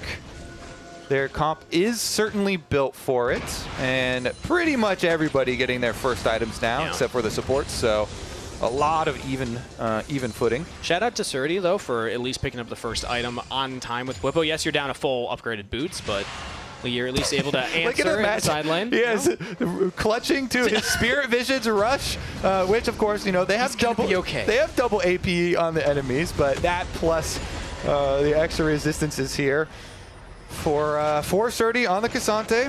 Still feeling the pain of the early game. Meanwhile, side lanes, Inspired is able to help Quad here with that push. First tower, very, very close to going down on opposite sides of the map. Yeah, I think the other side are going to race. So they're saying, let's not defend bot. Let's just try and push in top. Bweppo pops the ultimate to try and push the wave back, and I think he's going to get it. Stalling! Yeah, they can't auto the turret, and that's first turret, the FlyQuest. Quad picks it up.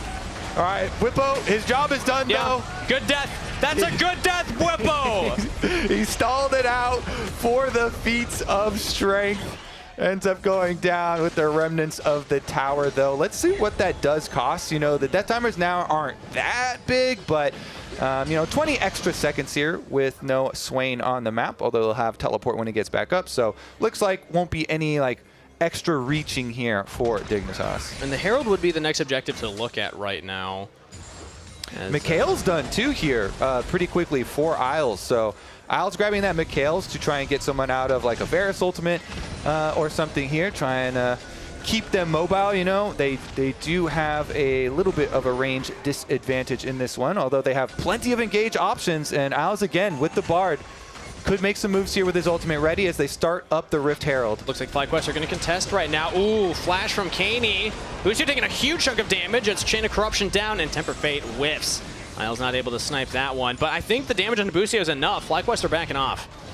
Yeah, looks like it is going to be Rift Herald picked up here then, no problem for Dignitas. And now they can get into their side lanes a little bit here for Cani. Cani did use the flash, but still, you're so mobile as Aurora, quite easy to get that push in. And now as the Herald's picked up, the next question comes, where would they choose to drop that? Because the Dragon will be up in a minute and a half. I like it when teams wait for that so they can kind of control a wave, push in with the Herald. Yeah, I'd say generally mid lane here looks quite good for Rift Herald usage to really open up the map. Bottom side turret is already fairly low though, so if they really felt like they just had to get one immediately, this one is lower health. They can shove it down there, but you assume probably use it mid so then you have an easier pathway you know, into the next dragon spawn. And right now FlyQuest are the ones controlling that mid-wave push here. They might even get some damage on the turret. No, instead they're going to go for an invade. Inspired sees Surdy, who is all alone right now, but should be able to get back to the turret, I imagine. Busio uses the heroic charge. Chain of Corruption flashed by Surdy, so that's a summoner spell down. Okay. Merc Treads are completed for him along with his Spirit Visits, so maximum magic resistance for him. It is going to be... Oh! Impale onto Busio yet again. It's the support that's a focus! Misses the ultimate, and Shaden picks up the kill. Shaden here getting the pick with Skarner, and then slight little sidestep from Tomo is enough. Nice little juke from him. Able to get away from Busio's ultimate, and that is a pretty good setup for Dragon. I mean, enemy has no support, and they're roaming down to Bwipo again. Yeah, they're going to turn this into a dive. They have the Tempered Fate for the turret, and it lands. Bwipo didn't get inside of it. Pops his own ult to try and survive big damage between worlds, but Bwipo got back.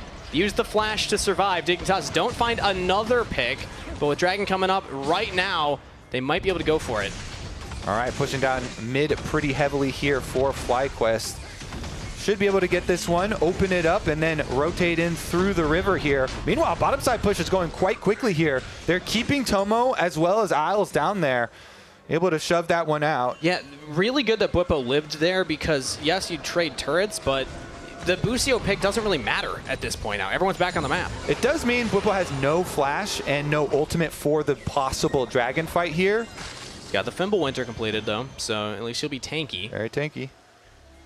As the Otacon also spawns. So Dignitas, they didn't pull the trigger and go straight for the Dragon. I don't know if FlyQuest's top laner will get punished for not having the ultimate cooldown or the flash cooldown because Dignitas are not interested in actually going for that right now.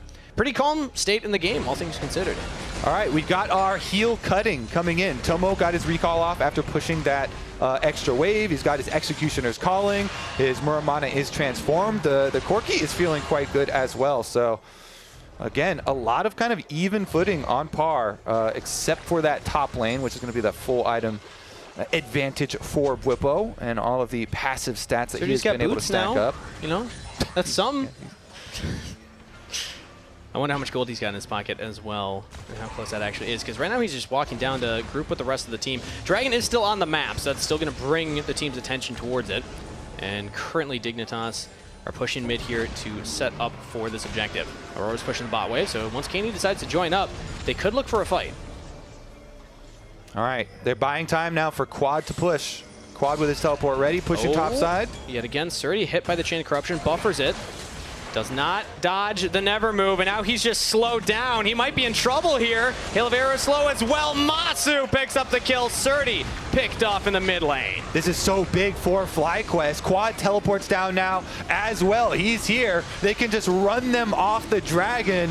Surdy down. There's a super blast cone here.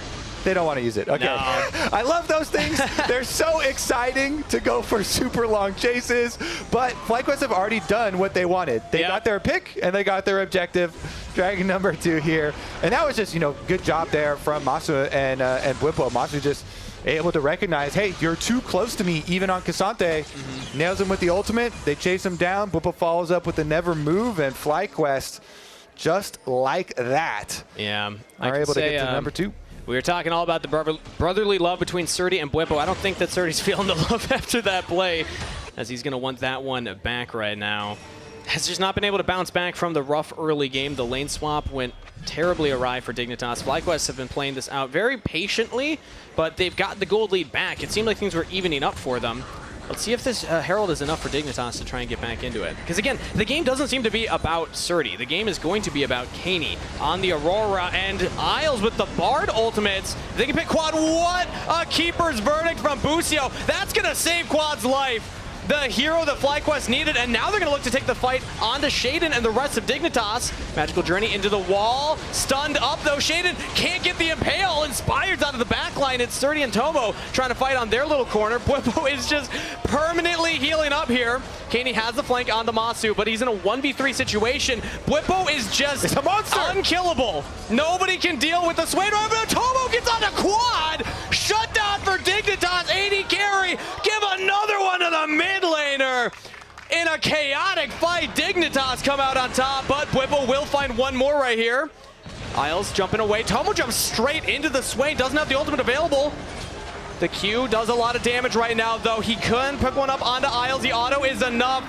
If they can trade onto Bwipo, it's worth it. And there we go. Cani grabs another one. And Cani is what we should highlight on the other side of that fight, because Bwipo follows Skarner through the magical journey over the wall. Yeah. And that's why the fight becomes so scattered, because he was really the core of the FlyQuest lineup. And then look how scattered the fight gets afterwards. So, as you called out, Busio here starts it out with a really good ultimate to peel for Quad, who is very low. And then FlyQuest move in. Because Swain ultimate ticking here is so powerful, they can move in, very strong front line. Inspired goes very deep onto Tomo and Surdy, and so he has the ult. He has very low health, but once Bwipo leaves them, there's nobody with health here on the side of FlyQuest. Everybody is running for their lives, and Cani just gets to harass them here with the Aurora, and then you have the flash in from Surdy as well.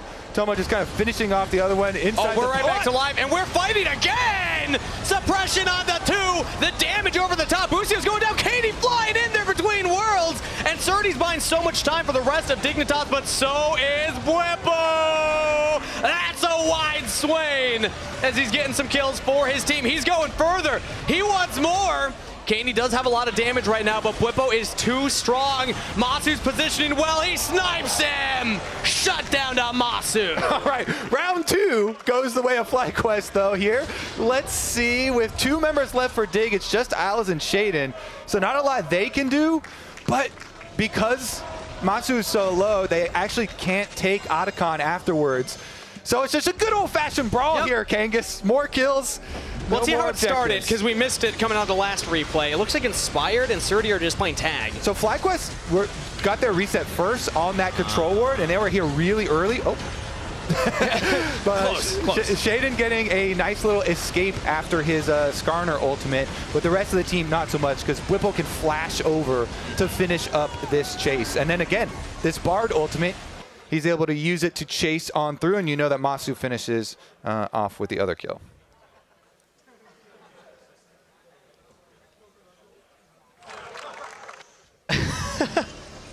As it looks like we're trying to get an insight into some of the player comms right there, but either way, Dignitas are going to want that one back. It was close. Still, props to them for taking that fight. Again, Cani is a threat. Tomo is a threat. These are the 2 that are really stepping up right now.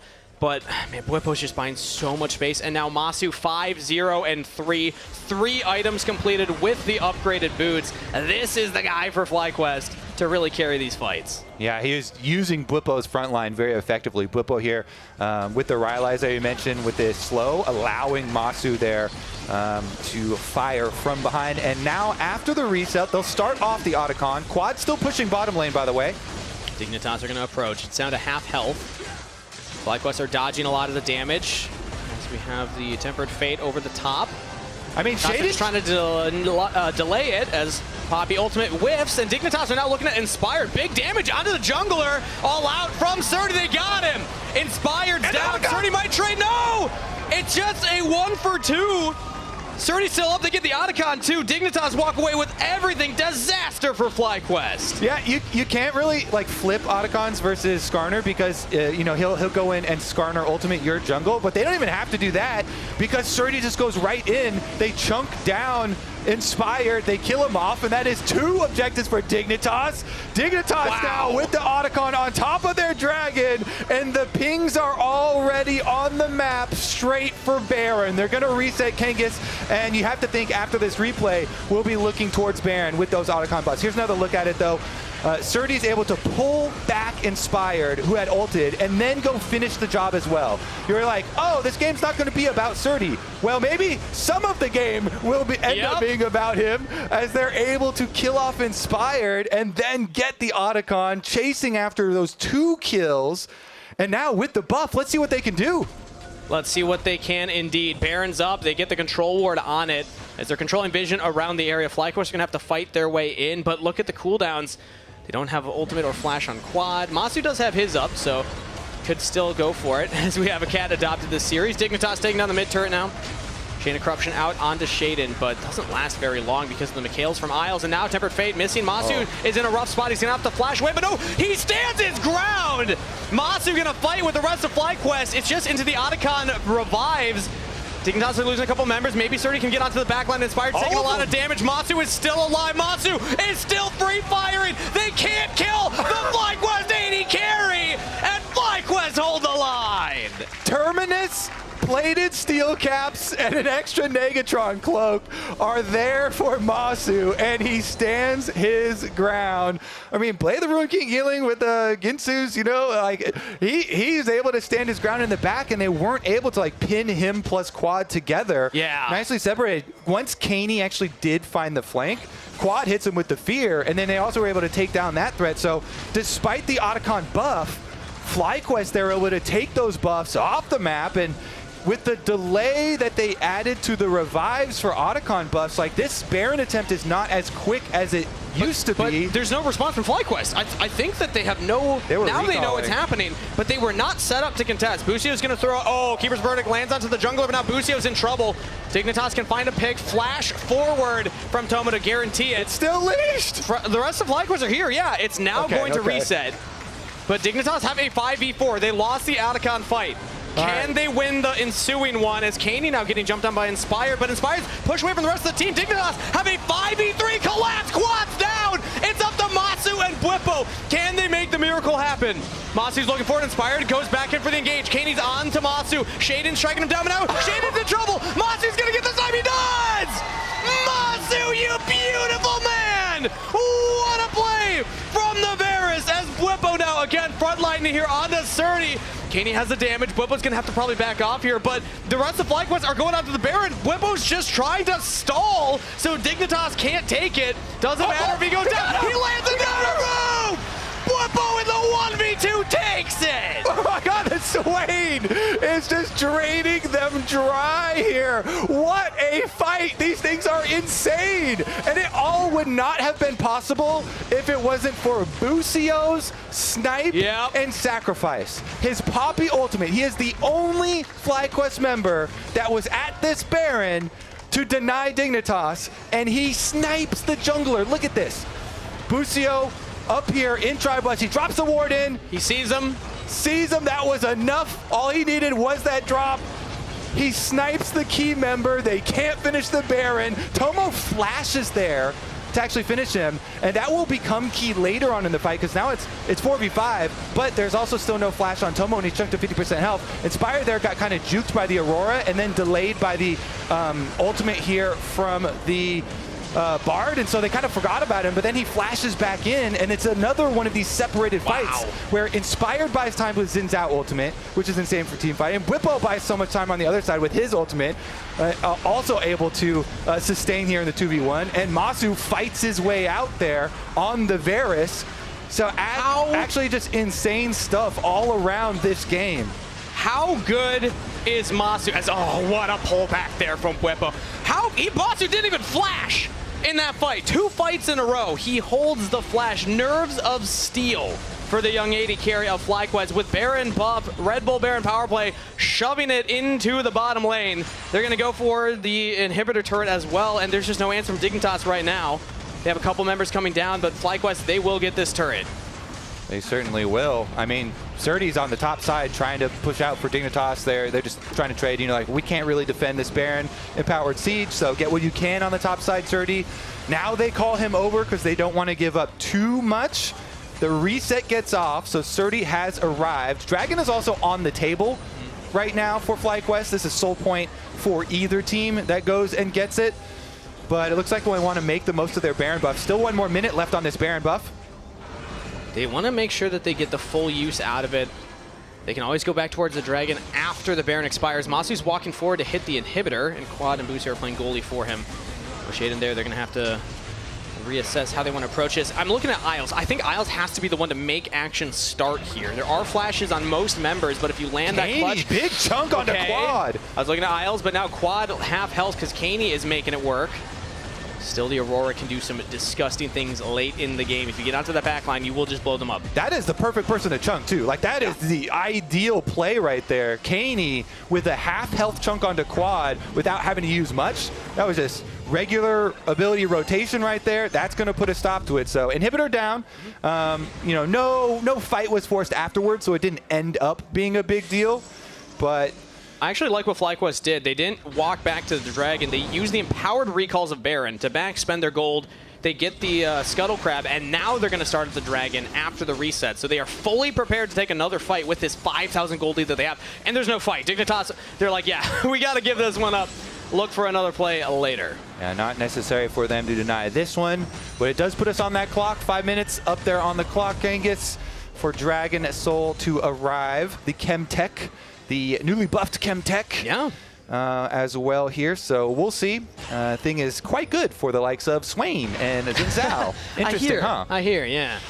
These types of... Whippo was a honestly, even for Varus, with the way that like this Varus is also looking like put Varus in the same category as Swain and Xin Zhao nowadays. I still just can't believe Masu hasn't flashed in like 10 minutes. The fact that he's winning these fights regardless. And you're talking about stacking Whippo, fully stacked in the Fimble Winter. What's he have for passive stacks right now? How tanky is Whippo? Let's check in here. He has 720 bonus health off of his Ravenous Flock. That's a lot of health. The Grasp is at 99, the range Grasp, and of course his Fimble Winter is fully stacked, so the conversion on the mana into extra health there too. All right, well, let's see if Dignitas is able to take him down. All things considered, they're damaging him, but the problem is actually finishing the job. Right now they've been focusing more on Quad, who has been having a rougher game, but the rest of FlyQuest is stepping up, so it hasn't really mattered. He's been kind of the bait that's pulling Dignitas in. And for me, like the really cool thing about this is that not a lot of people, very, very few people, would have thought that Dignitas would be pushing FlyQuest this hard. This is really good to see. Dignitas here really getting some good fights for themselves. I want to keep my eye again on Caney because the burst potential of the Aurora is here. And the difference in these team fights when he has gotten a good flank onto the back line versus that one where he got a bad flank. Oh, damage coming in from Quad, though. Has a flash from the Impale. So no flash available on the mid laner. Yeah, and we'll keep a look at Caney because he's in bottom lane right now with his teleport ready. So that flash being burned was without even the threat of his teleport coming in. That is actually a very big cooldown victory for Dignitas, even though they don't get any, real victory of a kill or anything. Having that flash down and not having to, threaten with their teleport yet. Keep track of all these wards, Kangas. That could be the play that makes the game. And because they don't have a flanking ward is what I want to bring attention to. Caney, yes, has found some good flanks, but to your point, the fights that they've been losing, he hasn't. You don't have this big deep ward to make the hero play with right now. Dignitas are going to have to fight to try and get in there. And Masu here, you've mentioned that he holds on to his flash. He's got his barrier up and ready. He has his QSS up and ready. So still yet to die here. Mr. Masu himself. Between that magic resist, the Wit's End, and the Terminus, how long will it take Cani to actually kill Masu at this point? Yeah, I think Cani really has to go for quad because of all of these reasons, and we saw how much he can chunk quad. So the real threat there is Cani looking for his flanks towards the flashless now Hui. So quad has to be very careful with his positioning. Dignitas are approaching from the mid lane. FlyQuest are currently holding the approach to the river. It's about the second Baron right now. Whoever can get this might be able to close out the game. Even though Dignitas are behind, if they win a big fight, they have enough of a level advantage right now that they can push in. But Bwipo's walking forward. Surdy yet again could be in some trouble. Dodges the never move. And they just avoid Bwipo. That means no ultimate available. Cosmic Bite and hit. So Bwipo, long cooldown not available for the Baron fight. Tempered Fate flashed by Masu. Held it for that moment. And does get to safety, but now he's away from the rest of the team. So Dignitas, they actually see FlyQuest are a little out of position. They can walk forward and establish themselves in the river. Yeah, big kiting plays there for Dignitas. And they have all of their flashes, so that's why they immediately turn and try to force here on FlyQuest. They couldn't catch anyone, though, so their reward for now is just vision. Let's see if the vision turns into any picks. Slow. Oh, okay. Smited for the slow. I thought Shada was going to go all in for that one. Yeah, or at least try and use the ultimate to get a flash out or something, but they're turning him immediately onto the Baron, so some harassment from Tomo and Isles. This bottom lane for Dignitas trying to get something out of FlyQuest. And again, Bwipo doesn't have the ultimate available, so yes, he is tanky, but not nearly as tanky as Chain of Corruption lands onto Shaden. Fizzle out. Yeah, another ultimate down here. I'm surprised that Dignitas didn't try and go for some kind of all-in. I guess they're waiting for the Bard ult to come back up. That's honestly one of their bigger engaged tools, unless Shaden just flash impales somebody. So very patient play from Dignitas to actually back off. They also want to get this bottom wave. The supers were pushing in. Yeah, and they're really worried about the Dragon Soul here. It's coming up very shortly, so they don't want to throw a fight here towards mid lane.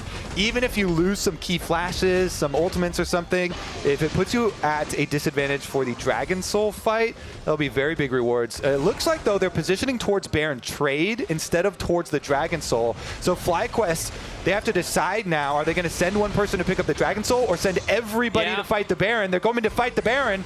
And they're looking at Surdy yet again, the top laner. A little away from the rest of the team, has to flash to safety. The rest of FlyQuest are approaching as Baron is at half health. Inspired on a big flank. Knocked back by Cani. Cani's looking for his own flank, but he's marked. He can't get onto the backline. Inspired's actually marking the Aurora as Bwipo just walks in.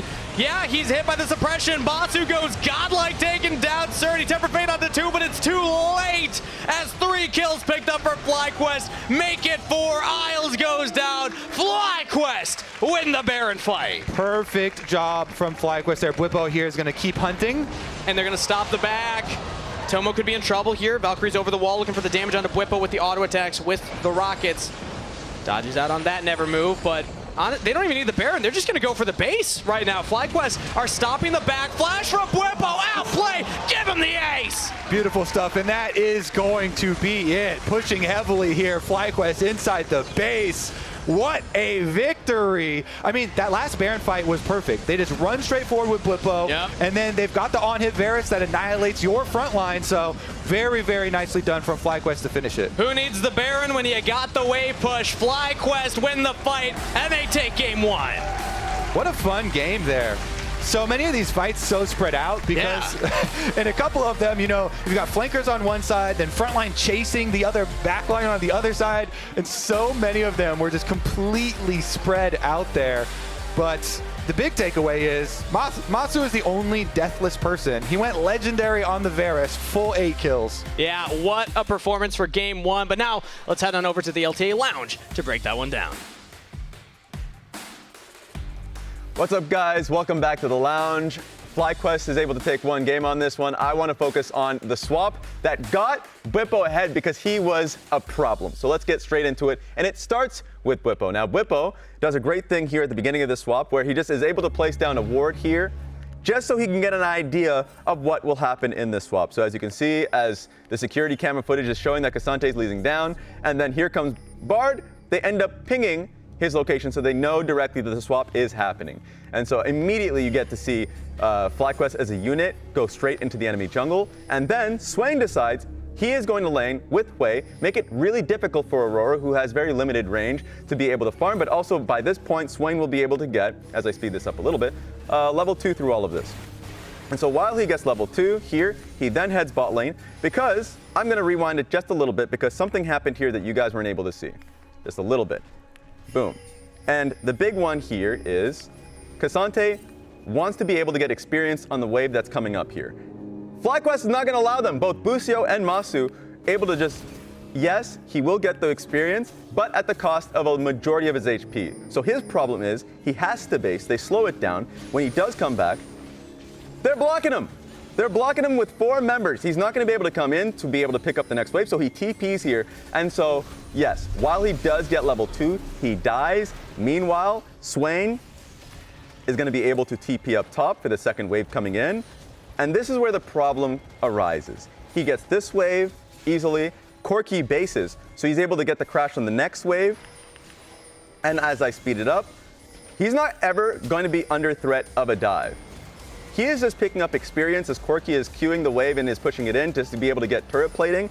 Yes, Xin Zhao is here, Inspired is here, to be able to just in case he gets dove. But as you can see, 22 CS to the 9. The gold is just there for Swain. He's able to get out of the early game relatively easy. And then throughout the rest of the fight, the problem was Surdy needing to catch up. That was level 5 and like half XP for Bwipo. Meanwhile, Surdy had level 4. Yeah, I mean, there was as you can see, there's a 30 CS difference at 8 minutes and close to a 2-level difference. Like, that is... It really spoke to, because I know this game quickly devolved into very back and forth team fights, but it really still speaks to how well FlyQuest can set things up in the early game, because Bwipo ended up being the difference for FlyQuest in those fights. I think he had 6,000 health by the end of the game. Masu had a really good game as well. Yes, so he did. FlyQuest is going to be happy about picking up that win. One more, they go to Sao Paulo. And as we head to break, let's take a look at our comms replay connected by AT&T and voted on by chat. She got tag. Focus the tank. No flash, no flash. Yeah, he can't run. I'm running him down. Skarner can't run either. Focus tanks. Can you pop in? I'm taking the portal in, okay? You guys do you. I'm fine. Corki flashed. Aurora will gonna ult. I will have to flash. I have to flash, maybe? Skarner will die here eventually. I keep the plant for you guys. Corki flashed. Aurora is gonna maybe come. I am no mana. I am Aurora. No flash. I killed one. I can come behind. Is 1 HP, no flash. Oh, you guys are losing on that side? Flop. Maybe I shouldn't have chased them. Maybe.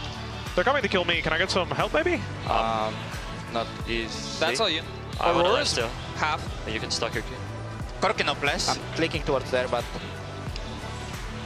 No flash on the Corki. No flash on all of them. There. No flash on all of them. Cassante is coming back from base, probably.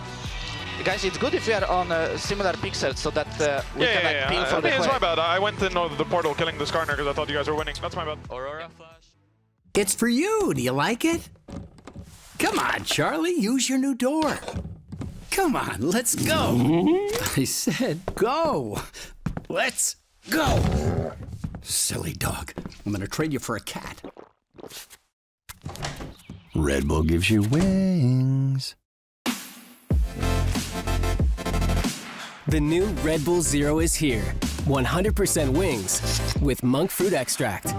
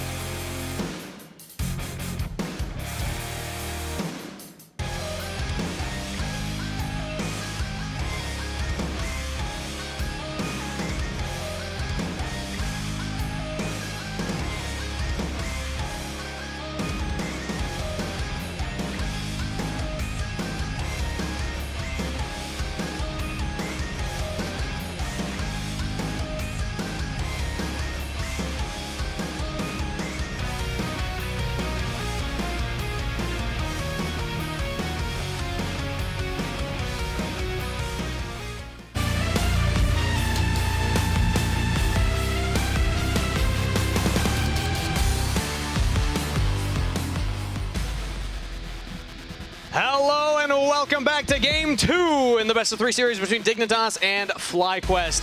Winner of this series advances on to Brazil. The loser will take an early offseason, and currently FlyQuest at 1-0 in the series. But that was a tough game one, Kobe. They had to work for that one. Dignitas did not go down lightly. They certainly did. I mean, when Dig were able to win that fight at the Otacon, taking down 2, getting the Otacon, getting a dragon for themselves, and Baron was up, I was like, wow, this could be the moment where Dignitas actually, fully retake this game. But FlyQuest, they claw it back through some team fighting. Despite the one where they were like very split up and some of the Bard taking Bard portals over the edge there, they still were able to bring it back. Masu goes unkilled because the front line was so good there. I mean, Swain and Xin Zhao so good at creating a lot of time with either of their ultimates. Busio had some very key poppy ejections.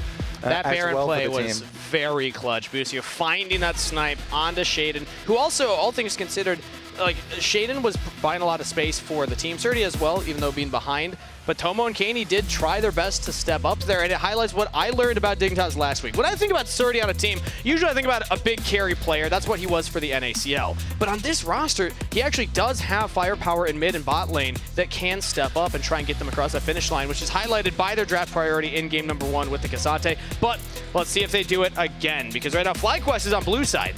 Dignitas will be on the red. All right, let's get into it. Still jungle focus. This looks like the Ivern will be just permaban versus FlyQuest forever. So many junglers really hate playing against that, and especially in competitive, it makes your 5-on-5 so strong. So keeps that out. Still focusing 2 with the power clear Zyra. So keeping a lot the same here. Any sort of additions. All right, Jace also not going to be an option this time around. And the Callista as well. So pretty standard bans here for Dignitas. I want to say it's the same that we saw in the game number 1. FlyQuest now with that first pick here. Tomo had a fantastic Kaisa game last weekend. Taking this away from Tomo. Also, Masu very proficient on the champion. I would not hate this look for FlyQuest, but it does put them in a very specific style. Oh, it's a Yone pivot. And for me too, I never like first picking a Kaisa because you're just showing so much so early. You're shouting like, oh, we're going to go with a pretty weak 2-on-2 lane phase. You know, no matter what you pair with the Kaisa, it's not going to be like a super strong lane. And it shows like we're definitely going dive also. So I feel like it gives away a lot for a first pick. Yone, though, everyone's happy to build off of Yone. You know, there's a lot of directions you can go. Sejuani taken away, though, so you can't go that direction of the synergy that everyone always likes to combine. Nice little steal here. Notably one of the stronger pairings with the Yone, but also Yone's a takeaway from Kani, who had a fantastic Yone game last weekend. So FlyQuest definitely have done their homework here. And Surdy and Shaden both hovering the Katarina. Interesting to see. I know Surdy's reason. Don't know Shaden's reason. Maybe he's goading Surdy along. But either way, that's going to be the Sejuani for Shaden and a Silas lock-in.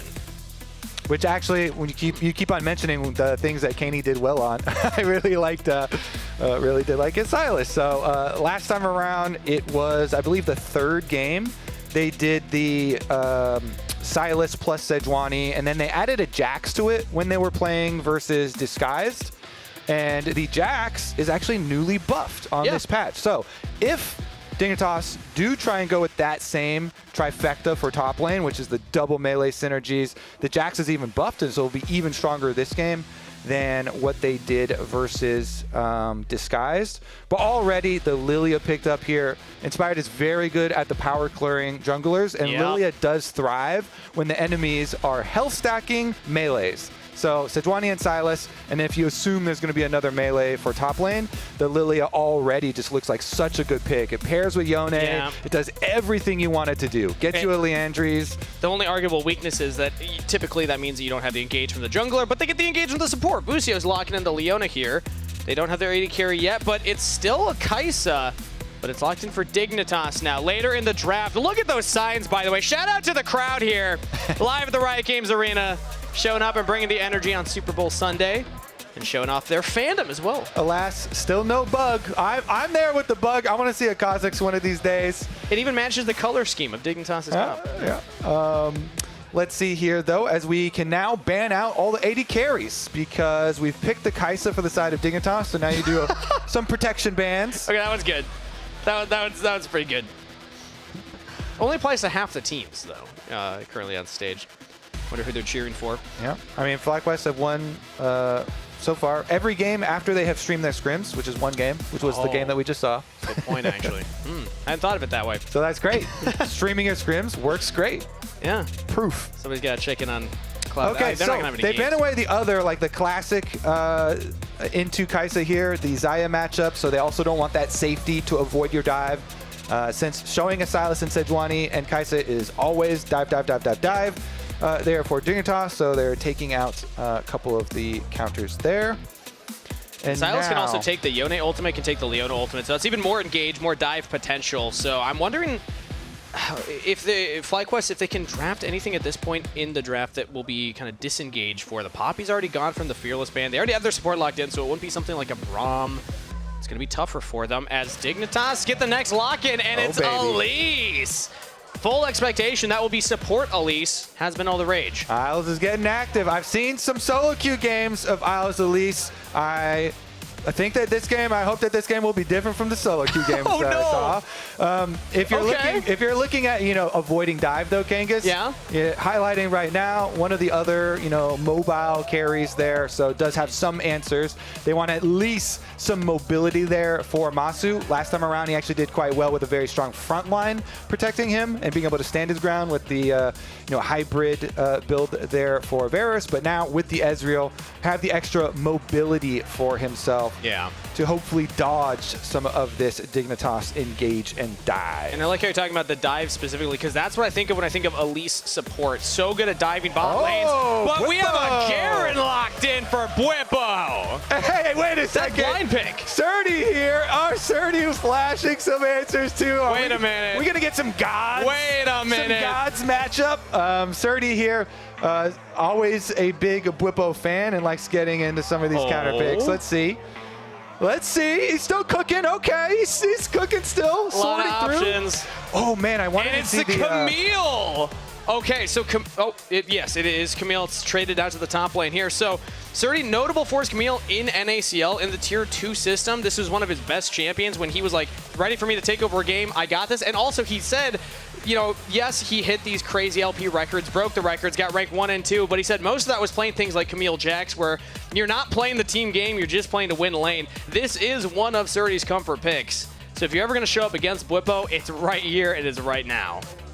What an exciting matchup here with these two top laners. I just hope that it's not like, oh my goodness, we have a 30 CS deficit before they meet up again. And, out of lane swaps where Surdy does some, questionable teleporting like a half a lane in and taking big chunk. That was a bit of a bummer. That early game just made it like so... It brought down our story a lot here of the Bwipo versus Surdy, FlyQuest challengers going up against the main position now. Trying to prove that they're worth it. Now though, hang in tier 1. Now Surdy gets his counter pick, and Bwipo is using the Garen that I think really benefited so much from the new rune that they added, the Axiom Arcanist rune. I love this rune so much. Because of the extra damage and because of the extra cooldown for your ultimate, it works so well with Garen as well. So I want to see if he takes it. I'm assuming that he will. And it should be a fun one to watch here. Matchup in the top lane. All eyes. Please be a matchup in the top lane, please. Yeah, all eyes on top lane. Bwipo versus Surdy, Garen versus Camille. And there you go, Kobe, the stat that you highlighted earlier. 100% win rate after streaming scrims. Not too bad for FlyQuest. Not too shabby. You can't do too much better than 100%, actually. So. Exactly, yeah. And there we go, Arcanist. You can read it right there on screen. Thank you, observers. I love that new thing because he also works well with celerity and the extra move speed there too. But while we're getting into the game, we have Jat with a sideline interview with FlyQuest coach Nuke Duck. Thanks, guys. I'm here with Nuke Duck. First thing that comes to mind is I didn't see Garen on Bwipo's top lane tier list. How did this pick come to fruition? Garen,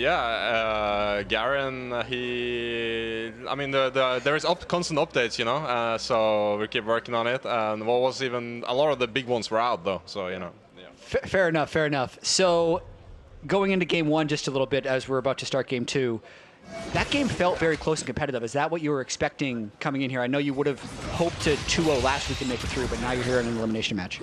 I didn't know what to expect. Like we're like trying our hardest, and we do think we're stronger. So I do think we're gonna win. And yeah, last week we kind of got outplayed, honestly. So yeah, we need to win this one. All right, well, I'll let you get back to it. Thanks for joining us, Nuke Duck. That was one response of all time to your top laner saying lock in Garen. Shout out to Nuke Duck right there for taking that one. But Bwipo right now has not been the focus of attention here, but we don't have lane swaps early on. It will be the proper top lane matchup. And let's see if that is better for Surdy. I imagine it will be. Level 2 hit by Busio. Goes in onto Isles, who has the repel immediately to get out of that. Meanwhile, it is a brawl in the mid lane. This is such a volatile matchup. I love going to get ganks on these lanes. The Yone and Silas both have potential to hard carry games. And since they trade so much, please, someone gank this mid lane. I love ganking these lanes. They're so low, they're trading so heavily, and they both have huge potential. But both junglers here are going to finish off their full clears before they get over there. Yeah, neither one. I mean, I was looking at Shaden more as the one that had the potential to, but Cani might just do it himself. Big damage on a quad. Ooh, Quad might just have to back off of this wave now. Yeah, he's going to start the reset. How much gold does he have here? Because that might be a weird recall for him. We'll see what he can get on his first back here as Cani traded really heavily into him. A dagger. That's it. And the refillable. Okay, got the refillable as well with it. Not too shabby there. Meanwhile, we could check back in on the Garen up there too with the matchup into Surdy. Surdy, of course, with the Camille does scale really nicely into your side lanes. You know, once you get your 2 items and even kind of 1 item on your Trinity Force, but Trinity Force and possibly Ravenous, or if you want to go like Sterix for quick team fighting or something like that. Definitely has a lot of potential. So very excited to see what these side lanes look like later on to this game too. But Isles is low on mana right now. He's trying to play bait because Shaden is hanging around. Should be spotted, I imagine. They might go for the dive. This is what the Elise can do because you have the repel, but the wave's already pretty low. Isles is low on mana as well, but Cani now, again, just taking these aggressive trades against Quad. They both teleported back into lane and are both under half health already. And Cani bought a Dark Seal, buddy. So he's feeling very confident about it. He's like, my early trades are going well. Yeah. It's Dark Seal time for Cani. He's got a Sejuani, pocket Sejuani here, who hasn't yet made a visit towards mid lane, but very well could. He took the chains in. Cani looking for it. Oh, flash from Quad. Cani lives. Didn't want to flash follow for the guaranteed kill, but will force Quad back again. Yeah, Cani last week with the Silas plus Sejuani combo was very good for them. And here he solo burns Quad's flash, forces him back into more daggers, triple daggers build here for Quad, constantly getting pushed out of lane by Cani, who has invested in the Dark Seal and makes a little jump over here. Yeah, Inspired stopped his back, so he will be a slightly delayed, but he's 10 CS up. Quad's going to have the wave here. It will slow push into Cani, who can go for the reset and just run it right back to mid lane. Biggest thing with the support Elise players are your roam timers, and the first roam timer here for Isles isn't getting a lot done, but he does drop off more vision around mid lane. And as we were saying, like that mid lane matchup is so volatile that the vision around mid lane is an objective in itself. It's so volatile, and Cani has the advantage that they want to keep it for him. Oh, Bwipo and Surdy in a 1v1 right now. Bwipo's low on health, and Surdy just has the damage. Bwipo looks like he's accepting it. He is level 6! Demacian Justice, first blood! And mid lane, they cocoon! Isles cocoon lands, they got Quad. Dignitas answer in kind. It's a 1-for-1 trade across the rift. There you go, Kangas. He stuck around mid lane so long, so good of experience. He gets paid! The mid lane battle going the way of Dignitas despite Bwipo's heroics up there. Bwipo focused on the minion wave. You saw when Surdy was trading on him, Bwipo was not scared. The judgment spin, he just cleared them all. He was not running. He was stacking up his Conqueror on Surdy while also clearing the minions to get his surprise level 6 there. Always look at your experience bar there. Oh, and Masu's getting aggressive on the Tomo right now.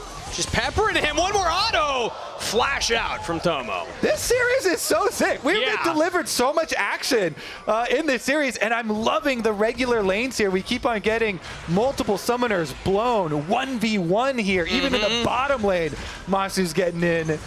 On any given Sunday afternoon, you can get bangers in the LTA North. FlyQuest were expected to be heavy favorites in this series, but Dignitas, they made them sweat game 1, and they're holding the line here game 2. Top lane going in the favor of Whippo, but picking up that kill mid is nice. Let's get another look at that, though. Yeah, so Whippo, he's looking at his minions. They're low health.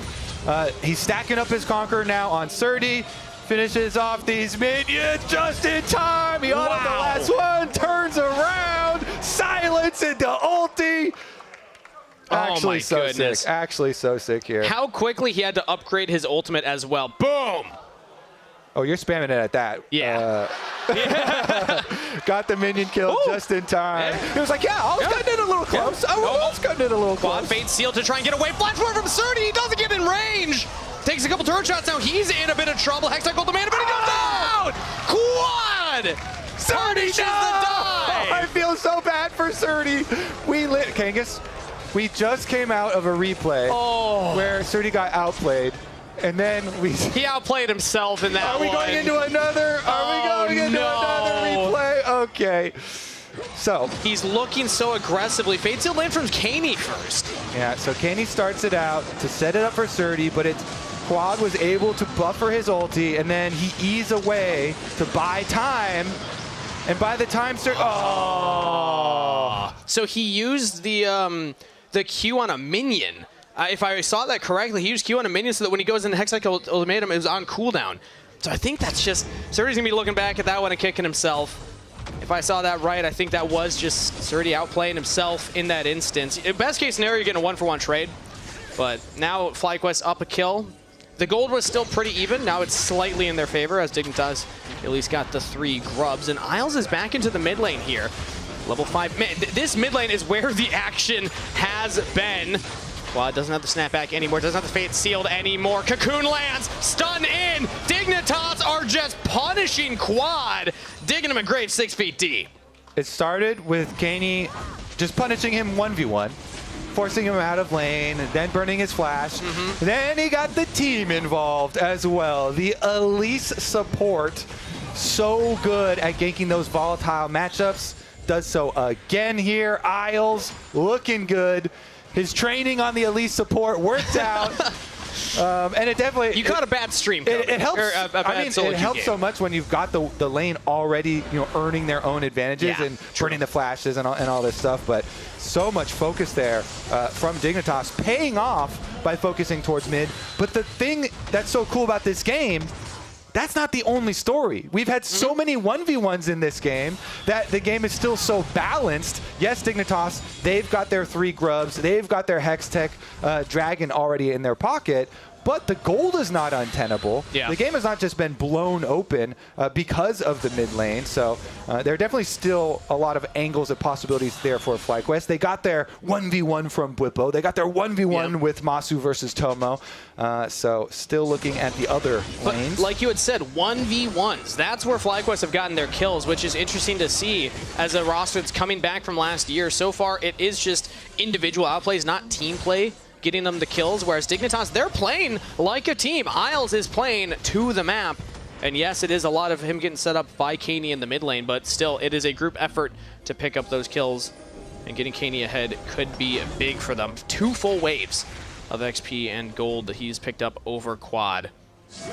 And I mean, we heard earlier, Quid, when in his MasterCard Player of the Week interview, mentioning, hey, the other best mid laners in the league, it's got to be Quad, it's got to be Loki. Cani putting his name in that conversation right now as Dignitas are grouping around the grubs. Cani's in trouble here. Whippo just walks up onto him. Justice goes in, and the fate sealed follow. Dignitas in a world of hurt as a double kill picked up for Inspired. That was a crazy combo. I don't know about that flash in at the end of the play here from Quad, but the other flash was amazing. Whippo goes in to get the silence onto Cani, and then Quad's ulti brings him over to Inspired, who finishes the job by flashing in. So Whippo and Inspired's flashes there, along with Quad's ultimate. A huge coordinated play from FlyQuest. You're just mentioning, King, is how a lot of their other stuff was these 1v1s, but they come together as a team for the second pack of grubs. They win the fight off of mid by taking the initiative for themselves. Whippo on the Garen pick has been so cool this game. Yeah. Flashes in, silences to start it all off. And actually both those kills went to Inspired. So the Lilia now, free boots came in, got the Leandries already. So here's Whippo from the brush. This is the age-old question. What do you do about a Garen running at you? Garen running at you from the brush with flash.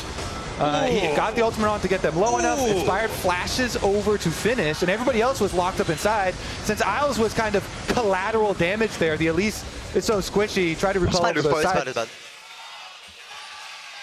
It's really bad. It is, yep. I have to concur, Shaden. I have to concur. He upgraded it. At first it was just, it was bad, it's bad, but then it got really bad. Bad was when, Cani died. Very bad probably when Isles went down. Yeah, I have to imagine that's the it was right here. was just such a good grouping though, because, Whippo flashing in, getting the silence, he kind of chased Cani up towards that ultimate from Quad, the Yone ultimate, then grouping all of them and getting that massive AoE for Inspired to be able to come in and finish it off there. That was huge for FlyQuest to be able to swing it. And Kangas, you're looking at now the first real big gold lead of this game into actually FlyQuest favor. Plus they got the 3 kills themselves first, so they get the feat. And like you said, the gold went on to Inspired, so the 1,000 gold lead, a lot of that being, I imagine, top lane and jungle here. Bots a little ahead in CS, but get into Lilia fed, get into Lilia ahead. Great news for Fly's. Dignitas look to make a play in the bottom side right now. Solar Flare misses, and Isles goes in. They're actually trying to commit under the turret. Stunned up, that's a kill. Shaded gets it on the Quad, and now Busio all alone down here. They're going to go for another dive. The turret reset, and that is 2 kills picked up for Dignitas. Right back here. Dignitas, they just retake that 1,000 gold immediately. FlyQuest are trying to use Quad as bait because they're like, okay, these guys, they've got a target on Quad's back. Fine. Yeah. Lucio, you hover him. We'll use him as bait under the tower. Wait, Whippo's gonna get a nice little chunk here onto Surdy, but trying to use Quad as bait under the tower. Well, Dignitas would say, fine, we'll just send 3 members, have Shaden go down there as well. Yep. Not only do they take the bait, they eat the bait and then smash the trap afterwards. So Busio goes down under the tower afterwards. And they retake that gold just like that. Thanks for the cheese. Dignitas walk out with 2, and now the gold's dead even here, right as we were singing the praise of FlyQuest, saying, hey, they're back into it. They finally have a lead for themselves. Things are pretty much dead even yet again. Dignitas have a dragon already. Next one's spawning right now on the Rift. So let's see if they try and stack those, because the dragon second was denied in game number 1. FlyQuest did a fantastic job of picking off Isles before that second dragon spawned. Harder on an Elise with that repellability, but maybe they'll go for another play similar. Yeah, at least it doesn't have flash, so maybe be a similar one. Camping on some vision though. Clear out topside first here as the rest of the team rotates down to the bottom half of the map. Currently, let's see, Quad really just needs a little bit of extra money. Like Yone pre-Blade of the Ruined King and post-Blade of the Ruined King is almost like, two Pokemon evolutions. Not even a single. It's not even a single evolution. So it's like you have your starter. But exactly, you have the starter, or okay. Another chase down here. Whippo chasing. This in a Pokemon battle. This is a 1v2. Cani has the backup of Shaden now, and they're teleporting in. They're actually going to try and turn it back around. Stolen ultimate. Lilting Lullaby onto Inspire. Teleport from Surdy now. Hookshotting in. They're all inning onto the Lilia. Flash out, but that's it. Inspired gets out of there. So this is going to do 2 things. This is going to ensure that they do have the numbers on bottom side, but it also ensures that the Yone will get the extra money for Blade of the Ruined King. So Yone, they're just going to make the call. Quad, finish pushing up there, get your solo tower gold, get your Blade of the Ruined King. That's fine for them. We give up the dragon, and it should be objective here for Dignitas, as Whippo tries to stick around and should be able to defend tower no problem. But notably, that is feats of strength picked up there for FlyQuest because of the teleport play coming down. So Dignitas definitely wanted more for that one. They get the dragon, but losing out another big objective. 2 stacked, as it looks like we'll have Cloud Soul, recently just nerfed on this last patch as well. Yep. Let's see now. Another attempt coming down to hover this lane. Look at Quad also resetting down towards bottom here. And they do have both Whippos teleport and Quad's teleport, so this is an interesting lane assignments from FlyQuest. Yeah. It looks like they're just going to tag him in. Quad. One solo laner You get for the the next other. wave. Teleport is ready for top side. You know, it's getting pushed in right now by Kani, and he can go answer that. Yeah, let's see if Whippo actually uses the TP or if he's going to run. Right now, he's just walking up there. Garen is very quick. fast, yeah. You have that Q to just give you that movement speed, get right on up there. The wave will lose maybe like 1 or 2 minions, but that's not too bad. Herald is the focus, and it's actually FlyQuest picking that one up. No contest from Dignitas, despite having Kani pushing that wave in. Surprising to see. Yeah, I think with the bottom lanes reset there, they're waiting for Tomo and Isles to get back out here, because Isles actually huge power spike on the Elise. Yeah. When you get both your Bloodsong as well as your Storm Surge, the burst damage, there is, I'd say there's no other support that's really comparable, maybe like Pyke or something. Sure. But this is like the scariest part of support Elise, because support Elise has the power spikes, and nobody really has like luxury gold to spend on a lot of extra magic resistance. There are 2 Merc Treads built here though, so Isles probably going to choose it. He would probably choose different targets than those anyway. Masu landing the damage before Repel comes out. Styles now chunked down. The Elise can do damage, but you're also still squishy, so you got to be careful to not give your opponent avenues to actually take you out. No objectives to fight for right now, so I'm imagining we'll just have pretty standard lane assignments. Mid laners back against each other in the bot lane. Top laners back to top, and bot laners have gone mid. And it's still just dead even, Kobe. Who would have guessed that especially after what we saw in Series 1, that Dignitas and FlyQuest would be this close. Solar Flare lands, though, just as I said it. Pick on the Isles. The support trying to clear vision in a location he's just got no right to do so. FlyQuest while drop the Herald. They're going to look for mid-turret. Yeah, Busio was just waiting for that one. Taking a lot of damage here as Glacial Prison lands onto Inspired. What a combo! Surdy jumps in there, but now the rest of the team backing off here. FlyQuest, the cavalry has arrived. Fate sealed into the backline. Surdy's down. They lose a mid laner as well. It's just Tomo and Shaden to watch as this Herald will charge the turret. Masu with the all-star Rift Herald play. Not only does he use the Rift Herald to get out of the engage, but he interrupts the Kaisa ultimate dash as it comes through, because it was trying to go through the Rift Herald, and it gets the Rift Herald knockup on him. We see a lot of Rift Heralds like driving into walls, you know, and stuff, and going backwards. But this one was beautiful. So first of all, it's the classic pink ward bait. And Busio was waiting for that one with the Leona ultimate. Nicely done from him. They snipe Isles. Then Masu here goes straight for the Rift Herald after getting knocked out by Shaden. Then drives through, and then look at the Kaisa gets knocked up as well. So they can't follow on their pick. So Inspired lives despite getting Camille ultimate. And then, you know, Camille's out of position because of it, and the turnaround from FlyQuest is massive. Just a crazy sequence of events for FlyQuest, and it's just cracking up after it. It just started out so well. They got the first pick onto the Elite support, and then Dream answer there. Yep. We keep getting the Bwipo reaction cams. When are we getting the Masu reaction cams? I want to see what he was thinking when he hops into that Herald and gets out of that engage, because Dignitas threw everything at him. Still has cleanse, still has flash available. This guy's got nerves of steel. I love when people use it as an exit vehicle. The getaway there, whether you're split pushing or whether you're in a team fight, channeling, getting on in it. Honestly, let's see. I mean, next Dragon is coming up in 40 seconds, but, you know, Otacon is on top side, so Dignitas have kind of overloaded top side. They were trying to make a little quick play up there. Ooh, Surdy in trouble. Dodges out on the Fate Sealed. Yeah, he's good. Very low, though, so that's going to reduce their map presence pretty significantly. No flash for the Camille. Yeah, turret's just going down here. It just reduces what you have to do right now for Dig, and they really need to get one of those pick-off plays. So no flash on the Camille makes it way harder to do that. That's one of your longest range pick tools that they could use. Nicely done here from FlyQuest, kind of getting that cooldown out of bottom side first, way before the Dragon even comes up. So Surdy has been reallocated to the top side to try and split push.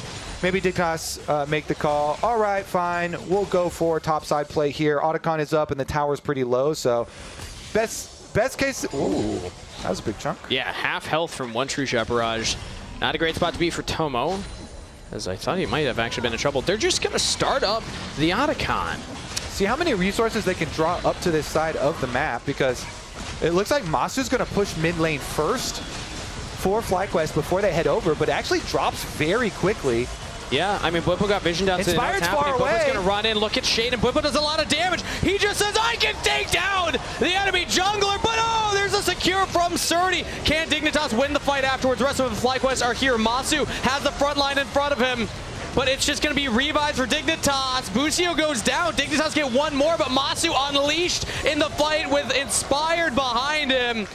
An unofficial ace as everyone will respawn, but 15-second timers on those. FlyQuest pick up a lot of gold. Yeah, the temporary revives are just instantly wiped off the map here. And they also nerfed the permanent buff that you get. It's only 25 gold extra on champion takedowns too for it. So that was actually massive for FlyQuest.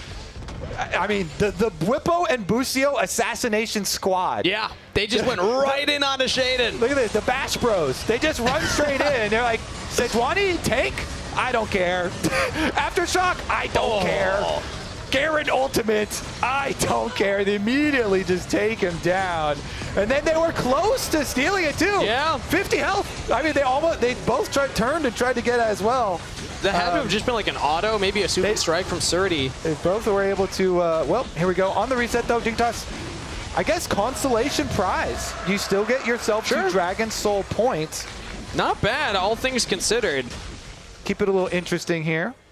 Yeah, I'm wondering what's happening with the resets of FlyQuest there to allow Dignitas to get that window. FlyQuest are still in a very commanding position, 4,500 gold lead for themselves.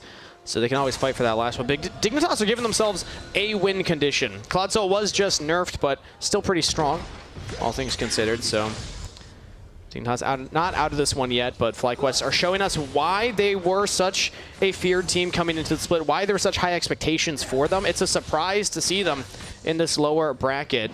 And we heard from Nukeduck that he was saying, no, I mean, we still expect we're going to win the whole thing. we're not too deterred.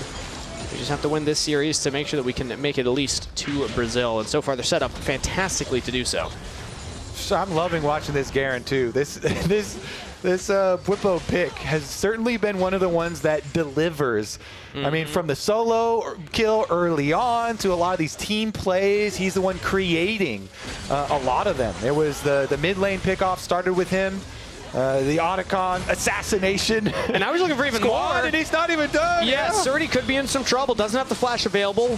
Hook shot does allow him to get away and has the slows as well from the tactical sweep. So he's fine. Yeah. But it just shows how scary Bwipo is, man. Like, if he gets on you, you're in danger. Yeah, and you got to watch out because once he stacks up the Conqueror, once he stacks up the Sojin, then Surdy's actually going for a fight right now because he has Tomo in over the top. Bwipo picked off in a side lane, and that teleport coming in from Quad. Might want that one back. Inspired is here, though. The rest of the members of Dignitas are coming down. Fate Seal dodged out by Tomo. Has to flash it. But Dignitas find their pick in the side lane. Okay, can that get them the topside tower? Because they still have Kenny pushing. Oh. And Bwipo being dead, Quad has no teleport. Nobody can get over there. That's going to be solo tower gold for the Silas. Kenny started out this game playing so well, earning a lot of advantages over mid lane in the 1v1 and when the team came as well. So him getting some solo gold here on the Silas will feel very nice for them too. He's close to level 15. Able to get an extra needlessly large rod here, so a little bit of extra burst and damage comes through. Yeah, let's see what he decides to build that one into. We have control wards in the pockets as well for Dignitas, as Baron is now on the Rift. So we're always at the point where you at least need some vision around the area to deny FlyQuest the ability to just take it for free. FlyQuest also have to do the same, so everyone's dropping their little wards down. There is a pretty good flanking ward here for FlyQuest, so if Dignitas approach a river, Bwipo could teleport into the backline. Yeah, it's very scary for Dignitas now too, because if you look at the playmaking on the side of FlyQuest, if you have Leona ultimate, the range on the thing is insane, as well as the Yone follow-up, and then Inspired has Flash and a Seeker's Arm Guard completed here.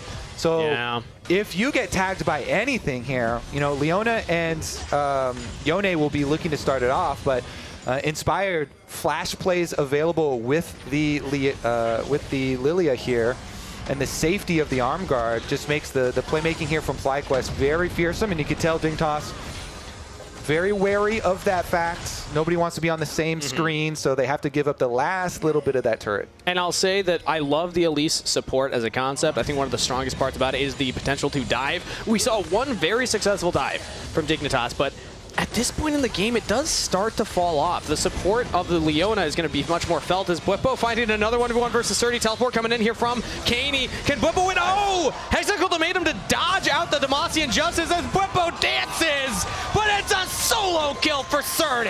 30's on his 2 items here on the Camille side lane.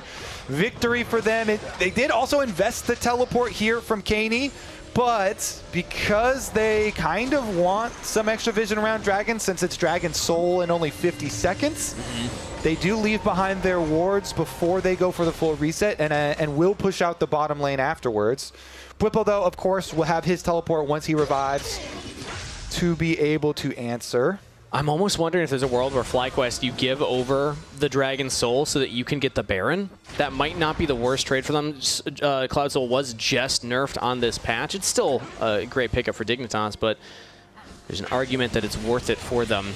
They're going to want to watch Bwipo in the side lane, though, because that's twice now. Once, there was backup. It was a 2v1, but that time, that was 30 just outplaying him. Yeah, teleport came in from Caney in case, but he didn't actually need the help. Teleport now in from Bwipo. Trying to find the backline here. A Solar Flare lands, but it doesn't stun, just slows. Isles flashing away, still goes down to the burn. As now the ultimate on to Caney. Lilting Lullaby, go to sleep. Caney's out of there as well. 2 quick picks for FlyQuest. All right, the entire map is theirs. Let's see. You only need a couple people to grab this Dragon.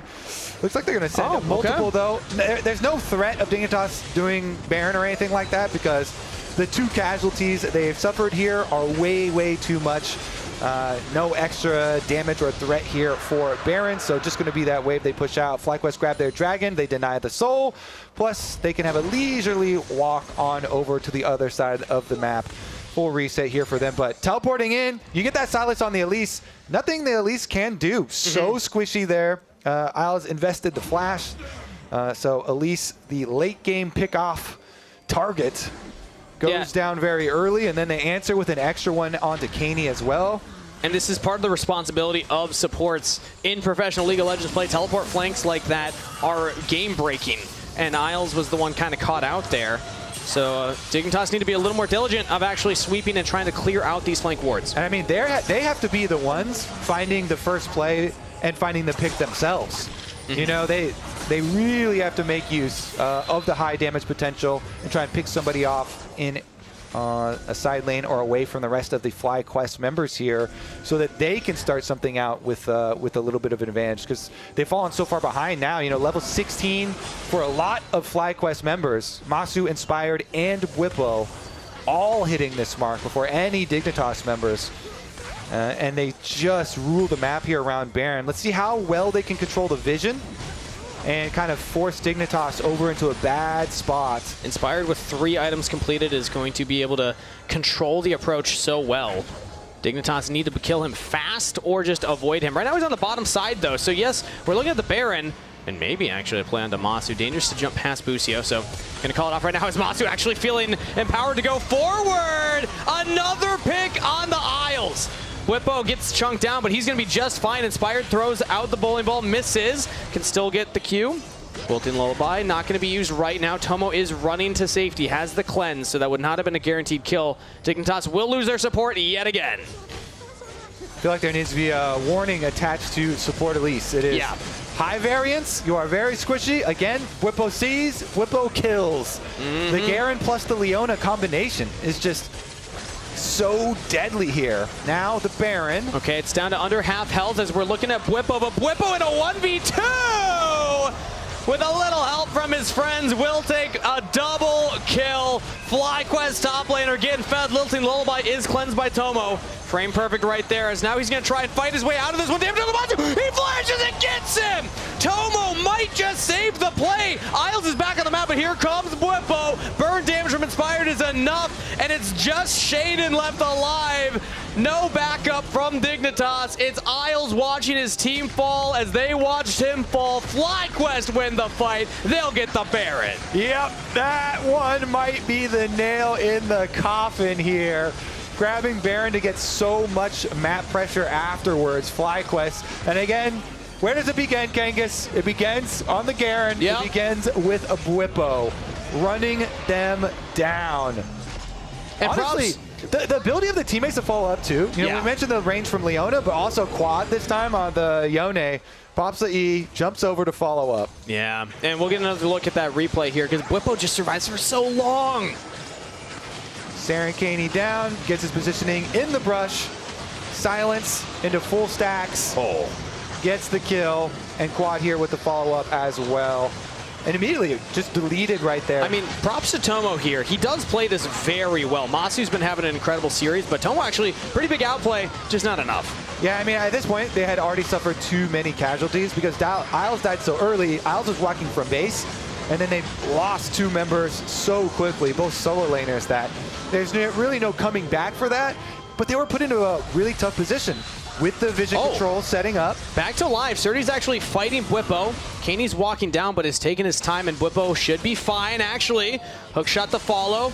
Tactical sweep to slow. Surdy's looking for the damage as flash out of Bwipo, and Fate's healed out of quad, who does have the E to snap back. But Matsu jumping in there right onto Surdy, grabs the kill. FlyQuest punish the overextension from Dignitas. Yeah, Dignitas, their risk tolerance just went through the roof. They were like, oh man, all right, well, we got to do something right now. We got to make a pick happen. We're a little bit desperate. It's almost a 9,000 gold lead after that. So they saw the Garen. They're like, you know what? Even though it's hard to chase, let's go full send for it. It's one of those plays. Bwipo made him think too. He turned around a couple times.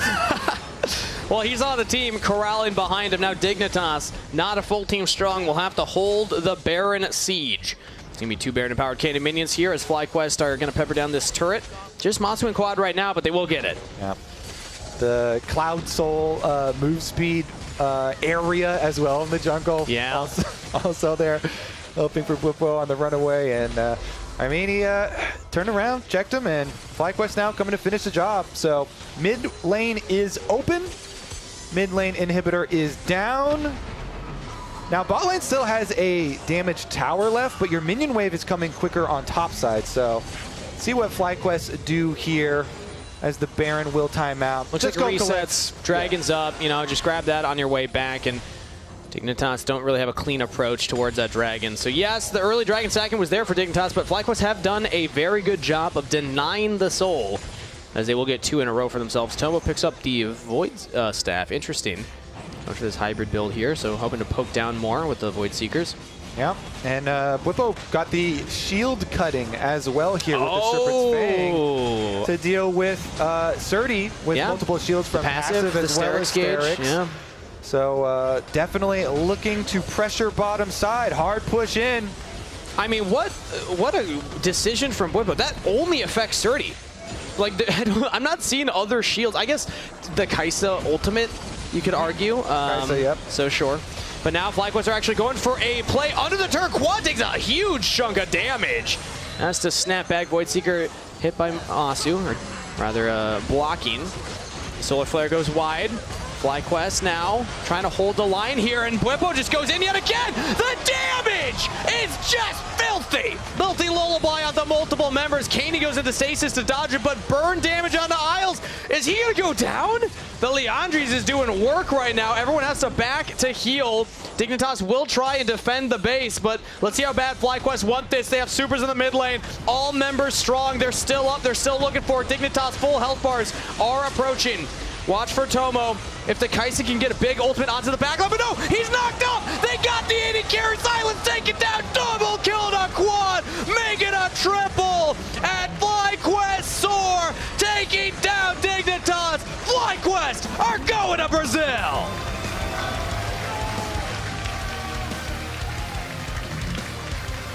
The Bwipo fans in the audience are elated. FlyQuest with a 2-0 to follow up Team Liquid's 2-0. Both of these teams heading to the Americas. Pretty strong here. Yeah. Feeling pretty good about the squad LTA North is sending. And this is the snap end that you want to see from the team that was power ranked highest in the region. Everyone was thinking FlyQuest would be the best. Surprised that they were in the lower bracket, but able to find that pick and then just push for the end. Definitive gameplay. Bwipo leading the charge. FlyQuest winning the game. Now we're joining Raz and Masu on stage for an interview. What's up and welcome to the victorious Masu. You guys are ended up qualifying for Brazil, for Sao Paulo, to the next stage. How you feel about hearing that news? Pretty good. But honestly, I would have been more like surprised if we didn't qualify, so I don't, it's good.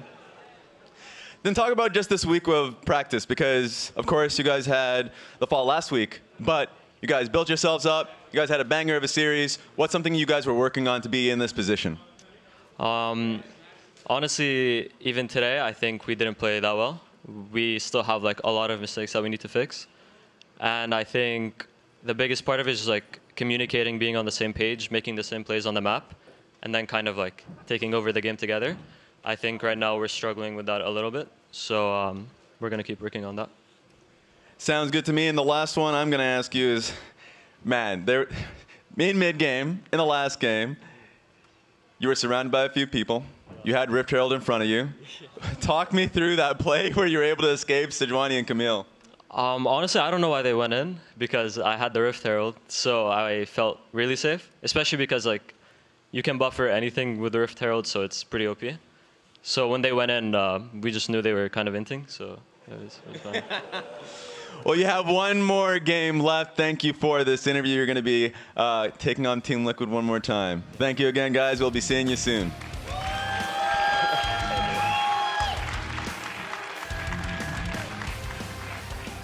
AT&T has a new guarantee because most things in life are not guaranteed. Like common courtesy. Really, Brenda? I know you can see. When they say, I'm on my way. no way. Pretty blue, though. Or a fun night at the movies. Yeah, that's not guaranteed. Yo, hold on. Let me put you on speakerphone. You know what AT&T guarantees? Connectivity you depend on, the deals you want, and the service you deserve. Or we'll make it right. That's the AT&T guarantee. Rich in the ground before Dove can even get there. In time to try to knock out as Impact gets bursted. Don't feed. Get fed. Scan the QR code for LTA deals only on Uber Eats.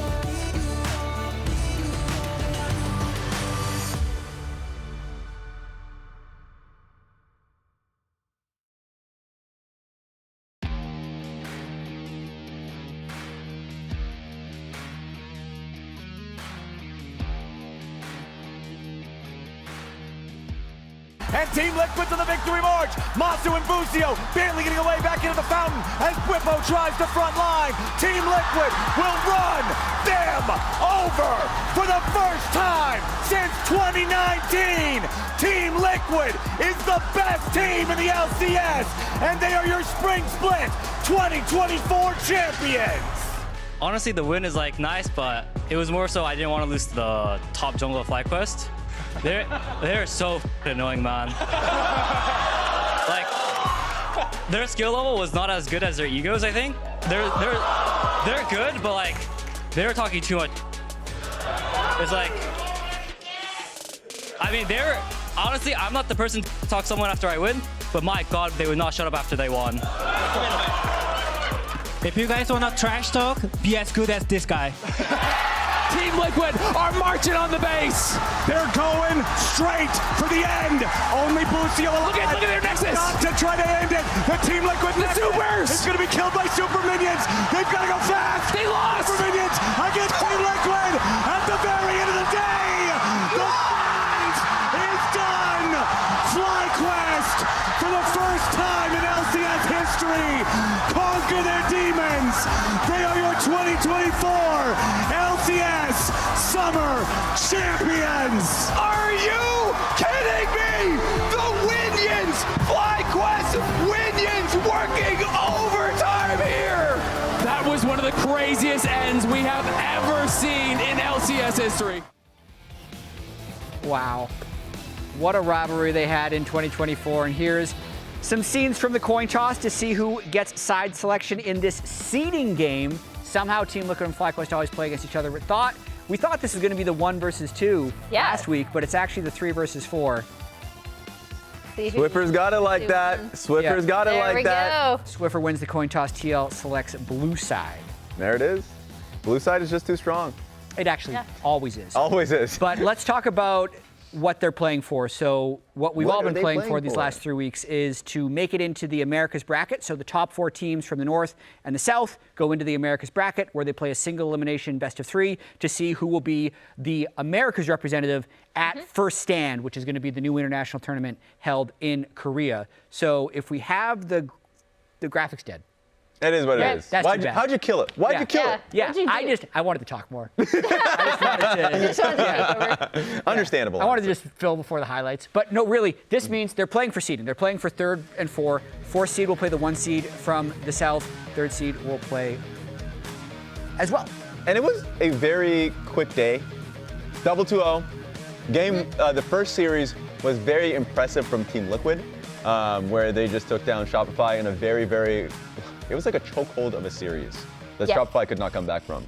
Yeah, I mean, it was really nice to see this coming out from TL because we saw their struggles last week, specifically with a lot of like coordination issues when they were forced to team fight. And even though team fighting, I wouldn't say has been their strength, it still was not as big of a weakness as we saw last week.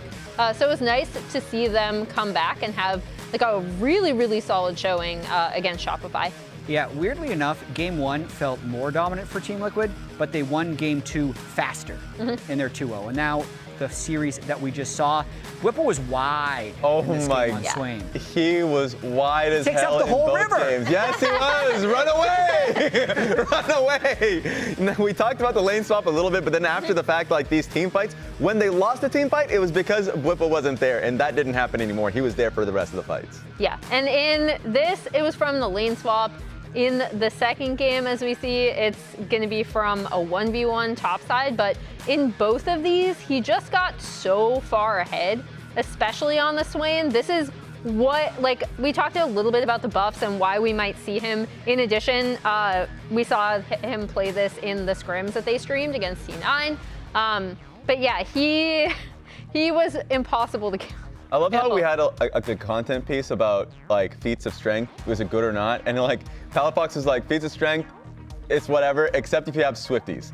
He had Swifties, Rylai's, they couldn't get away from him. This is game 2, by the way, where his Garen was just ridiculous. Sure, a little bit was just off the 1v1 that happened topside where he got the solo kill, but the rest of the game, it was just wide Whipple. Here he comes. Man, the Garen solo kill when he hit level 6 by spinning the minion wave, last hitting a minion, getting a solo kill onto Surdy, really set him off in a good place. And Dig put up a decent fight, I would say. Yeah. Tomo had the nice outplay that we just saw. Surdy, even though he was behind, did pick up a solo kill later in the game, but they just fell too far behind. Yeah, I think the big thing for me coming out for Dig is they had a lot of like tenacity as a team, right? Like when they were forced into disadvantageous positions early, they still really tried to fight their way out. As And we this is the see, America's here's the bracket. When So it's Emily gonna be- calls for it, she gets it. Yeah. Let's see how it is. So 100 Thieves versus Pain Gaming. Random rise up. And C9 versus Loud. Those will be really fun. Yeah, so winner of this will play Leviatan in the first round. Loser will play IE. So not huge implications on this. I think more so what I'm looking for is just the continuation of the FlyQuest TL rivalry for now, because they've played against each other so many times last year, and apparently we're ready to get into the games. So let's send it Just up like to the that. casters. This one's mine, though. And welcome back, everybody, once more to the stage for our best of one tiebreaker game between Team Liquid and FlyQuest to see who's taking 3rd seed, who's taking 4th seed on the way to Brazil. And what a rematch between these two titans, Kobe. We are talking about the finals from last summer, how close that one was, and now we get a rematch. Really epic rivalry, honestly, between these two teams at the top of the LCS. It was so fun to watch last year. So I'm excited for the next iteration here. And we just saw Garen. I expect, the reveal on the Garen is already given up, so I don't think they'll pick it again. Yeah. Maybe Absolutely. even ban. I mean, it was really fun, to watch these two teams battling back and forth. It was almost dead even, if not exactly even in game score. They were going back and forth in series. Obviously, FlyQuest, did end the year on a high note. But I know talking to TL and talking to Spawn, he's like, yeah, well, had one or two things gone differently here, we would have won, and it'd be a totally different story. And we would have been the team that was on top. If other thing happened, then result would have been different. It's just like both these teams very competitive, and they want to prove that they are the best team. Neither team expected to be in this lower bracket. They expect to be playing a tiebreaker for 1st, and instead they're here playing for 3rd, 4th, and now they've got to be able to get the best of their rival. And that's what all expectations were. I don't think a single person other than Meteos had somebody other than FlyQuest or Team Liquid in 1st, 2nd seed. So now we do get to see that matchup here. As we're catching up on the bans, all of them are in. It's Ivern, Zyra, and Varus. Banned away on Team Liquid side. FlyQuest banning away the Kalista, the Talia, and the Aurora. So first pick now from Team Liquid. See what their priority is. Skarner, freshly nerfed, still locked in. Yeah, and we saw freshly utilized quite effectively, I would say, in that Skarner game. Despite not. Where's the Volibear? What's up with that? Dude, the Volibear. Were you listening? I was shouting you out. I was listening. I was giving the rundown. I was listening, and then I was watching his opening. His opening was quite good. Did I do justice, Kobe? Did I make you proud? You did. Thank Did you see him pop the blast cone before the camp spawn to get the extra passive stack? Oh. Because he did. He was paying attention. One extra passive stack. Okay. It was good. Watching the Kobe VODs. Now, I also watched the dive that he did on the Cassante, who had W available. That was crazy. Yeah. So that was less You'll good. claim the blast cone, you won't claim the dive. That was less the good. dive, not for my VOD. The blast cone, that was me. Learn that one from a different teacher. Learn that one from somebody else. Corky and Vi now locked in here for FlyQuest. So Umpty going to be on the other side of a Vi game this time around. Yeah, all right. Well, Inspired has a pretty good track record with Vi. I know we have... On everything, really, let's be honest. There's a lot of Vi haters, on the broadcast. Flowers and on the dive. Flowers is number 1, yeah, and on the dive as well. But we'll see what they pair it with. Generally, you're going to want, some sort of, mage assassin to be able to pair with it in the mid lane there, but can provide a lot of different roles. I'm going to be interested to see, if TL goes back to what I associate most strongly with them, which is like the 3 frontliners and the 2 carries. Because so far this split, they haven't really been doing that. Umpty has been a lot more on carries, hasn't really been working out as well for them. But when I think about TL at their strongest last year, it was pretty much always Yon, APA, hyper carries, 3 meatballs, engage champs around them to be able to just protect them and start the fights. And through these first couple of picks, it is looking like that standard TL draft that we would see from them time and time again last year. Outside of occasionally like a Xinjiao or a Viego, Umpty was playing a lot of the tanks. Again, on it because we have the Kazante locked in with the Azir. So seems like we are setting up for that style from Team Liquid. We have seen some little hints of possible Core JJ practice on some enchanters as well, so maybe that little wrinkle could come in, but like you're saying already, this is very standard for TL. And now, of course, FlyQuest will look at the bottom lane to ban away. Since they've got the Corki already, take away some possibilities here from Jan. Varus is also already off the table. So some of the dive stuff here with the Kaisa will be next. Second Set sign, by the way, in the audience. The audience really wants Set to be picked. But also freshly nerfed champion, the Cassiopeia. Impressive counting ability. Yeah. Well, two is my limit, actually. No, don't make a third one. You've got way more fingers than that, though. You just use the fingers, buddy. You can pass two. I believe in you. Yeah, I believe in you to get past two. Is a thumb a finger? No. No? I don't think biologically. Yeah. 8 then. That's a stop. Maxed out, Thanks for the defense. Thanks for the defense. That still gives a lot of headroom to get 4x. past two. You said you could only go to 2, so. Well, now I have the new strat. Opti's learning Volibear from Kobe. I'm learning counting as well. Yeah. As the now, like you said, for the bans, it's going to be a lot of bot lane focus here from FlyQuest. Kaisa taking off the table first. Imagine something else in that bot lane will be the focus as well. Yeah, there's going to be that Cassio coming out here, and there was a lot of talk from FlyQuest after their first series win where they did the Cassio. Of course, it was with the Ivern and the Urgot. Urgot is still up and available, so it'll be interesting to see if that does get banned out. Swain going to get taken away, and if you've been watching Buppo's stream, obviously he just played it last series as well, but he's been playing a lot of Swain. He played it in the stream scrims against Cloud9, but also in solo queue. He's been spamming it a lot and has been a big fan of it. I mean, he became monstrously tanky in that last game, just full stacking. With Timberwinter, Rylai's, and Grass just stacking health, you are very tanky. I like this last ban from Team Liquid as well. Get that Poppy out of there. It's definitely one of the things that can completely turn this back around for the Azir. Yeah, are you a happy B mode or a sad B mode? I'm happy. You're happy? Yeah. Right now, it depends on the time. Right now, I'm definitely a happy. Yeah. It's a beautiful day for some League of Legends. And Bessa locked in here for FlyQuest. So Bwippo going to be piloting that one, presumably in the top lane. Yeah, he loves this champion. He has spammed so many games on it since it came out. Has full confidence. A lot of his long rants were on it as well. The builds is something he feels very strongly about. Building big lethality damage on this champion. And one of the things, it's not like a non-traditional combo, but people talk about Vi Ahri and all this. Vi and Bessa works very well as well, because you go with the ultimate, it's perfect setup for that public execution. True. It is a guaranteed hit, lets you get in on that backline as a really powerful dive buddy alongside that Vi. So they've got their counter dive ready, the Renata. This is one of the things we were talking about earlier as far as it was hinted at for Core JJ a bit earlier. Teams have banded against them, and he is a very good Renata, so you've got a lot of answers here. The ultimate, as well as the bailout, both very, very substantial answers here into Vi and Bessa. And it's going to be Ashe paired with it. So not that 3 frontliners with 2 hyper carries. It's going to be Ashe, who's more of a facilitator. Well, and it does kind of push him towards an engage AD because they're not drafting, an Alistar or Nautilus or whatever. They don't really have any great primary engage, right? Generally speaking, Skarner works better as like a follow-up. So because they decided to go for this Core JJ Renata, which I think is a fantastic pick, it meant they need some more engage, so they go towards the Ashe. I'm a little bit worried for the Ashe, though. When I look over at this team, there is so much dive. You are going to be the prime target here in pretty much each and every fight. So a lot of the fights, Jan is likely to go down. But that being said, if you create a lot of space with the hostile takeover, APA can maybe kind of wipe everyone up. Yep, try and get him a bailout, try and get him some extra room to work with. And APA's Azir has been strong early on, so let's see about this one. We also throw the Nico in for some more engage on top of the Vi, on top of the Mbessa here from FlyQuest. A lot of AoE to back it up.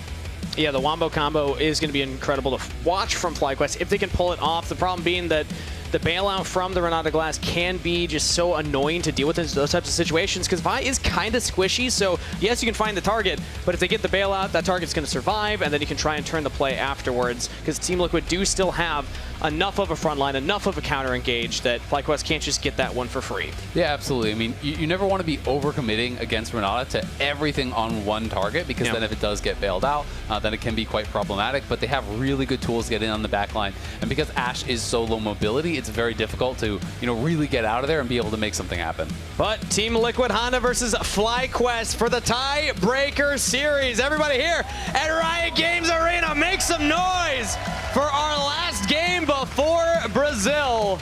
Winner getting 3rd seed, loser getting 4th. Either way, they're both getting ready for some flight travel. Some airplane travel. Some flight travel. Some flight travel. Yeah. I like to call it that. You don't call it that one? feet travel? Yep. Foot travel, actually. Yeah. I'm going to feet travel home after this. What does Cassiopeia do? Some wiggle. Wiggle travel. Wiggle travel. travel. Yep. Wiggle travel. Yep. Yeah, got it. Swimming's hand travel. Makes Hand sense. travel? Yeah. You need your legs, though, too. Yeah, I mean, you got to do a lot of work with the lower body. You're supposed to use your legs. Okay, noted. Well, we're learning a lot today. Team Liquid going for Full level body 1 in Swimming. Aqua travel. And look at this, since 2024, what is this stat? Game score is 13-13, series score is 4-4. So this is the tiebreaker for the best of 27. Yeah. Best. That was some fast math right there. You like laughed and then you looked. You're like, wait. I was like, wait a minute. What is 13 plus 13? In my head, the series score was added on. Kanga started taking off his shoes. He was getting his toes involved. To be fair, this is I don't have that many this fingers. is well past 2. So Yeah, and 8. I set the bar low. I set the bar The low. look of absolute confusion on his face, though, when I said that. And then the second part, and this is all real, by the way. I wish I was recording this. He then looks up at Azael like Azael has just cracked the code to the I just universe. cured cancer, He's like, holy. How did you do that? I don't understand. That guy is smart. He's a witch, Vernal. You're a world champ for a reason. I understand that. All right. Well, let's get back into the game because there is some actual League of Legends to talk about here as it's no lane swaps to start things off. Typically, we see Team Liquid go for those all the time, but right now it is standard lane assignments. I'm curious, chat, what is your maximum counting number? Bwippo taking a lot of damage right now. Is Impact just going to solo kill Bwippo level 1? Oh, misses the flash and Topo strike. Trade of summoner spells. Bwippo does live. Yeah, very close there. I mean, these two teams, we already showed the records. They are dead even, but both of these teams have had the same roster for quite a while now. And in Modern League, these things change all the time. These are the longest tenured teams in Modern League right now. This is current. This is not like all time. But pretty much every year, teams are swapping people in and out, swapping it up. Inspired was saying this is the longest time he's actually had with one roster in his entire career, and this guy's been around for a long time, and that really goes to show how short careers are in pro gaming and how quickly you're going to be getting moved around on teams if you're not performing at the highest level. All right, on screen we're seeing some early link up here. Bucio with the Nico trying to make a pass, posing as Inspired. They don't actually find the fight with the Skarner. Ooh, Masu pulled back, has to Valkyrie away. He's fine right now, but just gets the ward down. Now has to go for a reset. As actually he stops the back and will try and catch his wave under the turret because they have their Vi nearby. There's really no threat of a dive, but look at top lane again. No flashes available this time. Bwippo, you gotta be careful here. His wave is so bad, though. The wave is pushing so heavily away from him, so he's trying to get this in. He really desperately wants this to crash, and because Impact is quite low on mana, and he has no flash, I think he's feeling confident enough to do it. If you base in this spot, it is really bad for your wave state, so he's really desperately saying, okay, I just gotta get it in no matter what, get that wave crashed, and hope that jungler isn't here in time, because Umti's coming right now. Yeah, on the way. Skarner will pass over Vision shortly. Nope, turns back around.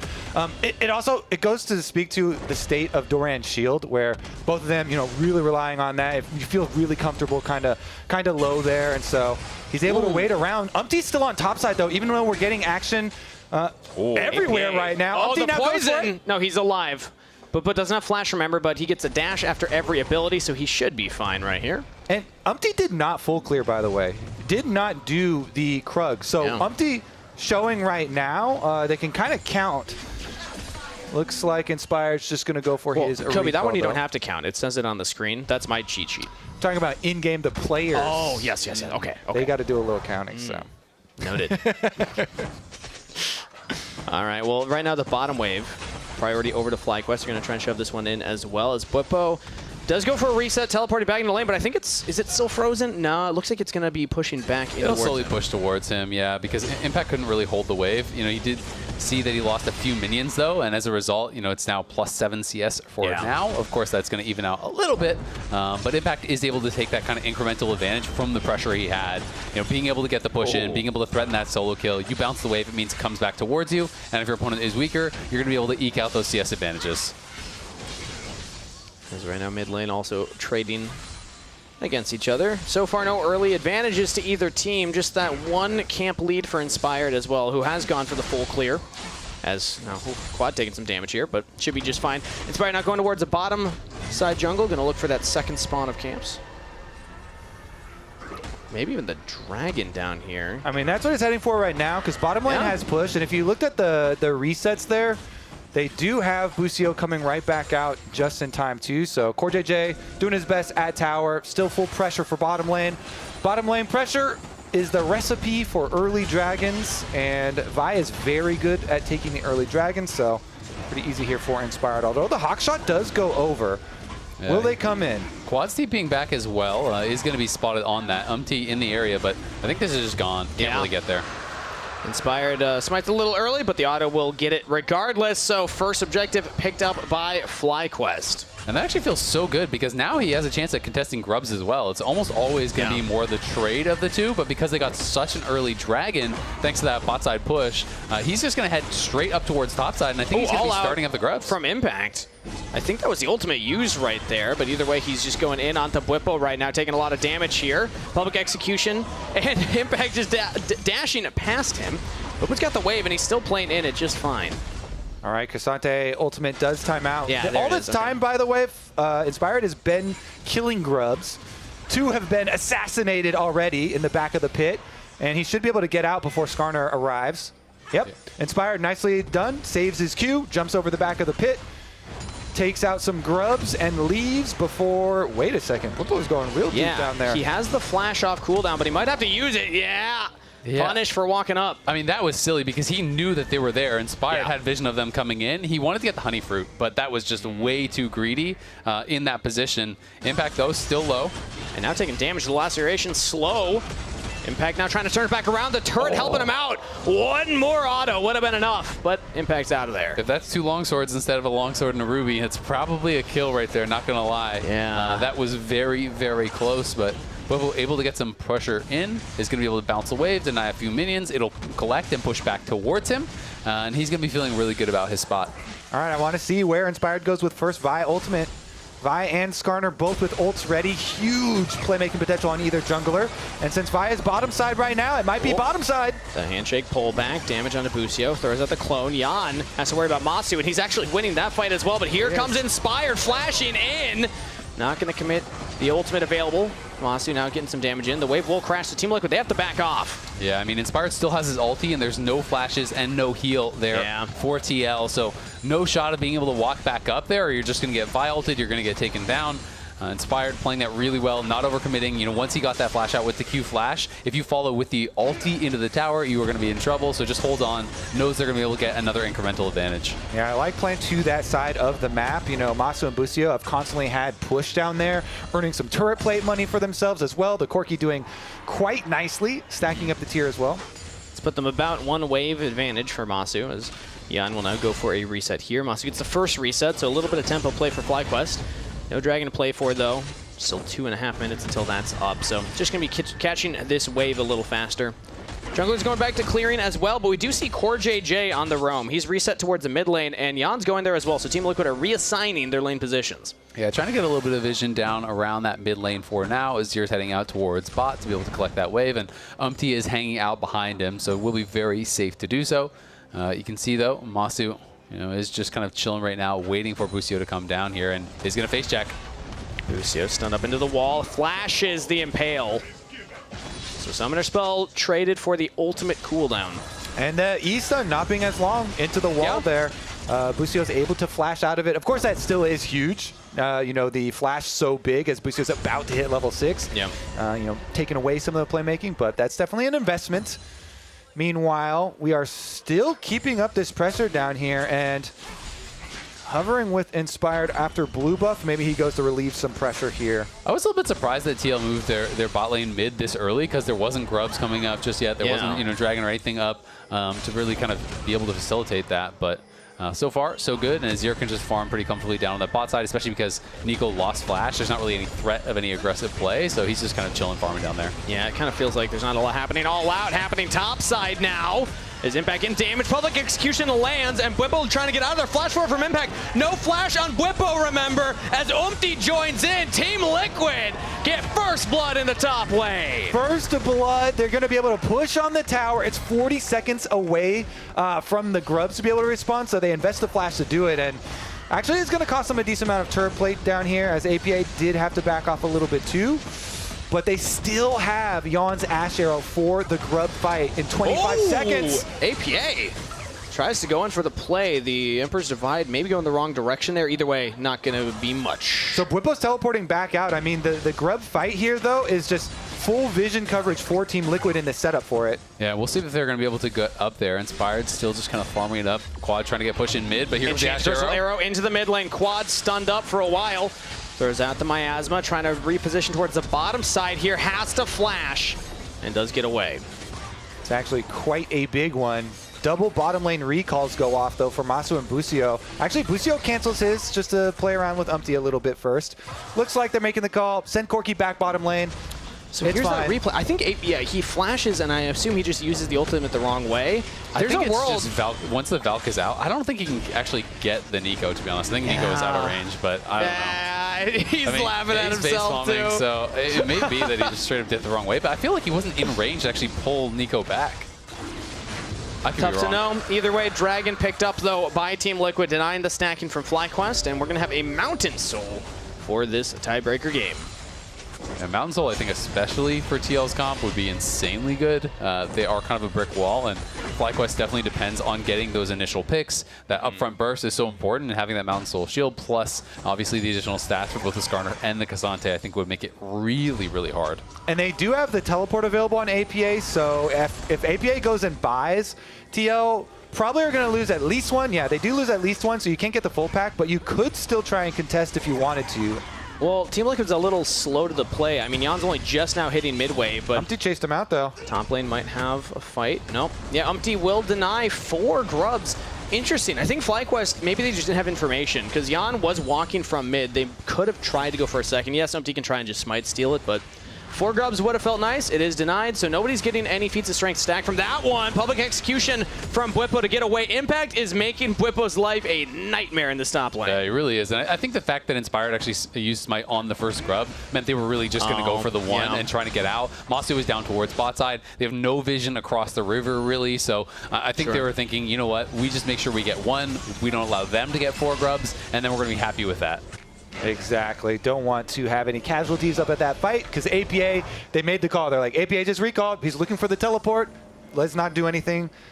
Don't go for it here. Still looking for the next big play on Ash Arrow, though. Yeah, and I will say, because Jan was resetting for that play at the Grubs, it does give Masu a bigger lead in that bot lane. That's a substantial CS differential that we're seeing right now.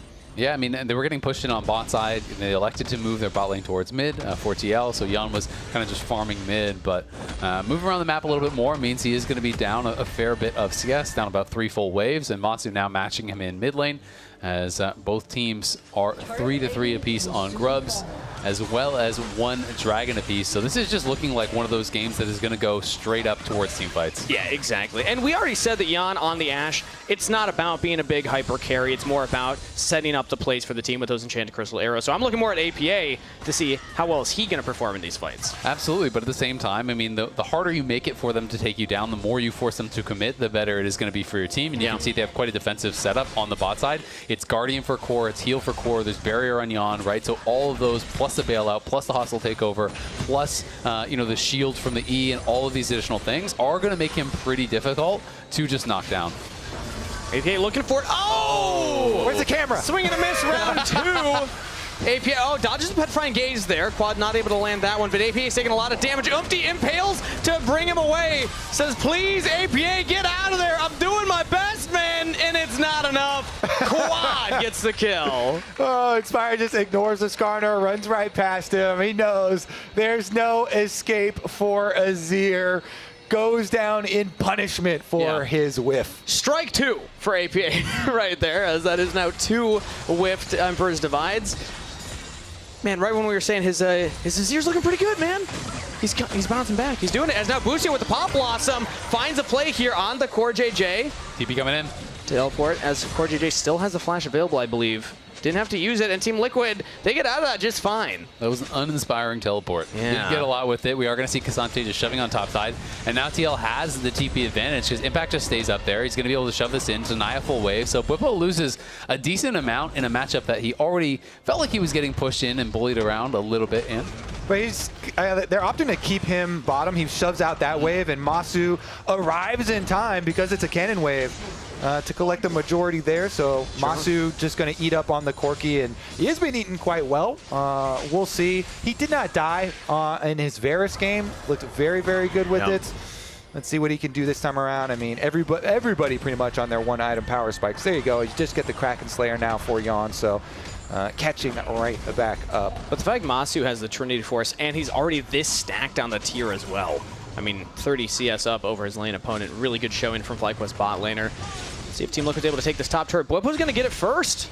He actually gets the wave shoved in bot lane, and Team Liquid cannot answer fast enough. So first turret, first structure goes over to FlyQuest. And you can see Yon without the flash didn't feel comfortable to stay under tower alone, so he just moves up towards mid to cover there. Yeah. And they do end up giving up that first tower. TL will have prio on top side though, so should be able to grab this Herald here. And I think it's likely to be more of a setup towards the Dragon, but Inspired moving out, Masu's here, Busio's here, so they may want to see if there's any angle for a contest. I just think it's probably too late, and they're probably better served just looking towards Dragon. Yeah, because Bwipo doesn't have teleport. He did a full reset, so he's going to have to walk all the way. And it looks like those wards around Dragon will be the primary goal here. There's one in pit that gives TL vision, and it is a mountain dragon, so it takes a little bit longer to kill. They're walking their way on over. Team Liquid are approaching, but it's just Core JJ. It's just Yon. It's public execution, misses. Still big damage. Hostile takeover hits onto 3 members. Bwipo could be in trouble, has to flash away. As Empty flashes forward. He doesn't know where he wants to go. Oh, he pulls back at Busio. Pop Blossom used on all members of the backline. FlyQuest trying to run with the fight, and they get 2 down. Core almost falls. Impact can't do anything as FlyQuest find their own engage. APA gifted it to them. Yeah, who needs a flash when you've got a Skarner to help you out? Yeah. Umpty's driver's license is maybe being revoked there with the Skarner. Turns it back around, delivers a big Pop Blossom into the team. And FlyQuest say, thank you very much. We'll take a Dragon for a reward. We'll take a mid tower for a reward. Yep. That is so huge for them. And he was going for, probably the extra pressure on Bwipo, who had just been chunked to 50% and used the flash on the Ambessa. Ooh, can he get in? Can he get in this? Drops the ward over, has the blast cone available. Redemption. Into it. 50-50 gets it. Umpty redeeming himself immediately. That's one where, as a jungler, you're annoyed that no one helped you hitting that Dragon. Because it's like you win a fight, and then everyone goes and pushes the lanes and leaves you to solo it and just takes too long. But we can watch this one more time as Masu, really nice sidestep on the hostile takeover, is able to avoid that completely just on the very edge. And then this is where Umpty tries to get this angle here. He flashes forward, looking for quad, can't get him, and just drives Busio right into the middle of the team for the 3-man Pop Blossom. Even though APA saw it happening and got the Azir ult down, the ult was already cast, it just wasn't in time, and Umpty gives him a big assist. And delivered. Okay. As we're back to live, Core JJ just gets picked off. Maybe we'll get a replay of that one as well. It's the Uber Eats driver right there. Bonus. What's the tip looking like? If you're on TL side, no tip. Yeah, FlyQuest side, slide him a 20. Here you go. Yeah, you'll take those service charges anytime. 5 stars. Yeah, 5 stars. Busio specifically is going to slide him the extra tip there. We get a little replay of the blast cone. Okay, so it looks like he was just trying to get some vision down, thinking that there was a window, but picked off. All right, well, 2K gold lead for FlyQuest as it stands right now.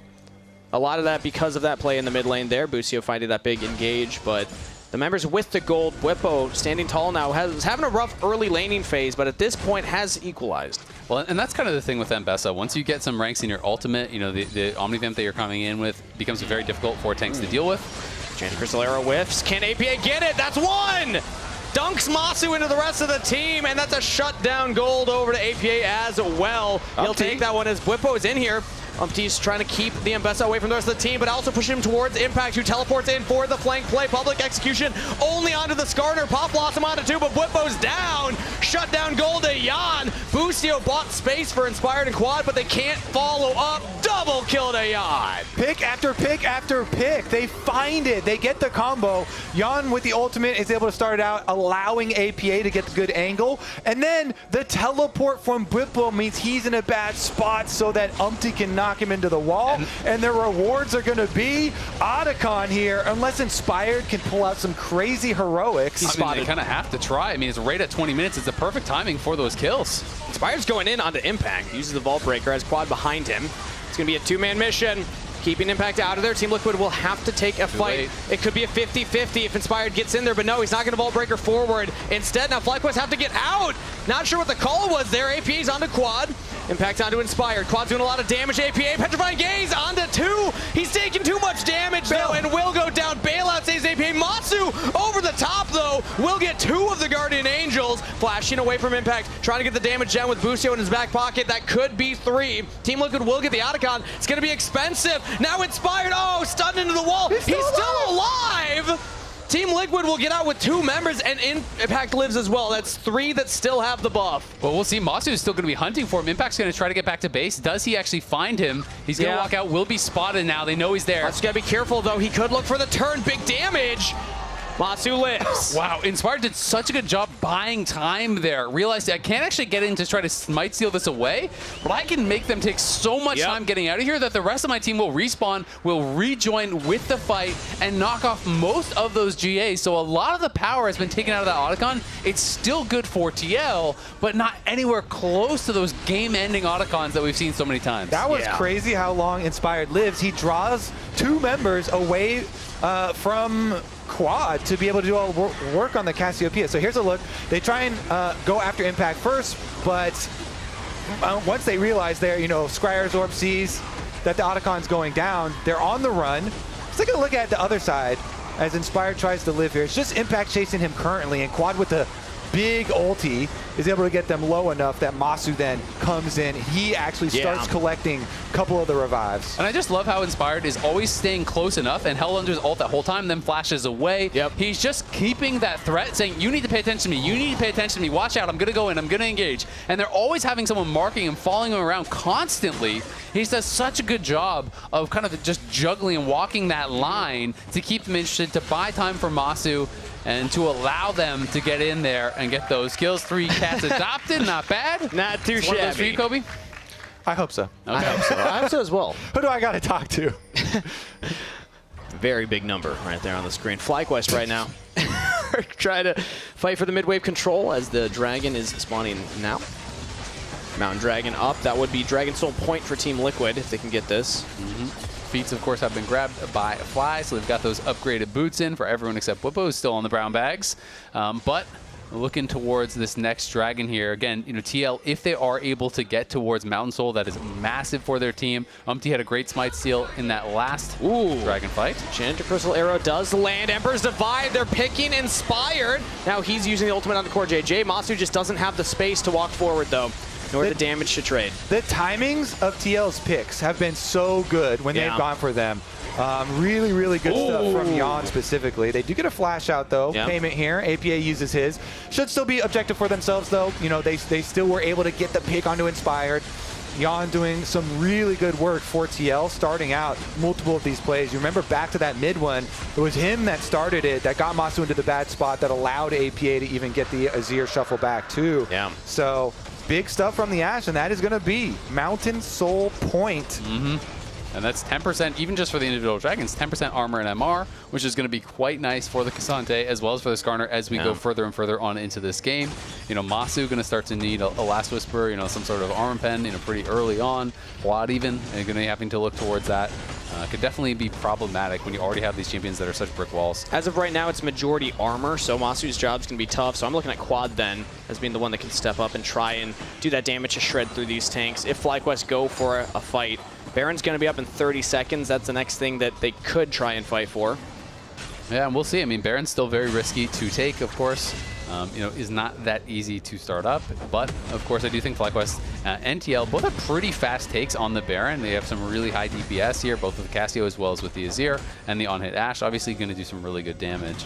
Currently, the problem facing FlyQuest is that Quad doesn't have teleport, plus on Cassio has a little bit harder time playing side lanes than an Azir, who is so much more mobile. Sure, yeah. But he does have his flash advantage, so he can utilize that to impose some threat here on the playmaking. I mean, we saw the devastation of the combo from Nico plus Cassio ultimates in the mid lane previously, and so he kind of hovers there to go. Yeah, APA just showed in the bottom wave.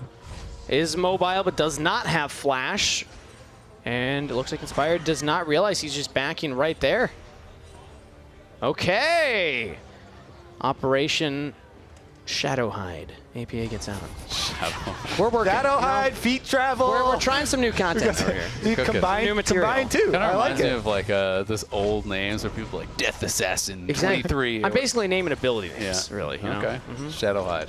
Just smash two words together. Yep, exactly. Shove them together. I mean, isn't that how language works? As we have a pause happening in the game right now, killing some of the momentum here in the series. We'll update you once we have an update. When's the last time we had a pause because of a spill? That's what I really want to know. Ooh. You know? What are the notable It's been a while. ones? We had a while where we actually were having a lot of spills, and then the players were forced to use the sippy cups because they kept spilling on their keyboards. Was that Sven Skaren that was the one that did it a lot? Yeah, Spill Skaren was definitely famous for it. But it seems like everyone has reverted back to the bottle. So these players are more trusted than the old pros. I was the new generation, you know? That we did have someone spill even with a sippy cup. Oh, that's true. Which is impressive when you think about it. I think it was Sven Skaren himself too. Okay, so we do have a little update here. We are investigating a potential bug with Nico. Yep. They're going to be looking into that, and as soon as we get any more updates, we will let you know. Ooh. Yeah, I'm just noticing Demon Slayer? The mouse pad. That is was a really good anime, by the way. Yeah, it's a great animation. It is The sick. stylized Have you watched lines the are so cool. movies? I have. I was gonna say that Only one of particular them. one makes me a little Yep. sad. Me too. Yeah. Some tears. But No spoilers. No spoilers. No spoilers, But it makes me sad. Makes it sad because he's already watched it. Yeah, right. And You he can't watch experience it for the first again. time. Yeah. Yep. Unfortunate right there. But well, I didn't even know that they could bring in custom mouse pads. Well, I've now never I'm going seen to judge anyone with every one that player. big. Yeah. They all bring their own mouse pads. Their own But peripherals. usually, here. aren't they like kind of just, oh, this is like our sponsor one? Maybe they're sponsored by that. We've had a lot. We've had a lot of unique ones actually. I've seen a lot of cool keyboards. I don't think I've ever seen a like non-League of Legends giant mouse pad like that. Right? We've never had anyone come in with like the foam bulges on them. They're mouse pads. Mouse pads What are those can get bulges kind representing there, Kobe? Could be anything. Depends on the mouse pad. It's for Depends wrist on the stability, art, Azale. True. It's for wrist art. stability. You know, it's healthy for gamers to take care of the wrist. I certainly don't have one. Got some Volibear mounts there on your mouse pad. Volibear's paws. That's what it is. It's him. The Volibear Volibear's coming down. does not skip leg day, okay? And Kobe knows it. That's a good one too, because that one gives you the wide coverage there. You know, Yeah. that's one of those like shooting game mouse pads, so you can get the big. But also, it's terrible for scopes. drinking a beverage, because if you spill, it's gonna hit the mouse pad, like no matter what. Yeah. Maybe don't spill. Yeah. You know, that's another good point. I'm learning a lot from you today, Kobe. Okay, so we are going to be going back into game. They investigated the bug. It didn't actually affect the game in any way. Basically, Nico's clone like moved weirdly while it was backing, but it didn't actually affect anything. So we are playing through, and we are going to continue onwards. Still good to report the bug if you're a player. Always take it seriously. But as we're back into the game, APA yet again, what did I call it? The Operation Shadowhide? He gets out. He's good. He's fine. Busio, level 8, by the way, he, has been roaming a lot and not picking up very much experience. So when you do get behind, especially on these like squishy engaged champions, you've got to be so on point with your initial engage, because you really only get that couple seconds and then you are dead. Like, he is going to be paper. He's 6 levels behind the 80 carries. Umpty's not always going to be there to carry you to the backline as well. As right now, Umpty is finding Busio. Flash use towards Inspired Pop Blossom, and yet again impaled. He's still alive, but not for long. Umpty gets the kill credit. Yeah, that's a pretty big kill there, with Baron now having spawned, of course, a minute and a half ago. They get the kill on Busio. They get both his summoners as well. So even when he gets back, he's not going to really have much threat whatsoever. But he's a low level, so he's going to come back quick. So okay, there we go. Always look at the positive right now as positively Umti's getting in onto Whippo. Flash away as he's hit by the Renata Glask ultimate, but Masu peppering some damage in onto the tanks as Team Liquid are just trying to corral this mid-wave in. Whippo will catch that. See, Busio's back already on the map, running out. He'll be here shortly. They do clear it out, not too much damage taken, and already they're the first ones out to the side lane. Said Quad down there really quickly. Yeah, Quad going down there. He's actually not showing. He's kind of like playing on the angle, but doesn't really want to show until just now. So I think he was very worried about them potentially, rushing over to a Baron or trying to force a play. So he wanted to wait until more members had moved from TL out of that mid lane before he showed. So gives up a couple minions, but really wants to kind of hide that information for a little bit. You could say he was hiding in the shadows, as we'll catch that wave now. Okay, well, Impact will at least be seen on this one. Catch the wave. And it is interesting that even with that pick on a Busio, yes, you get the summoner spells. That's probably the big pickup, but they didn't get any objectives on the map afterwards. They weren't able to actually take down that mid turret. They didn't set up all this vision around Baron to make some kind of play there. So Busio is back on the map. We'll have to track that flash cooldown. That's the big pickup for Team Liquid. Yeah, I mean, look at all those control wards through the river. I guess it does make it a little difficult to try and move in. It's backed up by hawk shots that are constantly coming out too. So Core JJ camping on one right now. Oh, handshake from Core JJ. Oh, pulls Whippo out of the Enchanted Crystal arrow direction. A little bit of missed synergy right there. Whippo having to walk away, but now public execution with Inspired in. They're looking at the AD carry. APA over the top, though. They shut down Jan. Can they get more? Inspired trades his life. Masu on a flank right now. Quad and Whippo are going to try and corral Team Liquid in, but Masu just doesn't do that much damage to the front line. He's trying his best as Whippo looks to go in. Can't get onto Core JJ. In goes Masu. Gets onto APA, flashing over the wall. Now looking at Core JJ, looking at the jungler. Double kill for APA. That's a triple kill to the Azir. So clean from APA to use the Zhonya stasis to delay for the bailout. Allow him to get the kill target right there. Even though Masu flashes over the wall, he then turns around, gets his own kill target there, revives himself. Crazy, crazy little team fight here for TL. It looks like they're recalling, though. No Baron immediately afterwards. Yeah, this was a pretty insane fight. It all started earlier. Core playing around on vision here. The handshake, as you said, kind of pulls him out of the range of that Crystal Arrow. But then as Inspired comes in, it looks like this is going to go really well for FlyQuest. There they have the setup, the Q flash followed up. And look at this ulti timing there from Inspired. Perfectly buffered to immune the Azir ult pushback. They get that first kill, and you were thinking this is going to go so well for FlyQuest. Yeah, because look how much damage they're taking. So much poke. Masu's just dumping damage into Umpty on the side. Quad had to flash away from the Cassante there, though.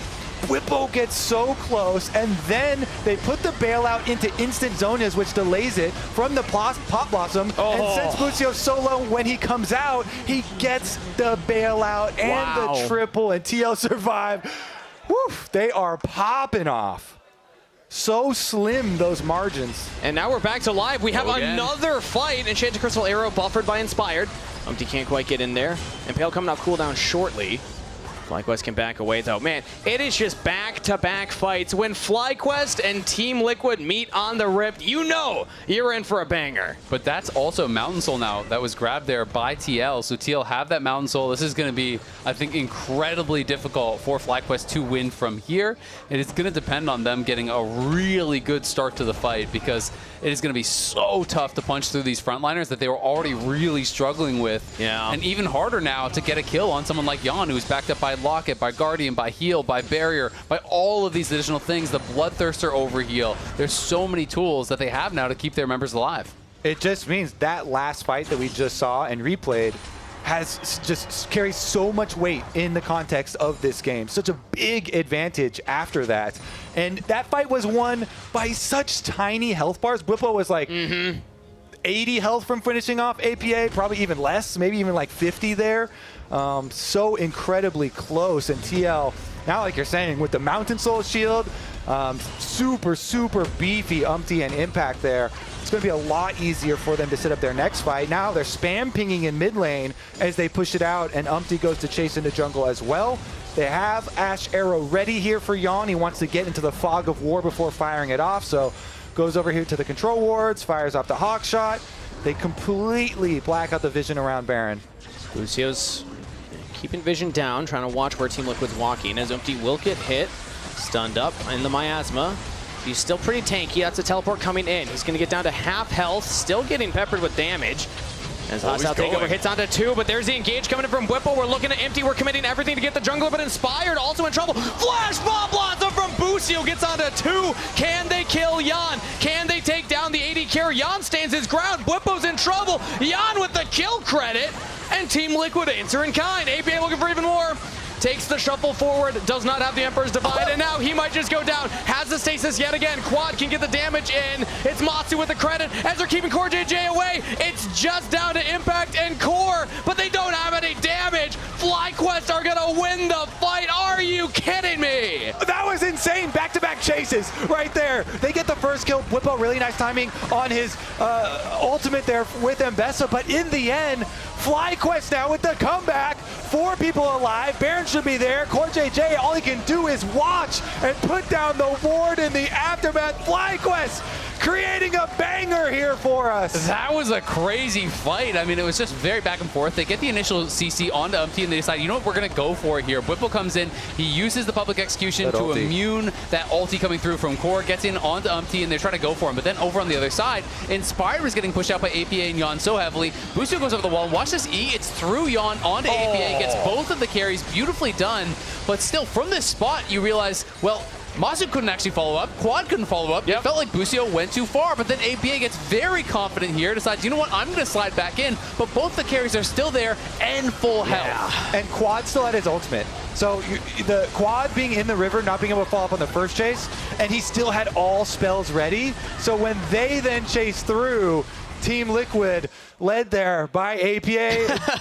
Whipple can laugh because he was the first one down. And he's like, oh, great. They just chased into our Cassio, who had ultimate steal still available, and that ends up being the Baron now. So Mountain Soul to one side, but let's see what FlyQuest can get done with this Baron. That is a huge chunk of gold into their pockets, as well as the lasting benefits of the buff itself. It does a substantial amount with the attack damage and ability power that you get in addition to the minion pushing. And look at the timers on the Baron plus the Elder Spawn, right? It's going to go right into that. So you can keep them pushed in, you can deny vision, you can make it very, very difficult. So as that Baron expires, they can be right at the Elder looking to start that up, and TL are going to be likely pinned in their base. We'll see if TL can hang on, though.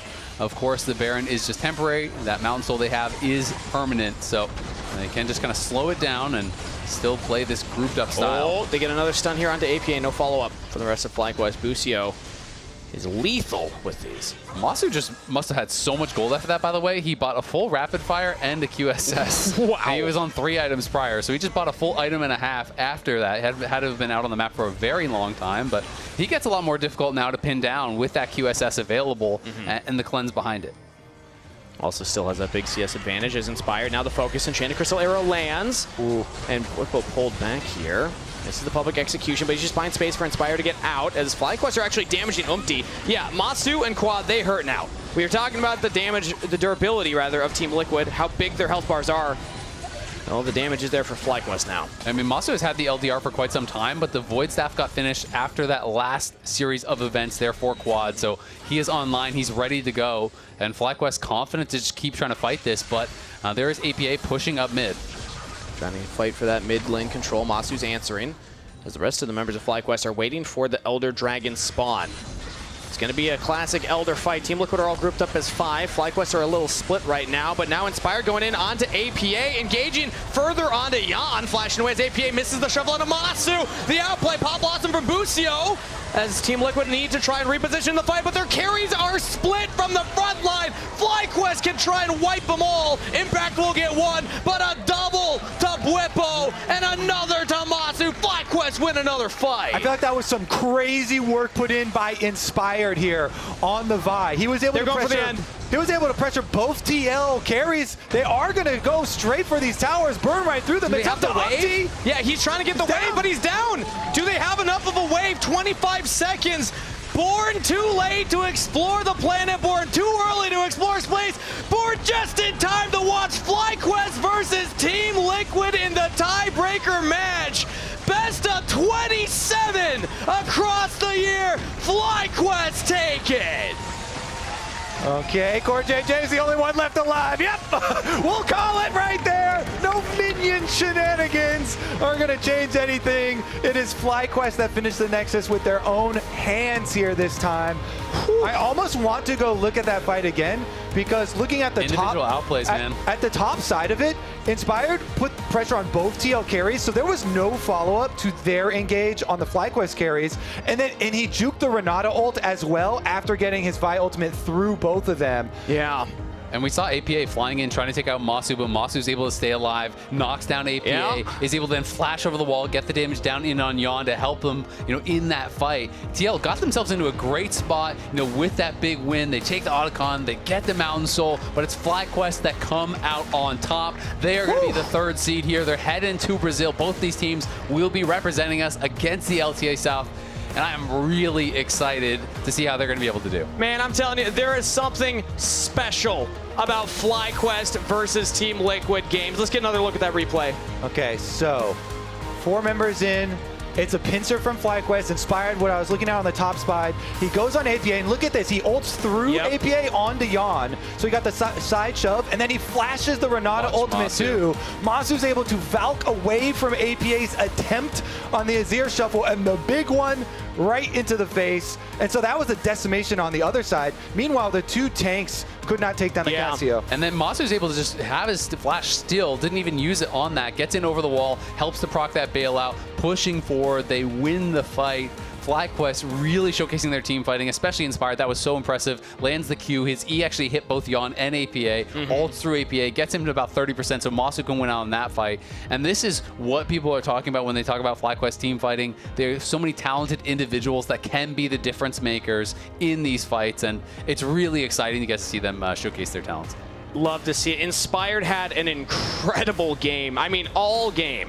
Inspired was making plays. So consistent, it's actually crazy. It is ridiculous right now. We see at the end of this, Umpty's trying his best. If he hits the wave, if he's able to get in there, game probably doesn't end in this moment, but FlyQuest knew, and they are able to punish it. So well done to FlyQuest. Well done to Inspired.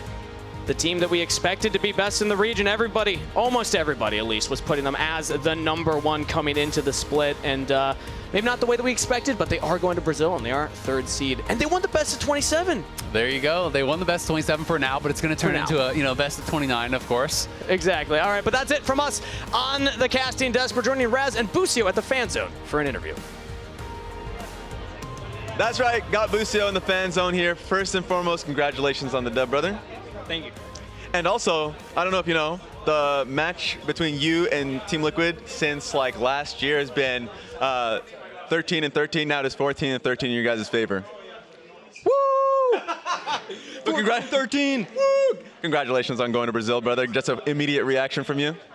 I'm glad we're going. That's good because if our season ended today, that would be very sad. So I'm glad we can keep on playing and hopefully win. And also, I just need a reaction to that mid lane team fight that happened that had Umpty Skarner that basically pulled you into the fight. Like, what was the comms in that moment, your reaction in that moment? I mean, I was just flying around everywhere. Like, Skarner just pulled me into his whole team, and then I got ult off somehow. And I'm like, free delivery, But I did not expect it to be that good. I don't even think I'd flash, so being able to access the whole backline like that is very lucky, for sure. Also, just, I felt like this game was what I would expect from you guys, because you guys are incredible at being able to team fight your way into a win. If you guys have a lead, it's easier, obviously. This one, you guys were in a deficit. Just talk through how you guys play and coordinate, communicate in a deficit and clawing your way back into games like these. I mean, for the comeback portion of that, it's looking for a good fight. So constantly I need to be checking the Baron, be checking the objectives, because it's super easy to get caught, but luckily I'm Nico, so I can use my W to check and such, and always making sure we have blue wards. But ultimately it's just fighting when the items are relatively even, and when the enemies are either starting an objective, or if we have some sort of advantage, like TP advantage, or someone's alone. Vi's good at picking champs, so it's just about choosing the right fights.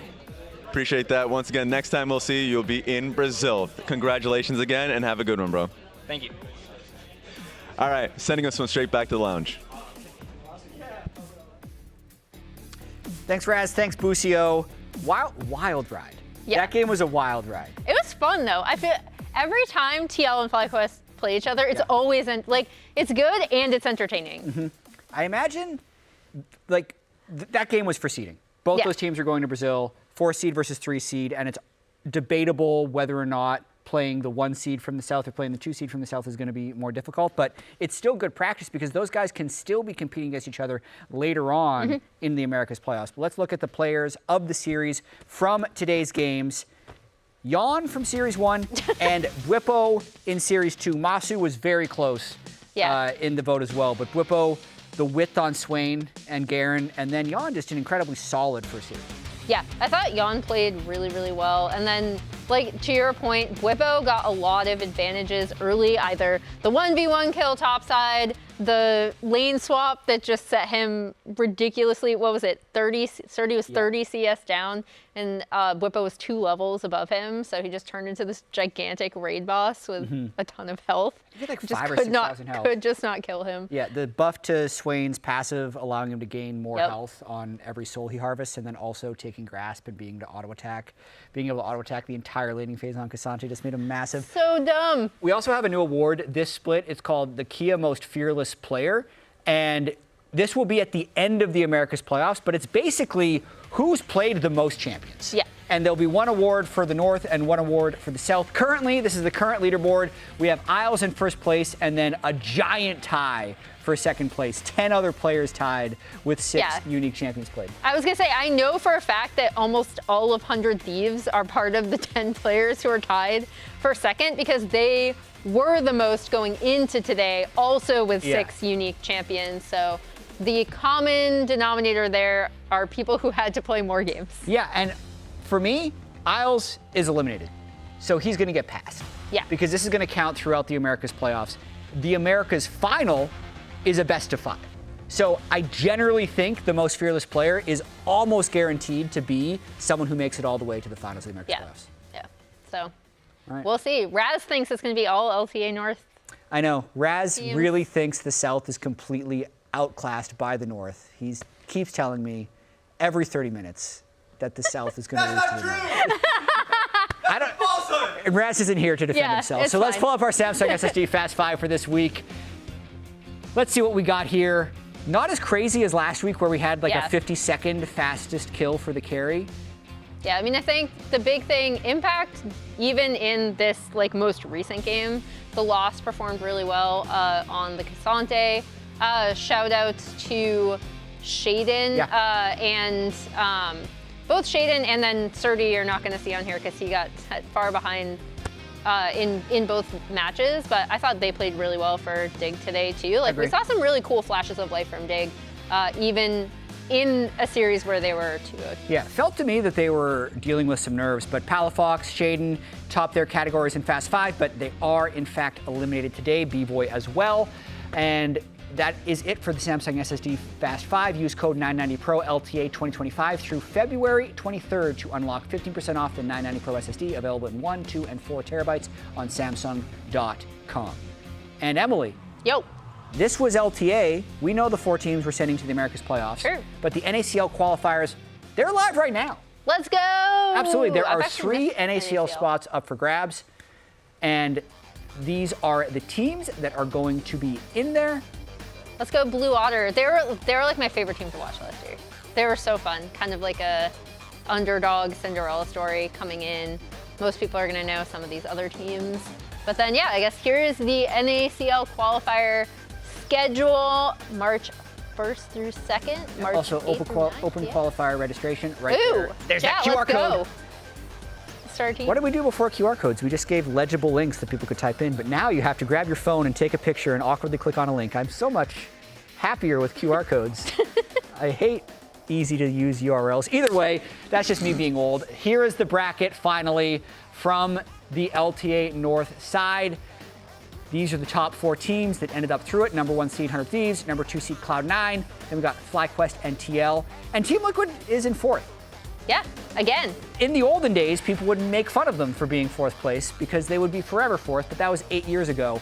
And now they might still be forever 4th in was it actually 8 years the ago? LTA. And here is the Americas bracket, finally fully fleshed out Number 1 will play number 4, North versus South, and so forth as we go down. Interesting, it's just a straightforward single elimination bracket, and here's the schedule. The big important call out here, even though it's in small text, look at that start time. 11 a.m. What do you see? 11 a.m. PST. Pacific. Not 1 p.m. PST, which is how we've been starting. It is 11 a.m. PST. 2 hours earlier, guys. Part of that is because we are in Sao Paulo. Yep. So the local time needs to make sense for everybody there. And that is it for us here at the LTA North. And we will be back in Brazil next Saturday, 2 p.m. Eastern, which means 11 a.m. Pacific for 100 Thieves versus Pain Gaming to kick off the Americas playoffs. See ya. Bye! He's been here the whole time. He just didn't want to talk. True! Makai flash. Watch over the ball, guys. Guys, going forward, going forward. Orion ulti. Okay. Hand splash. We go attack Kick them out and then go to attack on after. After that, attack. Nice job. Go to attack on. I'm fine. This back nice, bro. Turret. I need go ball. I need go ball. They will load. Yeah. I mean, turret right now. Yeah, kill them all. I mean, Rel. Koki HP roll. Can you kill core? Nah. Oh, close. Dead. Good job. What's up, guys? I'm fine. Hey, now start. Akali here. Akali is ulti. Here, Akali. Yeah, look this. Yeah. I'm god, actually. Akali, L2. Jan, you got it, right? We got it. Mid. Look. Yeah. Wait stand. Wait side. Zin's ulted in the back line. Look here. Swain flash. Swain really big here, and bars. Look, Barris. Zin flashed in. I'm gonna stun Zin soon. It's not good. Zin stun. Yeah, I'm not gonna die. Go front to back, okay? I win. We're hitting Kasate. Okay, Kasate is dead. I'm winning. Don't worry, I'm not gonna die. Aurora flash. Aurora's in. Yeah, she's gonna die. And mid. Whippo and Surdy in a 1v1 right now. Whippo's low on health, and Surdy just has the damage. Whippo looks like he's accepting it. Got him. I'm on this guy. Yeah, we can go. I'm gonna flash on him, okay? Just ult him. Oh, nice. He's dead. Look, go. Yeah, he's already dead. Nice job. Camille, no flash. Elise has flash. I'm done. Oh, shit. I feel like you can't kill. I'm coming for Silas. See the Camille. I will just sleep catch. She can't do that. Silas is my target, okay? You can go. Hold my jump's OP. Nice. Sad just flash. Look, help him. Nice. Oh my god. Banana combo. Nice one, quad. Banana combo on the arm quad. Nice one, quad. Nice. Guys, go to one area. area. 2 seconds. Double 2 seconds right side. Nico right side. Double 2 seconds. I have W. Nico's ulti. Not good. Yeah, stay by there. Go to the flash. Nice. Isurus is kind of. Isurus kinda hinting. I'm gonna ult the Ash soon. I'm ulting the Ash. Come forward. Isurus dead too. Nice, Cassandra together. Miasma. Nice, guys. I'm going on Ash. Isurus dead. Yeah, we win. I'm going Ash flash already. Ash flash. Focus. Yeah, Ash is dead. We win. Cassandra still has ult. We can go mid and end after Cassandra. Yeah, go mid. Cassandra no place. Can you kill? Nice. Good job. Well played.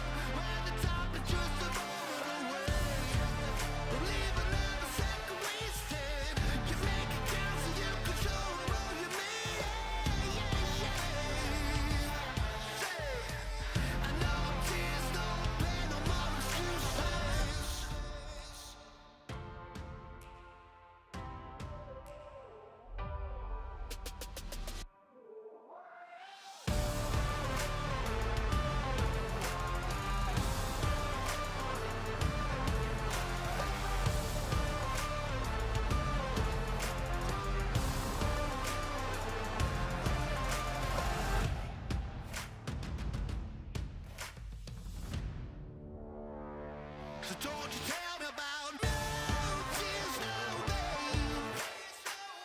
No fear, no gain. 'Cause I know what it feels like to touch the bottom. But when the time is just a moment away, live another second wasted. You make it count so you control your man. No, no, no tears, no pain, no more excuses.